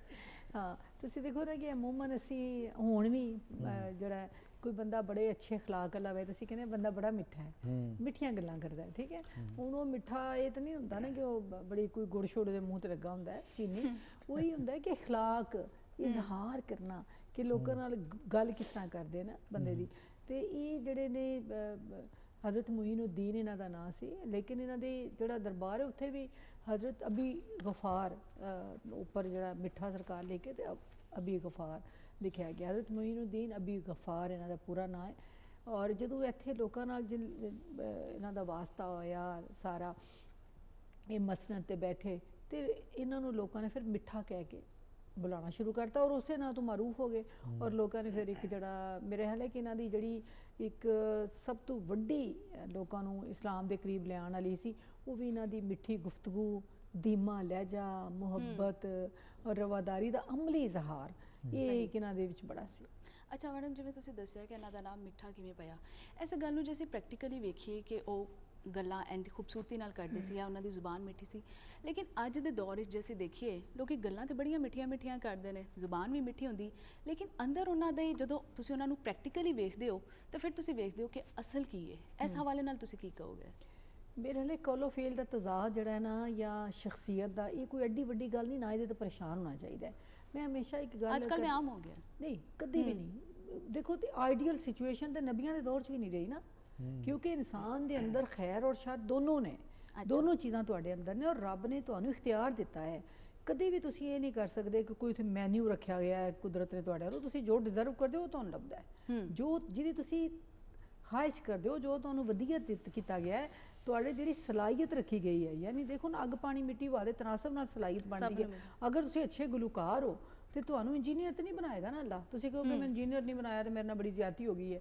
ਜੋ ਜਿਹੜੀ ਸਲਾਹੀਅਤ ਤੁਹਾਡੇ ਅੰਦਰ ਰੱਖੀ ਹੈ ਤੁਸੀਂ ਪਛਾਣਨੀ ਹੈ ਉਹ, ਔਰ ਫਿਰ ਤੁਸੀਂ ਕੰਮ ਕਰਨਾ। ਜਿਹੜਾ ਤੁਸੀਂ ਮਿਜ਼ਾਜ ਦੀ ਗੱਲ ਕੀਤੀ ਕਿ ਲੋਕ ਬਾਹਰੋਂ ਹੋਰ ਹੁੰਦੇ ਨੇ ਅੰਦਰੋਂ ਹੋਰ ਹੁੰਦੇ ਨੇ, ਹੋਰ ਵੀ ਬੜੇ ਚੰਗੇ ਲੋਕ ਨੇ, ਬੜੇ ਚੰਗੇ ਲੋਕ ਮੌਜੂਦ ਨੇ ਔਰ ਅਸੀਂ ਦੇਖਨੇ ਆ, ਮਿਲਨੇ ਆ ਔਰ ਅਸੀਂ ਤੇ ਬਿਲਕੁਲ ਮਾਯੂਸ ਨਹੀਂ। ਔਰ ਨਾ ਸਿਰਫ ਮੈਂ ਸਮਝਿਆ ਕਿ ਦੁਨੀਆ 'ਚ, ਪਾਕਿਸਤਾਨ 'ਚ ਜਾਂ ਆਪਣੇ ਸ਼ਹਿਰ 'ਚ ਜਾਂ ਆਪਣੇ ਹਲਕੇ 'ਚ, ਮੈਂ ਤੇ ਪੂਰੀ ਦੁਨੀਆ 'ਚ ਤੱਕਿਆ ਕਿ ਇਹ ਜਿਹੜਾ ਨਾ ਮੈਂ ਜਦੋਂ ਪੂਰੀ ਦੁਨੀਆ 'ਚ ਗਈ ਹਾਂ ਨਾ ਬਾਜਵਾ ਸਾਹਿਬ, ਤੇ ਮੈਨੂੰ ਲੱਗਾ ਕਿ ਇਹ ਹੀ ਸਮਾਜ ਹੈ, ਉਹ ਹੀ ਤਬਕੇ ਨੇ, ਕੋਈ ਚੁਗਲੀਆਂ ਕਰਨ ਵਾਲੇ, ਕੁਝ ਲੋਕਾਂ ਵਾਸਤੇ ਹੈਰ ਵੰਡਣ ਵਾਲੇ, ਕੋਈ ਅਕੀਦਿਆਂ ਦੇ ਅੰਦਰ ਫਸੇ ਹੋਏ, ਕੋਈ ਵਸਤ ਇਨਸਾਨੀਅਤ ਦੇ ਖਿਲਾਫ ਨੂੰ ਲੈ ਕੇ ਟੁਰਨ ਵਾਲੇ, ਬਾਬਾ ਬੁੱਲੇ ਸ਼ਾਹ। ਇਸ ਲਈ ਇਹ ਜਿਹੜੇ, ਕਿਉਂਕਿ ਜ਼ੇਨ ਜਿਹੜਾ ਹੈ ਤੁਹਾਨੂੰ ਵੱਖਰੀ ਵੱਖਰੀ ਉਹ ਸਲਾਹੀਅਤ ਦਿੱਤੀ ਗਈ ਹੈ ਤੇ ਅਸੀਂ ਜਦੋਂ ਤੱਕ ਆਪਣੇ ਆਪ 'ਚੋਂ ਨਿਕਲਾਂਗੇ ਨਹੀਂ, ਇਹ ਲੇਕਿਨ ਤੁਹਾਡੇ ਤੇ ਹੈ ਕਿ ਤੁਸੀਂ ਕਿਸ ਤਰ੍ਹਾਂ ਕਾਬੂ ਪਾਉਂਦੇ ਹੋ। ਖੁਦਾ ਨੇ ਤੁਹਾਨੂੰ ਇਖਤਿਆਰ ਦਿੱਤਾ ਹੈ ਔਰ ਮੇਰੇ ਖਿਆਲ ਨਾਲ ਉਹ ਇਨਸਾਨ ਨੂੰ ਜੋ ਮਿਲਿਆ ਉਹਨੇ ਉਹੀ ਅੱਗੇ ਵੰਡਣਾ ਨਾ, ਗੱਲ ਤੇ ਸਾਰੀ ਹੈ। ਇਹ ਤੇ ਬਿਲਕੁਲ ਠੀਕ ਹੈ, ਉਹ ਵੀ ਬਣਨਾ ਹੈ। ਔਰ ਨਹੀਂ, ਇਹ ਨਹੀਂ, ਇਹ ਗਲਤ ਗੱਲ ਹੋ ਜਾਏਗੀ ਨਾ। ਰੱਬ ਨੇ ਕਿਸੇ ਨੂੰ ਮਾੜਾ ਨਹੀਂ ਪੈਦਾ ਕੀਤਾ ਨਾ। ਤੁਸੀਂ ਅਗਰ ਇਹ ਗੱਲ ਅਸੀਂ ਬਾਅਦ ਕਹਿ ਕਰੇ ਜੀ ਜਿਹਦੇ ਕੋਲ ਜੋ ਚੀਜ਼ ਆ ਉਹ ਨਹੀਂ ਬਣਨੀ ਹੈ ਨਾ, ਰੱਬ ਨੇ ਕਿਸੇ ਨੂੰ ਮਾੜਾ ਪੈਦਾ ਨਹੀਂ ਕੀਤਾ, ਰੱਬ ਨੇ ਸਭ ਨੂੰ ਚੰਗਾ ਪੈਦਾ ਕੀਤਾ। ਇਹਨੇ ਕਿਸ ਤਰੀਕੇ ਨਾਲ ਵੀ ਵੇਖਿਆ ਜਾ ਸਕਦਾ, ਬੰਦੇ ਨੂੰ ਕਿਹਾ ਜਾਂਦਾ ਹੈ ਕਿ ਗਲਤੀ ਦਾ ਪੁਤਲਾ ਹੈ, ਠੀਕ ਹੈ, ਔਰ ਬੰਦੇ ਕੋਲ ਹੀ ਗਲਤੀ ਹੋਣੀ ਹੈ, ਹੋਰ ਕਿਸੇ ਮਸ਼ੀਨ ਕੋਲੋਂ ਕਿਸੇ ਹੋਰ ਸ਼ੈ ਕੋਲ ਹੋਣੀ ਨਹੀਂ। ਜਦੋਂ ਅਸੀਂ ਸੂਫੀਜ਼ਮ ਨੂੰ ਨਾਲ ਜੋੜਦੇ ਹਾਂ ਤੇ ਬੰਦਿਆਂ ਦੀਆਂ ਜਿਹੜੀਆਂ ਬੁਰਾਈਆਂ ਨੇ ਉਹਨਾਂ ਨੂੰ ਮੁੱਖ ਰੱਖਦਿਆਂ ਹੋਇਆ ਇਹਨਾਂ ਸੂਫੀਆਂ ਨੇ ਇੱਕ ਇਤਦਾਲ ਲਿਆਉਣ ਦੀ ਕੋਸ਼ਿਸ਼ ਕੀਤੀ ਮੁਆਸ਼ਰੇ ਦੇ ਵਿੱਚ, ਔਰ ਉਹ ਗਲਤੀਆਂ ਹਰ ਕਿਸੇ ਕੋਲ ਹੁੰਦੀਆਂ ਨੇ, ਹਰ ਮੁਆਸ਼ਰੇ 'ਚ। ਔਰ ਸੋਨੀਆ ਤੁਸੀਂ ਇੱਕ ਸੋਨੀਆ ਨਾ ਤੁਸੀਂ ਫਰਿਸ਼ਤਾ ਬਣਨ ਦੀ ਕੋਸ਼ਿਸ਼ ਕਰੋ, ਨਾ ਢੂੰਡੋ ਫਰਿਸ਼ਤਾ, ਕਿਉਂਕਿ ਜਿਹੜਾ ਇਨਸਾਨ ਹੈ ਉਹਦਾ ਕਮਾਲ ਹੈ, ਇਨਸਾਨ ਦੇ ਫਰਿਸ਼ਤੇ ਅੰਦਰ ਜਜ਼ਬਾਤ ਨਹੀਂ, ਅਹਿਸਾਸਾਤ ਨਹੀਂ, ਠੀਕ ਹੈ ਨਾ, ਕੋਈ ਉਹ ਤੇ ਇੱਕ ਬਿਲਕੁਲ ਹੁਕਮ ਦਾ ਗੁਲਾਮ ਹੈ, ਹਰ ਵੇਲੇ ਇਬਾਦਤ ਕਰਨੀ ਹੈ। ਇਨਸਾਨ ਦੇ ਅੰਦਰ ਜਿਹੜੀ ਅੱਗ ਪਾਣੀ ਮਿੱਟੀ ਹਵਾ ਹੈ ਉਹਨੇ ਆਪਣਾ ਅਸਰ ਨਹੀਂ ਦੱਸਣਾ, ਉਹਨੇ ਹੱਸਣਾ ਵੀ ਹੈ, ਰੋਣਾ ਵੀ ਹੈ, वैर भी करना है, दोस्ती भी करनी है, मोहब्बत भी करनी है, नफरत भी करनी है। ये जज्बे अंदर रखे गए ने, लेकिन किहड़े मौके ते तुसीं देखो नफरत नूं तुसीं एक दुनिया चों खत्म करन लई कोई जिहड़ी भैड़ी शै उहदे च भी तुसीं एक ताकत बना के इस्तेमाल कर सकते हो। इन्हां नूं इकट्ठा करके कि ਇਹ ਜਿਹੜਾ ਭੈੜ ਹੈ ਅਸੀਂ ਇਹਨੂੰ ਖਤਮ ਕਰਨ ਲਈ ਇਹਨੂੰ ਜੋੜੀਏ। ਇਸ ਲਈ ਮੇਰਾ ਖਿਆਲ ਹੈ ਕਿ ਇਨਸਾਨ ਦੇ ਕੋਲ ਚੀਜ਼ਾਂ ਨੇ, ਅਗਰ ਤੁਹਾਨੂੰ ਇਹ ਲੱਗਦਾ ਹੈ ਕਿ ਕੋਲੋਫੇਲ ਦਾ ਤਜ਼ਾਦ ਹੈ, ਤੁਸੀਂ ਸ਼ੁਰੂ ਕਰ ਦਿਓ ਨਾ ਕੋਲੋਫੇਲ ਦਾ ਤਜ਼ਾਦ ਖਤਮ ਕਰਨਾ। ਆਪਣੇ ਅਮਲ ਮੈਂ ਸਮਝਦੀ ਹਾਂ ਤੁਸੀਂ ਬਿਲਕੁਲ ਸਹੀ ਕਹਿ ਰਹੇ ਹੋ ਕਿ ਇਹ ਗੱਲ ਸਹੀ, ਲੇਕਿਨ ਮੈਂ ਸਮਝਦੀ ਹਾਂ ਉਹਨਾਂ ਦੀ ਗੱਲ ਹੀ ਚੋਂ ਨਹੀਂ ਤਾਸੀਰ ਨਹੀਂ ਰਹਿ ਜਾਂਦੀ ਜਦੋਂ ਨਹੀਂ ਨਾਟ ਪਰਸਨਲੀ ਮੈਂ ਹੀ ਕਹਿ ਰਹੀ ਹਾਂ ਕਿ ਜਦੋਂ ਤੁਹਾਨੂੰ ਜਾਂ ਮੈਨੂੰ ਜਾਂ ਤੁਹਾਨੂੰ ਕੋਈ ਲੱਗਦਾ ਹੈ ਕਿ ਅਸੀਂ ਜਦੋਂ ਤੱਕ ਅਸੀਂ ਕੋਈ ਚੀਜ਼ ਤੁਹਾਡੇ ਤੇ ਲਾਗੂ ਕਰਾਂਗੇ ਨਾ, ਮੈਂ ਕਹਾਂਗੀ ਸੋਨੀਆ ਤੁਸੀਂ ਇਹ ਕਰੋ, ਬਾਜਵਾ ਸਾਹਿਬ ਤੁਸੀਂ ਇਹ ਕਰੋ, ਤੇ ਮੈਂ ਨਹੀਂ ਕਰਾਂਗੀ ਨਾ, ਮੈਨੂੰ ਹਰ ਚੀਜ਼ ਲਾਗੂ ਆਪਣੇ ਉੱਪਰ ਕਰਨੀ ਪੈਂਦੀ ਹੈ। ਤਾਸੀਰ ਤੇ ਹੁੰਦੀ ਹੈ ਆਪਣੇ ਉੱਪਰ ਲਾਗੂ ਕਰਕੇ। ਉਹ ਕਹਿੰਦੇ ਨੇ ਸੂਫੀ ਜਿਹੜੇ ਨੇ ਉਹ ਤਬਲੀਗ ਨਹੀਂ ਕਰਦੇ, ਅਮਲ ਕਰਦੇ ਨੇ, ਔਰ ਹਮੇਸ਼ਾ ਸਭ ਤੋਂ ਵੱਡੀ ਤਬਲੀਗ ਉਹੀ ਹੁੰਦੀ ਹੈ ਜਿਹੜੀ ਅਮਲੀ ਹਵਾਲੇ ਨਾਲ ਹੋਵੇ। ਤੇ ਜਦੋਂ ਅਸੀਂ ਮੇਰੇ ਹਾਲ ਹੈ ਕਿ ਜਦੋਂ ਜਿਸ ਚੀਜ਼ ਦਾ ਅਸੀਂ ਸ਼ਿਕਵਾ ਕਰਨੇ ਆ ਕਿ ਸਾਨੂੰ ਹੱਸ ਕੇ ਨਹੀਂ ਮਿਲਿਆ, ਅਸੀਂ ਖੁਦ ਹੱਸ ਕੇ ਮਿਲਣਾ ਸ਼ੁਰੂ ਕਰ ਦਈਏ। ਇੱਕ ਬੰਦਾ ਤੁਹਾਨੂੰ 2 ਵਾਰੀ ਗੁੱਸੇ ਨਾਲ ਮਿਲਦਾ ਹੈ, ਤੁਸੀਂ 4 दिन उन्होंने हंस के मिलोगे, 5वें दिन वो हंस के मिलेगा ਤੁਹਾਨੂੰ, ठीक है ना। इसलिए मायूस नहीं होना चाहिए, अल्लाह करम नहीं करेगा। एक सवाल कीता है मैं जनरली नहीं मैं वही मैंने जवाब ही दिया जी बिल्कुल इसी तरह ही है। और इहो रंग ने और इंज ही बंदे ਜਿਹੜੇ ਨੇ ਇਨਸਾਨ ਜਿਹੜੇ ਨੇ ਉਹਨਾਂ ਮੁਆਸ਼ਰੇ ਸਜਾਏ ਨੇ ਔਰ ਅੱਗੇ ਵਧਦੇ ਚਲੇ ਗਏ ਨੇ। ਮਿੱਠਾ ਲਾਹੌਰੀ ਸਾਹਿਬ ਦੇ ਬਾਰੇ ਥੋੜਾ ਮਜ਼ੀਦ ਅਗਰ ਜਾਣਨ ਦੀ ਕੋਸ਼ਿਸ਼ ਕਰੀਏ ਤਾਂ ਉਹਨਾਂ ਦੇ ਦੌਰ 'ਚ ਵੀ ਇੰਜ ਦੇ ਇਨਸਾਨ ਸਨ ਸਾਰੇ, ਔਰ ਇਹੋ ਕੁਝ ਹੋ ਰਿਹਾ ਸੀ। ਉਹਨਾਂ ਦੀਆਂ ਤਾਲੀਮਾਤ ਜਿਹੜੀਆਂ ਨੇ ਉਹਨਾਂ ਦੇ ਹਵਾਲੇ ਨਾਲ ਥੋੜਾ ਜਿਹਾ ਦੱਸੋ ਕੀ ਮੁੱਖ ਰੱਖਦੇ ਸਨ, ਕਿਸ ਤਰ੍ਹਾਂ ਉਹਨਾਂ ਕਾਦਰੀਆ ਸਿਲਸਿਲੇ ਨਾਲ ਉਹਨਾਂ ਦਾ ਤਾਲੁਕ ਸੀ। ਔਰ ਇੱਕ ਬਹੁਤ ਹੀ ਪਹੁੰਚੇ ਹੋਏ ਬਜ਼ੁਰਗ ਔਰ ਲਾਹੌਰ ਦੇ ਜਿਹੜੇ ਕਦੀਮ ਤਰੀਨ ਸੂਫੀਆ ਔਲੀਆ ਮਸ਼ਾਇਖ 'ਚ ਉਹਨਾਂ ਦਾ ਜ਼ਿਕਰ ਹੁੰਦਾ ਹੈ। ਔਰ ਜਿਹੜੀ ਤਸਵੁਫ ਦੇ ਵੱਲ ਨਾਲ ਵੱਡੀ ਕਿਤਾਬ ਹੈ ਉਹਦੇ 'ਚ ਵੀ ਉਹਨਾਂ ਦਾ ਜ਼ਿਕਰ ਹੈ, ਸਕੀਨਤੁਲ ਔਲੀਆ 'ਚ ਜ਼ਿਕਰ ਹੈ ਉਹਨਾਂ ਦਾ, ਔਰ ਉਹਨਾਂ ਦੀ ਹਵਾਲੇ ਨਾਲ ਬੜੀ ਅੱਛੀ ਤਾਰੀਫ ਕੀਤੀ ਗਈ ਹੈ। ਮਿੱਠਾ ਲਾਹੌਰੀ ਦੇ ਵੱਲ ਨਾਲ ਜਿਹੜੀਆਂ ਬਹੁਤ ਸਾਰੀਆਂ ਕਰਾਮਤਾਂ ਦਾ ਜਿਹੜਾ ਜ਼ਿਕਰ ਹੈ ਉਹ ਤੁਸੀਂ ਸੋਨੀਆ ਨੇ ਅਗਲਾ ਸਵਾਲ ਕਰਨਾ ਸੀ ਕਿਉਂਕਿ ਮੈਨੂੰ ਬਹੁਤ ਸ਼ੌਕ ਹੈ ਕਿਸੇ ਵੀ ਸੂਫੀ ਦੇ ਹਵਾਲੇ ਦੇ ਕਰਾਮਾਤ ਜਾਣਨ ਦਾ। ਅੱਛਾ ਉਹ ਇਹਨਾਂ 'ਚ ਸੋਨੀਆ ਇਹ ਸੀ ਕਿ ਮਿੱਠਾ ਲਾਹੌਰੀ ਦੀ ਦੁਆ ਬੜੀ ਕਬੂਲ ਹੁੰਦੀ ਸੀ ਤੇ ਇਹਨਾਂ ਨੂੰ ਦੁਆ ਦੇ ਹਵਾਲੇ ਨਾਲ ਲੋਕ ਬੜਾ ਯਾਦ ਕਰਦੇ ਸਨ ਕਿ ਇਹਨਾਂ ਕੋਲ ਜਾ ਕੇ ਦੁਆ ਕਰਾਣੀ ਤਾਂ ਦੁਆ ਕਬੂਲ ਹੋ ਜਾਣੀ। ਇਹ ਮੁਖਤਲਿਫ ਲੋਕ ਉਹ ਸਿਰਫ ਮੁਸਲਮਾਨ ਨਹੀਂ ਬਲਕਿ ਦੀਗਰ ਮਜ਼ਾਹਬ ਦੇ ਲੋਕ ਵੀ ਇਹਨਾਂ ਕੋਲ ਜਾਂਦੇ ਸਨ ਕਿ ਸਾਡਾ ਡੰਗਰ ਬਿਮਾਰ ਹੋ ਗਿਆ ਹੈ, ਦੁਆ ਕਰ ਦਿਓ, ਔਲਾਦ ਦੀ ਦੁਆ ਕਰ ਦਿਓ, ਬਿਮਾਰੀ ਦੀ ਦੁਆ ਕਰ ਦਿਓ, ਔਰ ਅਮੂਮਨ ਇਹਨਾਂ ਦੀ ਦੁਆ ਕਬੂਲ ਹੋ ਜਾਂਦੀ ਸੀ। ਕਿਉਂਕਿ ਉਹ ਕਹਿੰਦੇ ਨੇ ਕਿ ਵਲੀ ਦੀ ਜਿਹੜੀ ਜ਼ਬਾਨ ਹੁੰਦੀ ਹੈ ਉਹ ਰੱਬ ਦੀ ਰਜ਼ਾ ਨਾਲ ਜੁੜੀ ਹੁੰਦੀ ਹੈ, ਔਰ ਵਲੀ ਕੋਈ ਉਹ ਲਫ਼ਜ਼ ਕੱਢਦਾ ਹੀ ਨਹੀਂ ਜਿਹੜਾ ਰੱਬ ਦੀ ਰਜ਼ਾ ਵਿੱਚ ਨਹੀਂ ਹੁੰਦਾ, ਕਿਉਂਕਿ ਉਹਨੂੰ ਇਸ਼ਾਰਾ ਮਿਲ ਜਾਂਦਾ ਨਾ ਤੇ ਉਹ ਗੱਲ ਕਰ ਦਿੰਦਾ ਹੈ। ਬਾਜ਼ ਔਕਾਤ ਤੁਸੀਂ ਦੇਖੋ ਕਿ ਕਈ ਚੀਜ਼ਾਂ ਜਿਹੀਆਂ ਨਹੀਂ ਹੋਣੀਆਂ ਹੁੰਦੀਆਂ ਵਲੀ ਤੇ ਚੁੱਪ ਰਹਿੰਦਾ ਹੈ, ਉੱਥੇ ਗੱਲ ਨਹੀਂ ਕਰਦਾ ਕਿਉਂਕਿ ਉਹਨੂੰ ਪਤਾ ਹੁੰਦਾ ਹੈ ਕਿ ਨਹੀਂ ਹੋਣਾ। ਜਾਂ ਇਹਦੀ ਉਹ ਕਹਿੰਦੇ ਨੇ ਕਿ ਜ਼ਿੰਦਗੀ ਦੀ ਦੁਆ ਕਰੋ ਕਿਸੇ ਲਈ ਬਿਮਾਰ ਦੀ, ਤੇ ਚੁੱਪ ਰਹਿੰਦੇ ਨੇ ਕਿਉਂਕਿ ਉਹਨਾਂ ਨੂੰ ਪਤਾ ਹੁੰਦਾ ਇਹਦੀ ਖਤਮ ਹੋ ਗਈ ਜ਼ਿੰਦਗੀ, ਇਹਦਾ ਸਿਲਸਿਲਾ ਖਤਮ ਹੋ ਗਿਆ। ਤੇ ਇਹਨਾਂ ਦੀ ਦੁਆ ਦੇ ਹਵਾਲੇ ਨਾਲ ਬੜੀ ਇੱਕ ਹੈ ਸੀ ਉਸ ਦੌਰ 'ਚ। ਲੇਕਿਨ ਹੁਣ ਜਿਹੜੀ ਅਸੀਂ ਕੁਝ 15-20 ਸਾਲ ਪਹਿਲੇ ਦੀ ਗੱਲ ਹੈ ਕਿ ਕਰਾਮਤਾਂ ਦਾ ਸਿਲਸਿਲਾ ਜਾਰੀ ਰਹਿੰਦਾ ਨਾ, ਕਿ ਇਹਨਾਂ ਦੇ ਰੋਜ਼ੇ ਨੂੰ ਦੁਬਾਰਾ ਤਾਮੀਰ ਕੀਤਾ ਗਿਆ। ਔਰ ਹੁਣ ਜਿਹੜੇ ਇਸ ਵੇਲੇ ਉੱਥੇ ਸਜਾਦਾ ਨਸ਼ੀਨ ਨੇ, ਕਦੇ ਤੁਸੀਂ ਜਾਓ ਤੇ ਉਹਨਾਂ ਨੂੰ ਮਿਲੋ ਤੇ ਉਹ ਤੁਹਾਨੂੰ ਦੱਸਣਗੇ ਕਿ ਉਹ ਕਹਿੰਦੇ ਨੇ ਕਿ ਮੇਰੀ ਇਹ ਅੱਖਾਂ ਦੇਖਿਆ ਮੇਰਾ ਵਾਕਿਆ ਹੈ ਕਿ ਜਦੋਂ ਇਹ ਰੋਜ਼ੇ ਨੂੰ ਸਾਰਾ ਮਸਮਾਰ ਕਰਕੇ ਦੁਬਾਰਾ ਇਹਦੀ ਕੀਤੀ ਗਈ, ਤਾਮੀਰ ਕੀਤੀ ਗਈ, ਇਹਨੂੰ ਕੋਈ ਰੈਨੋਵੇਸ਼ਨ ਟਾਈਪ ਕੀਤਾ ਗਿਆ। ਤੇ ਉਹਨਾਂ ਨੇ ਕਿਹਾ ਕਿ ਜਦੋਂ ਖੋਦਿਆ ਗਿਆ ਕਬਰ ਨੂੰ ਤੇ ਇਤਨੀ ਖੁਸ਼ਬੂ ਗੁਲਾਬ ਦੀ ਕਿ ਉਹਨਾਂ ਨੇ ਕਿ ਇਤਨੀ ਖੁਸ਼ਬੂ ਗੁਲਾਬ ਦੀ ਫੈਲ ਗਈ ਕਿ ਮੈਨੂੰ ਆਪਣੇ ਵਜੂਦ 'ਚੋਂ ਕਈ ਦਿਨ ਗੁਲਾਬ ਦੀ ਖੁਸ਼ਬੂ ਆਉਂਦੀ ਰਹੀ। ਹੁਣ ਇਹ ਮੇਰੇ ਖਿਆਲ ਹੈ ਕਿ ਐਡੀ ਵੱਡੀ ਕਰਾਮਤ ਹੈ ਕਿ ਜਿਹੜੇ ਨੇਕ ਲੋਕ ਹੁੰਦੇ ਨੇ ਉਹ ਖੁਸ਼ਬੂ ਵਾਂਗ ਹੁੰਦੇ ਨੇ, ਕਿਉਂਕਿ ਸਭ ਤੋਂ ਪਵਿੱਤਰ ਸਭ ਤੋਂ ਪਾਕ ਚੀਜ਼ ਅਸੀਂ ਜਿਹੜੀ ਦੇਖਦੇ ਹਾਂ ਉਹ ਖੁਸ਼ਬੂ ਹੈ। ਕਿਉਂਕਿ ਖੁਸ਼ਬੂ ਜਿਹੜੀ ਹੈ ਉਹ ਇੱਕ ਚੰਗੀ ਚੀਜ਼ 'ਚੋਂ ਨਿਕਲਦੀ ਹੈ ਔਰ ਉਹਦੇ 'ਚ ਗੰਦਗੀ ਨਹੀਂ ਹੁੰਦੀ ਨਾ। ਤੇ ਸੂਫੀ ਜਿਹੜੇ ਹੁੰਦੇ ਨੇ ਇਹਨਾਂ ਦਾ ਵੀ ਤਨ ਮਨ ਸਾਫ਼ ਹੁੰਦਾ, ਜਿਹੜੀ ਉਹਨੇ ਸੋਨੀਆ ਪਹਿਲੇ ਗੱਲ ਕਰੀ ਸੀ, ਇਹਨਾਂ ਦਾ ਮਨ ਇੱਕ ਆਇਨਾ ਹੁੰਦਾ ਹੈ। ਇਹ ਜੋ ਸੋਚਦੇ ਨੇ ਜੋ ਮਹਿਸੂਸ ਕਰਦੇ ਨੇ ਉਹੀ ਹੁੰਦੇ ਨੇ। ਇਹਨਾਂ ਬਿਲਕੁਲ ਸ਼ੀਸ਼ੇ ਵਾਂਗ, ਜਿਸ ਤਰ੍ਹਾਂ ਸ਼ੀਸ਼ੇ ਸਾਹਮਣੇ ਤੁਸੀਂ ਖਲੋਂਦੇ ਹੋ ਤੁਹਾਨੂੰ ਆਪਣਾ ਨਜ਼ਰ ਆਉਂਦਾ ਹੈ, ਇਹ ਸ਼ੀਸ਼ੇ ਵਾਂਗ ਹੁੰਦੇ ਨੇ ਤੇ ਇਸ ਲਈ ਇਹ ਖੁਸ਼ਬੂ ਵਾਂਗ ਹੋ ਜਾਂਦੇ ਨੇ। ਫਿਰ ਇਹਨਾਂ ਨੂੰ ਤੁਸੀਂ ਜਦੋਂ ਵੀ ਇਹਨਾਂ ਨੂੰ ਮਿਲਦੇ ਹੋ ਤੇ ਉਹ ਖੁਸ਼ਬੂ ਤੁਹਾਨੂੰ ਕਿਧਰੇ ਨਾ ਕਿਧਰੇ ਤੁਹਾਡੇ ਅੰਦਰ ਵੀ ਚਾਨਣ ਕਰਦੀ ਹੈ, ਤੁਹਾਡੀ ਰੂਹ ਨੂੰ ਵੀ ਖਿੱਚਦੀ ਹੈ ਔਰ ਤੁਸੀਂ ਵੀ ਨੇਕੀ ਵੱਲ ਟੁਰਦੇ ਹੋ। ਤੇ ਮੈਂ ਸਮਝਦੀ ਹਾਂ ਕਿ ਅੱਜ ਵੀ ਦਰਬਾਰ ਜਿਹੜਾ ਇਹਨਾਂ ਦੇ ਦਰਬਾਰ ਤੇ ਸਮਾਂ ਬਾਕਾਇਦਗੀ ਨਾਲ ਹੁੰਦੇ। ਮਾਰਚ ਦੇ ਮਹੀਨੇ 'ਚ ਇਹਨਾਂ ਦੇ ਦਰਬਾਰ ਤੇ ਉਰਸ ਹੁੰਦਾ ਹੈ ਔਰ ਬੜੇ ਦੂਰੋਂ ਲੋਕ ਆਉਂਦੇ ਨੇ। ਯਾਨੀ ਲਾਹੌਰ ਦਾ ਉਹ ਦਰਬਾਰ ਹੈ ਕਿ ਜਿਹਦੇ ਤੇ ਬਾਕਾਇਦਗੀ ਨਾਲ ਉਰਸ ਹੁੰਦਾ ਹੈ, ਮਹਿਫਲਾਂ ਹੁੰਦੀਆਂ ਨੇ, ਮਹਿਫਲੇ ਸਮਾਂ ਹੁੰਦੀ ਹੈ ਔਰ ਲੋਕਾਂ ਦਾ ਆਣਾ ਜਾਣਾ ਜਿਹੜਾ ਹੈ ਉਹ ਰੋਜ਼ਾਨਾ ਦੀ ਬੁਨਿਆਦ ਤੇ ਜਾਰੀ ਰਹਿੰਦਾ ਹੈ। ਯਾਨੀ ਇੱਕ ਆਬਾਦ ਦਰਬਾਰ ਹੈ। ਵਰਨਾ ਅਸੀਂ ਕਈ ਵਾਰੀ ਅਕਸਰ ਗੱਲ ਕਰਨੇ ਆ ਕਿ ਕਈ ਦਰਬਾਰ ਐਸੀ ਜਗ੍ਹਾ ਤੇ ਉਹ ਆ ਗਏ ਜਿੱਥੇ ਬੜੀ ਕੋਈ ਸੜਕਾਂ ਅੱਗੇ ਬਣ ਗਈਆਂ, ਉੱਥੇ ਜਾਣਾ ਮੁਸ਼ਕਲ ਹੋ ਗਿਆ।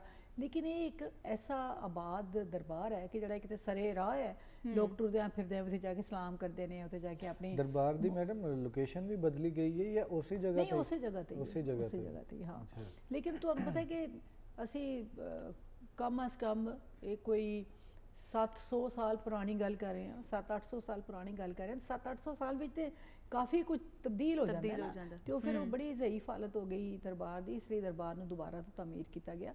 ਉਹਦੇ ਵਿੱਚ ਇਹ ਫਿਰ ਦੇਖਣ ਚ ਆਇਆ, ਔਰ ਇਹਨਾਂ ਨੂੰ ਜਦੋਂ ਇਹਨਾਂ ਦਾ ਵਿਸਾਲ ਹੋਇਆ ਤੇ ਇਹਨਾਂ ਨੂੰ ਐਸੇ ਜਗ੍ਹਾ ਦਫਨ ਕੀਤਾ ਗਿਆ। ਅਮੂਮਨ ਇਸ ਤੋਂ ਪਹਿਲਾਂ ਵੀ ਇੱਥੇ ਹੀ ਰਹਿੰਦੇ ਸਨ, ਔਰ ਉਸ ਦਰਬਾਰ ਦਾ ਨਾਮ ਹੀ, ਉਸ ਜਿਹੜੀ ਉਹਨਾਂ ਦਾ ਬਾਜ਼ਾਰ ਹੈ ਉਹਨੂੰ ਵੀ ਹੁਣ ਵੀ ਮਿੱਠਾ ਲਾਹੌਰੀ ਦਰਬਾਰ ਮਜ਼ਾਰ, ਸੌਰੀ ਜਿਹੜਾ ਏਰੀਆ ਹੈ ਜਿਹੜਾ ਕਿ ਬਾਜ਼ਾਰ ਹੈ ਉਹਨੂੰ ਕਹਿੰਦੇ ਨੇ ਮਿੱਠਾ ਲਾਹੌਰੀ ਬਾਜ਼ਾਰ।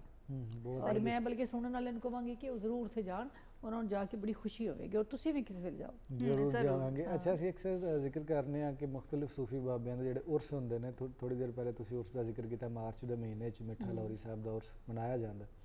ਤੇ ਅਸੀਂ ਇਹ ਵੀ ਵੇਖਦੇ ਹਾਂ ਕਿ ਬੁੱਲੇ ਸ਼ਾਹ ਦਾ ਉਰਸ ਜਿਹੜਾ ਵਾਰਿਸ ਸ਼ਾਹ ਤੋਂ ਮੁਖਤਲਿਫ ਹੈ, ਔਰ ਸ਼ਾਹ ਹੁਸੈਨ ਨਾਲੋਂ ਮੁਖਤਲਿਫ ਹੈ, ਤੇ ਸਭ ਦੇ ਵੱਖਰੇ ਵੱਖਰੇ ਰੰਗ ਨੇ। ਔਰ ਇਹ ਬੜਾ ਆਬਾਦ ਤੁਸੀਂ ਦੱਸਿਆ ਕਿ ਇੱਕ ਜਗ੍ਹਾ ਹੈਗੀ, ਦਰਬਾਰ ਹੀ ਹੈ, ਔਰ ਮਹਿਫਿਲ ਸਮਾਂ ਵੀ ਉੱਥੇ ਹੁੰਦੀ ਹੈ। ਉਸ ਦੇ ਦਿਨਾਂ ਵਿੱਚ ਇੱਥੇ ਨਵੇਂ ਨਵੇਂ ਜਿਹੜੇ ਰੰਗ ਖਿੜਦੇ ਨੇ, ਉਹਦੇ ਬਾਰੇ ਥੋੜਾ ਜਿਹਾ ਸਾਨੂੰ ਦੱਸੋ। ਅੱਛਾ, ਕਿਉਂਕਿ ਅੰਦਰੂਨੀ ਸ਼ਹਿਰ 'ਚ ਹੈ, ਅਗਰ 'ਚ ਬੜਾ ਇੱਕ ਕੰਜਸਟਡ ਏਰੀਆ, ਤੁਸੀਂ ਆਪ ਲਾਹੌਰੀਏ ਸਾਰੇ ਜਾਣਦੇ ਹੋ, ਲੇਕਿਨ ਇਸ ਦੇ ਬਾਵਜੂਦ ਉੱਥੇ ਬੜੀ ਅਜੀਬੋ ਗਰੀਬ ਕਿਸਮ ਦੀ ਰੌਣਕ, ਘੋੜੀਆਂ, ਝੰਡੀਆਂ, ਪੱਤੀਆਂ, ਰੋਸ਼ਨੀਆਂ, ਔਰ ਫਿਰ ਮਹਿਫਿਲ ਸਮਾਂ ਤੋਂ ਇਲਾਵਾ ਬਾਕੀ ਜਿਹੜੇ ਕਲਾਮ ਨੇ, ਮਤਲਬ ਸਾਈਂ ਖਾਵਰ ਜਦੋਂ ਤੱਕ ਜ਼ਿੰਦਾ ਰਹੇ ਨੇ ਉਹ ਇੱਥੇ ਜਾ ਕੇ ਤੇ ਗਾਉਂਦੇ ਰਹੇ ਨੇ, ਔਰ ਆਰਫਾਨਾ ਕਲਾਮ ਗਾਣਾ। ਔਰ ਕਿਉਂਕਿ ਮਿੱਠਾ ਲਾਹੌਰੀ ਸਾਹਿਬ ਖੁਦ ਸ਼ਾਇਰ ਤੇ ਨਹੀਂ ਸਨ, ਮੋਸਟਲੀ ਤੁਸੀਂ ਦੇਖੋ ਨਾ ਬਾਬੂਲੇ ਸ਼ਾਹ ਦਰਬਾਰ ਤੇ ਜਾਓ, ਵਾਰਿਸ ਸ਼ਾਹ ਦੇ, ਉਹਨਾਂ ਦਾ ਕਲਾਮ ਵੀ ਗਾਇਆ ਜਾ ਰਿਹਾ ਹੁੰਦਾ ਹੈ ਮਹਿਫਿਲ ਸਮਾਜ 'ਚ। ਲੇਕਿਨ ਇਹਨਾਂ ਦੇ ਦਰਬਾਰ ਤੇ ਬਾਕੀ ਸੂਫੀਆਂ ਦਾ ਜਾਂ ਜਿਹੜੇ ਮੁਖਤਲਿਫ ਆਰਫਾਨਾ ਕਲਾਮ ਨੇ ਉਹ ਗਾਏ ਜਾਂਦੇ, ਸਾਂਝ ਦਾ ਇੱਕ ਹੋਰ ਰੰਗ, ਸਾਂਝ ਦਾ ਇੱਕ ਹੋਰ ਰੰਗ ਹੈ। ਲੇਕਿਨ ਉਹਦੇ 'ਚ ਉਹ ਸਾਰਾ ਮਾਹੌਲ ਉਹੀ ਹੁੰਦਾ ਹੈ ਕਿ ਔਰਤਾਂ ਮਰਦ ਸਭ ਲੋਕ ਉੱਥੇ ਜਾਂਦੇ ਨੇ, ਸਲਾਮ ਕਰਦੇ ਨੇ, ਔਰ ਇੱਕ ਰੂਹਾਨੀ ਫਿਜ਼ਾ 'ਚ ਆਪਣੀ ਰੂਹ ਨੂੰ ਇੰਜੋਏ ਕਰਨ ਦਾ ਇੱਕ ਮੌਕਾ ਦਿੰਦੇ ਨੇ, ਸਰਸ਼ਾਰੀ ਦਾ ਮੌਕਾ ਦਿੰਦੇ ਨੇ, ਔਰ ਇੱਕ ਜਿਸ ਤਰ੍ਹਾਂ ਮੇਲੇ ਦਾ ਸਮਾਂ ਹੁੰਦਾ ਉਹ ਹੁੰਦਾ ਹੈ। ਬਿਲਕੁਲ ਇਸੇ ਤਰ੍ਹਾਂ ਹੀ ਹੈ। ਔਰ ਇਹ ਵੀ ਸਾਨੂੰ ਵੇਖਣਾ ਪਏਗਾ, ਜਿਵੇਂ ਤੁਸੀਂ ਕਿਹਾ ਕਿ ਮਿੱਠਾ ਲਫ਼ਜ਼ ਜਿਹੜਾ ਉਹਨਾਂ ਦੇ ਮੁਸਕਰਾਹਟ ਦੀ ਵਜ੍ਹਾ ਤੋਂ, ਉਹਨਾਂ ਦੇ ਮਿੱਠੇ ਹੋਣ ਦੀ ਵਜ੍ਹਾ ਤੋਂ ਆਇਆ, ਔਰ ਉਹਨਾਂ ਦੇ ਮਿੱਠੇ ਬੋਲਾਂ ਦੀ ਵਜ੍ਹਾ ਤੋਂ ਆਇਆ। ਔਰ ਕੁਝ ਲੋਕ ਨਹੀਂ ਸਮਝਦੇ ਕਿ ਜੀ ਇਸਲਾਮ ਨਾਲ ਸੂਫੀਜ਼ਮ ਦਾ ਬਹੁਤ ਜ਼ਿਆਦਾ ਤਾਲੁਕ ਹੈ ਜਾਂ ਇੱਕ ਵੱਖਰੀ ਚੀਜ਼ ਹੈ। ਇਸਲਾਮ ਇਹੋ ਦੱਸਦਾ ਕਿ ਹੱਸ ਕੇ ਬੋਲਣਾ ਹੈ, ਮਿੱਠਾ ਬੋਲਣਾ, ਇਹੋ ਮਿੱਠਾ ਲਾਹੌਰੀ ਸਾਹਿਬ ਦੱਸਦੇ ਨੇ ਪਏ। ਤੇ ਕਈ ਚੀਜ਼ਾਂ ਮਿਲਦੀਆਂ, ਸਾਨੂੰ ਪਤਾ ਚੱਲਦਾ ਹੈ ਕਿ ਇਹ ਮਜ਼ਹਬ ਜਿਹੜਾ ਹੈ ਉਹਦਾ ਤੁਸੀਂ ਨਾਂ ਰੱਖਿਆ ਹੋਇਆ, ਲੇਕਿਨ ਸੂਫੀਜ਼ਮ 'ਚ ਸਾਰੇ ਮਜ਼ਾਹਬ ਦੇ ਲੋਕ ਜਿਹੜੇ ਨੇ ਉਹ ਸ਼ਾਮਿਲ ਹੋ ਜਾਂਦੇ ਨੇ, ਉਹ 'ਚ ਇਸਲਾਮ ਵੀ ਸ਼ਾਮਿਲ ਹੈਗਾ। ਔਰ ਉਸੇ ਤਰ੍ਹਾਂ ਅਸੀਂ ਹੱਸ ਕੇ ਵੀ ਮਿਲਣਾ, ਖੇਡ ਕੇ ਮਿਲਣਾ, ਔਰ ਮਿੱਠਿਆਂ ਰਹਿਣਾ, ਕੌੜਿਆਂ ਨਹੀਂ ਹੋਣਾ, ਜਜ਼ਬਾਤੀ ਨਹੀਂ ਹੋਣਾ। ਦੇਖੋ ਨਾ, ਇਖਲਾਕੀ ਜ਼ਾਬਤੇ ਜਿਹੜੇ ਨੇ ਸਭ ਤੋਂ ਵੱਡੀ ਗੱਲ ਹੈ। ਕਿਸੇ ਵੀ ਮੁਆਸ਼ਰੇ ਨੂੰ, ਸਮਾਜ ਨੂੰ ਕਾਇਮ ਰਹਿਣ ਲਈ ਸਭ ਤੋਂ ਜ਼ਿਆਦਾ ਜਿਸ ਚੀਜ਼ ਦੀ ਲੋੜ ਹੈ ਉਹ ਇਖਲਾਕੀ ਜ਼ਾਬਤੇ ਨੇ। ਕਿ ਤੁਸੀਂ ਦੇਖੋ ਨਾ ਕਿ ਕਿਸੇ ਵੀ ਮਜ਼ਹਬ ਦੇ ਇੱਥੇ ਇਸ ਹਾਲ 'ਚ ਪਤਾ ਨਹੀਂ ਕਿਹੜੇ ਕਿਹੜੇ ਮਜ਼ਹਬ ਦੇ ਲੋਕ ਇਸ ਵੇਲੇ ਮੌਜੂਦ ਹੋਣਗੇ, ਲੇਕਿਨ ਅਸੀਂ ਸਾਰੇ ਇੱਕ ਦੂਸਰੇ ਨੂੰ ਹੱਸ ਕੇ ਦੇਖਦੇ ਹਾਂ, ਗੱਲ ਕਰਨੇ ਆ, ਦੁੱਖ ਸੁੱਖ ਵੰਡਨੇ ਆ, ਫਿਰ ਇੱਕ ਇਨਸਾਨ ਨੂੰ ਮੁਖਾਤਬ ਕਰਨ ਦਾ, ਕਿਉਂਕਿ ਇਨਸਾਨ ਰੱਬ ਦਾ ਨਾਇਬ ਹੈ, ਔਰ ਰੱਬ ਦੇ ਨਾਇਬ ਲਈ ਕੋਈ ਤਮੀਜ਼ ਨਹੀਂ ਕੀਤੀ ਗਈ ਕਿ ਇਹ ਬੰਦਾ ਜਿਹੜਾ ਨਾਇਬ ਨਹੀਂ ਹੋਵੇਗਾ, ਪੜ੍ਹਿਆ ਨਾਇਬ ਹੋਵੇਗਾ, ਫਲਾਣਾ ਨਾਇਬ ਹੋਵੇਗਾ। ਹਰ ਬੰਦਾ ਰੱਬ ਦਾ ਨਾਇਬ ਹੈ, ਉਹਦੇ 'ਚ ਰੱਬ ਦੀ ਰੂਹ ਹੈ, ਤੇ ਉਹਦਾ ਵਕਾਰ ਹੈ, ਉਹਦੀ ਇੱਜ਼ਤ ਹੈ, ਉਹਦੀ ਤਜ਼ੀਮ ਹੈ। ਇਸ ਲਈ ਇਹ ਜਿਹੜਾ ਇਖਲਾਕੀ ਵੱਲ ਨਾਲ ਜਿਹੜਾ ਹਰ ਮਜ਼ਹਬ ਹੈ ਇਖਲਾਕੀ ਤਲਕੀਨ ਕਰਦਾ ਹੈ, ਔਰ ਇਸਲਾਮ ਮੇਰੇ ਖਿਆਲ ਹੈ ਕਿ ਸ਼ਾਇਦ ਇਸ ਹਵਾਲੇ ਨਾਲ ਬਹੁਤ ਜ਼ਿਆਦਾ ਜਦੀਦ ਦੁਨੀਆ ਵੱਲ ਮੈਡਮ ਅਗਰ ਵੇਖੀਏ, ਜਦੀਦ ਦੁਨੀਆ ਦੇ ਵਿੱਚ ਕਿਹਾ ਜਾਂਦਾ ਹੈ ਕਿ ਜੀ ਰੰਗ ਨਸਲ ਦੀ ਜਿਹੜੀ ਤਮੀਜ਼ ਜਿਹੜੀ ਉਹ ਨਹੀਂ ਕਰਨੀ ਚਾਹੀਦੀ, ਔਰ ਇਕੁਐਲਿਟੀ ਔਰ ਸਾਰੀਆਂ ਚੀਜ਼ਾਂ ਜਿਹੜੀਆਂ ਨੇ ਉਹ ਸਾਨੂੰ ਇਸਲਾਮ 'ਚ ਵੀ ਨਜ਼ਰ ਆ ਰਹੀਆਂ ਨੇ, ਸੂਫੀਜ਼ਮ 'ਚ ਬਹੁਤ ਪਹਿਲੇ ਨਜ਼ਰ ਆ ਰਹੀਆਂ ਨੇ। ਔਰ ਫਿਰ ਮੈਂ ਜਿਹੜੀ ਗੱਲ ਕਰਨਾ ਚਾਹ ਰਿਹਾ ਉਸ ਇਹ ਵੀ ਕਿ ਲੋਕੀ ਕਹਿੰਦੇ ਨੇ ਰੈਲੇਵੈਂਸ ਨਹੀਂ ਬਣਦੀ। ਸੂਫੀਜ਼ਮ ਕੋਈ ਪੁਰਾਣੇ ਬਾਬਿਆਂ ਦੀ ਗੱਲ ਹੈ, ਬੋਰਡ ਦੇ ਬੂਟੇ ਥੱਲੇ ਬਹਿ ਕੇ ਤੇ ਲੰਮੀ ਦਾੜੀ ਰੱਖ ਲਓ ਤੇ ਇਹ ਸੂਫੀਜ਼ਮ ਹੈ। ਇਹ ਸੂਫੀਜ਼ਮ ਨਹੀਂ ਹੈ। ਦੁਨੀਆ ਨਾਲ ਜੁੜਨਾ ਔਰ ਹਰ ਦੌਰ ਦੇ ਵਿੱਚ ਉਹ ਸਾਬਤ ਕਰਦਾ ਕਿ ਕਿੰਨਾ ਉਹ ਰੈਲੇਵੈਂਟ ਹੈਗਾ। ਨਾ ਹੀ ਪੀਰੀ ਫਕੀਰੀ ਸੂਫੀਜ਼ਮ ਹੈ, ਇਹ ਵੀ ਸੂਫੀਜ਼ਮ ਨਹੀਂ। ਸੂਫੀਜ਼ਮ ਦੇ ਇੱਕ ਬਿਲਕੁਲ ਅਲੱਗ ਹੈ, ਯਾਨੀ ਰੱਬ ਦੀ ਰਜ਼ਾ ਦੇ ਮੁਤਾਬਿਕ ਇਨਸਾਨਾਂ ਦੀ ਖਿਦਮਤ ਖਲਕ ਦੇ ਜ਼ਰੀਏ ਉਹਨਾਂ ਦੇ ਅੰਦਰ ਖੈਰ ਦਾ ਜਜ਼ਬਾ ਪੈਦਾ ਕਰਨਾ, ਉਸਨੇ ਖੁਲਕ ਪੈਦਾ ਕਰਨਾ, ਔਰ ਉਹ ਖਾਲਕ ਦਿਸੇ ਰੱਬ ਮਾਂ। ਉਹ ਕਹਿੰਦੇ ਨਾ ਬਾਬਾ ਫਰੀਦ ਨੇ ਕਿ ਮੰਦਾ ਕਿਸ ਨੂੰ ਆਖੀਏ, ਵੀ ਹਰ ਸ਼ੈ 'ਚ ਰੱਬ ਹੈ। ਇਹ ਚੀਜ਼ਾਂ ਨੇ ਅਸਲ 'ਚ ਸੂਫੀਜ਼ਮ 'ਚ। ਬਾਕੀ ਜਦੋਂ ਗੁੱਡ ਮੁੱਡ ਤੁਸੀਂ ਕਰ ਦਿੰਦੇ ਹੋ ਕਿ ਜੀ ਇਹ ਪੀਰੀ ਫਕੀਰੀ ਜਾਂ ਜਿਹੜਾ ਬੰਦਾ ਅਨਪੜ੍ਹ ਉੱਠ ਕੇ ਉਹ ਐਲਾਨ ਕਰ ਦਿੰਦਾ ਹੈ ਕੋਈ ਅਨਪੜ੍ਹ, ਮੈਂ ਇਸ ਹਵਾਲੇ ਨਾਲ ਨਹੀਂ ਕਹਿ ਰਹੀ ਕਿ ਕਿਸੇ ਕਾਲਜ ਯੂਨੀਵਰਸਿਟੀ ਦਾ ਨਹੀਂ ਪੜ੍ਹਿਆ, ਬਲਕਿ ਸ਼ਊਰ ਦੇ ਹਵਾਲੇ ਨਾਲ ਮੈਂ ਗੱਲ ਕਰ ਰਹੀ ਹਾਂ। ਉਹ ਕਿ ਤਵੀਜ਼ ਧਾਗੇ, ਇਹ ਸੂਫੀਜ਼ਮ ਨਹੀਂ ਹੈ, ਸੂਫੀਆਂ ਨੇ ਕਦੇ ਤਵੀਜ਼ ਨਹੀਂ ਕੀਤੇ। ਬਿਲਕੁਲ ਇਸੇ ਮਿੱਠੀ ਗੱਲ ਨਾਲ ਪ੍ਰੋਗਰਾਮ ਦਾ ਇਖਤਤਾਮ ਕਰਨੇ ਆ ਔਰ ਦੁਆ ਕਰਨੇ ਆ ਕਿ ਅਸੀਂ ਮਿੱਠੇ ਰਹੀਏ ਔਰ ਆਪਣੀਆਂ ਜ਼ਿੰਦਗੀਆਂ 'ਚ ਮਿਠਾਸ ਲਿਆਈਏ ਔਰ ਦੂਜਿਆਂ ਦੀ 'ਚ ਵੰਡਣ ਦੀ ਕੋਸ਼ਿਸ਼ ਕਰੀਏ। ਬਹੁਤ ਮਿਹਰਬਾਨੀ, ਬਹੁਤ ਸ਼ੁਕਰੀਆ ਡਾਕਟਰ ਸਾਹਿਬ ਤੁਸੀਂ ਆਈਆਂ ਔਰ ਅਗਲੇ ਪ੍ਰੋਗਰਾਮ 'ਚ ਫਿਰ ਬਵਾਂਗੇ, ਮਿੱਠੀਆਂ ਗੱਲਾਂ ਕਰਾਂਗੇ, ਮਿੱਠੇ ਮਿੱਠੇ ਸੂਫੀਆਂ ਬਾਰੇ ਜਾਣਾਂਗੇ।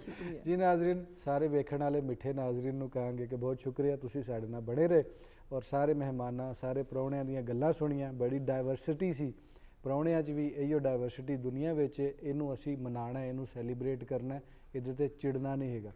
ਤੇ ਫਿਰ ਜਾਂਦੀ ਵਾਰੀ ਕਹਾਂਗੇ ਲੈ ਆਓ ਯਾਰ ਹਵਾਲੇ ਰੱਬ ਦੇ ਤੇ ਮੇਲੇ 4 ਦਿਨਾਂ ਦੇ, ਉਸ ਦਿਨ ਈਦ ਮੁਬਾਰਕ ਹੋਸੀ ਜਿਸ ਦਿਨ ਫੇਰ ਮਿਲਾਂਗੇ ਰੱਬ ਰੱਖਾ।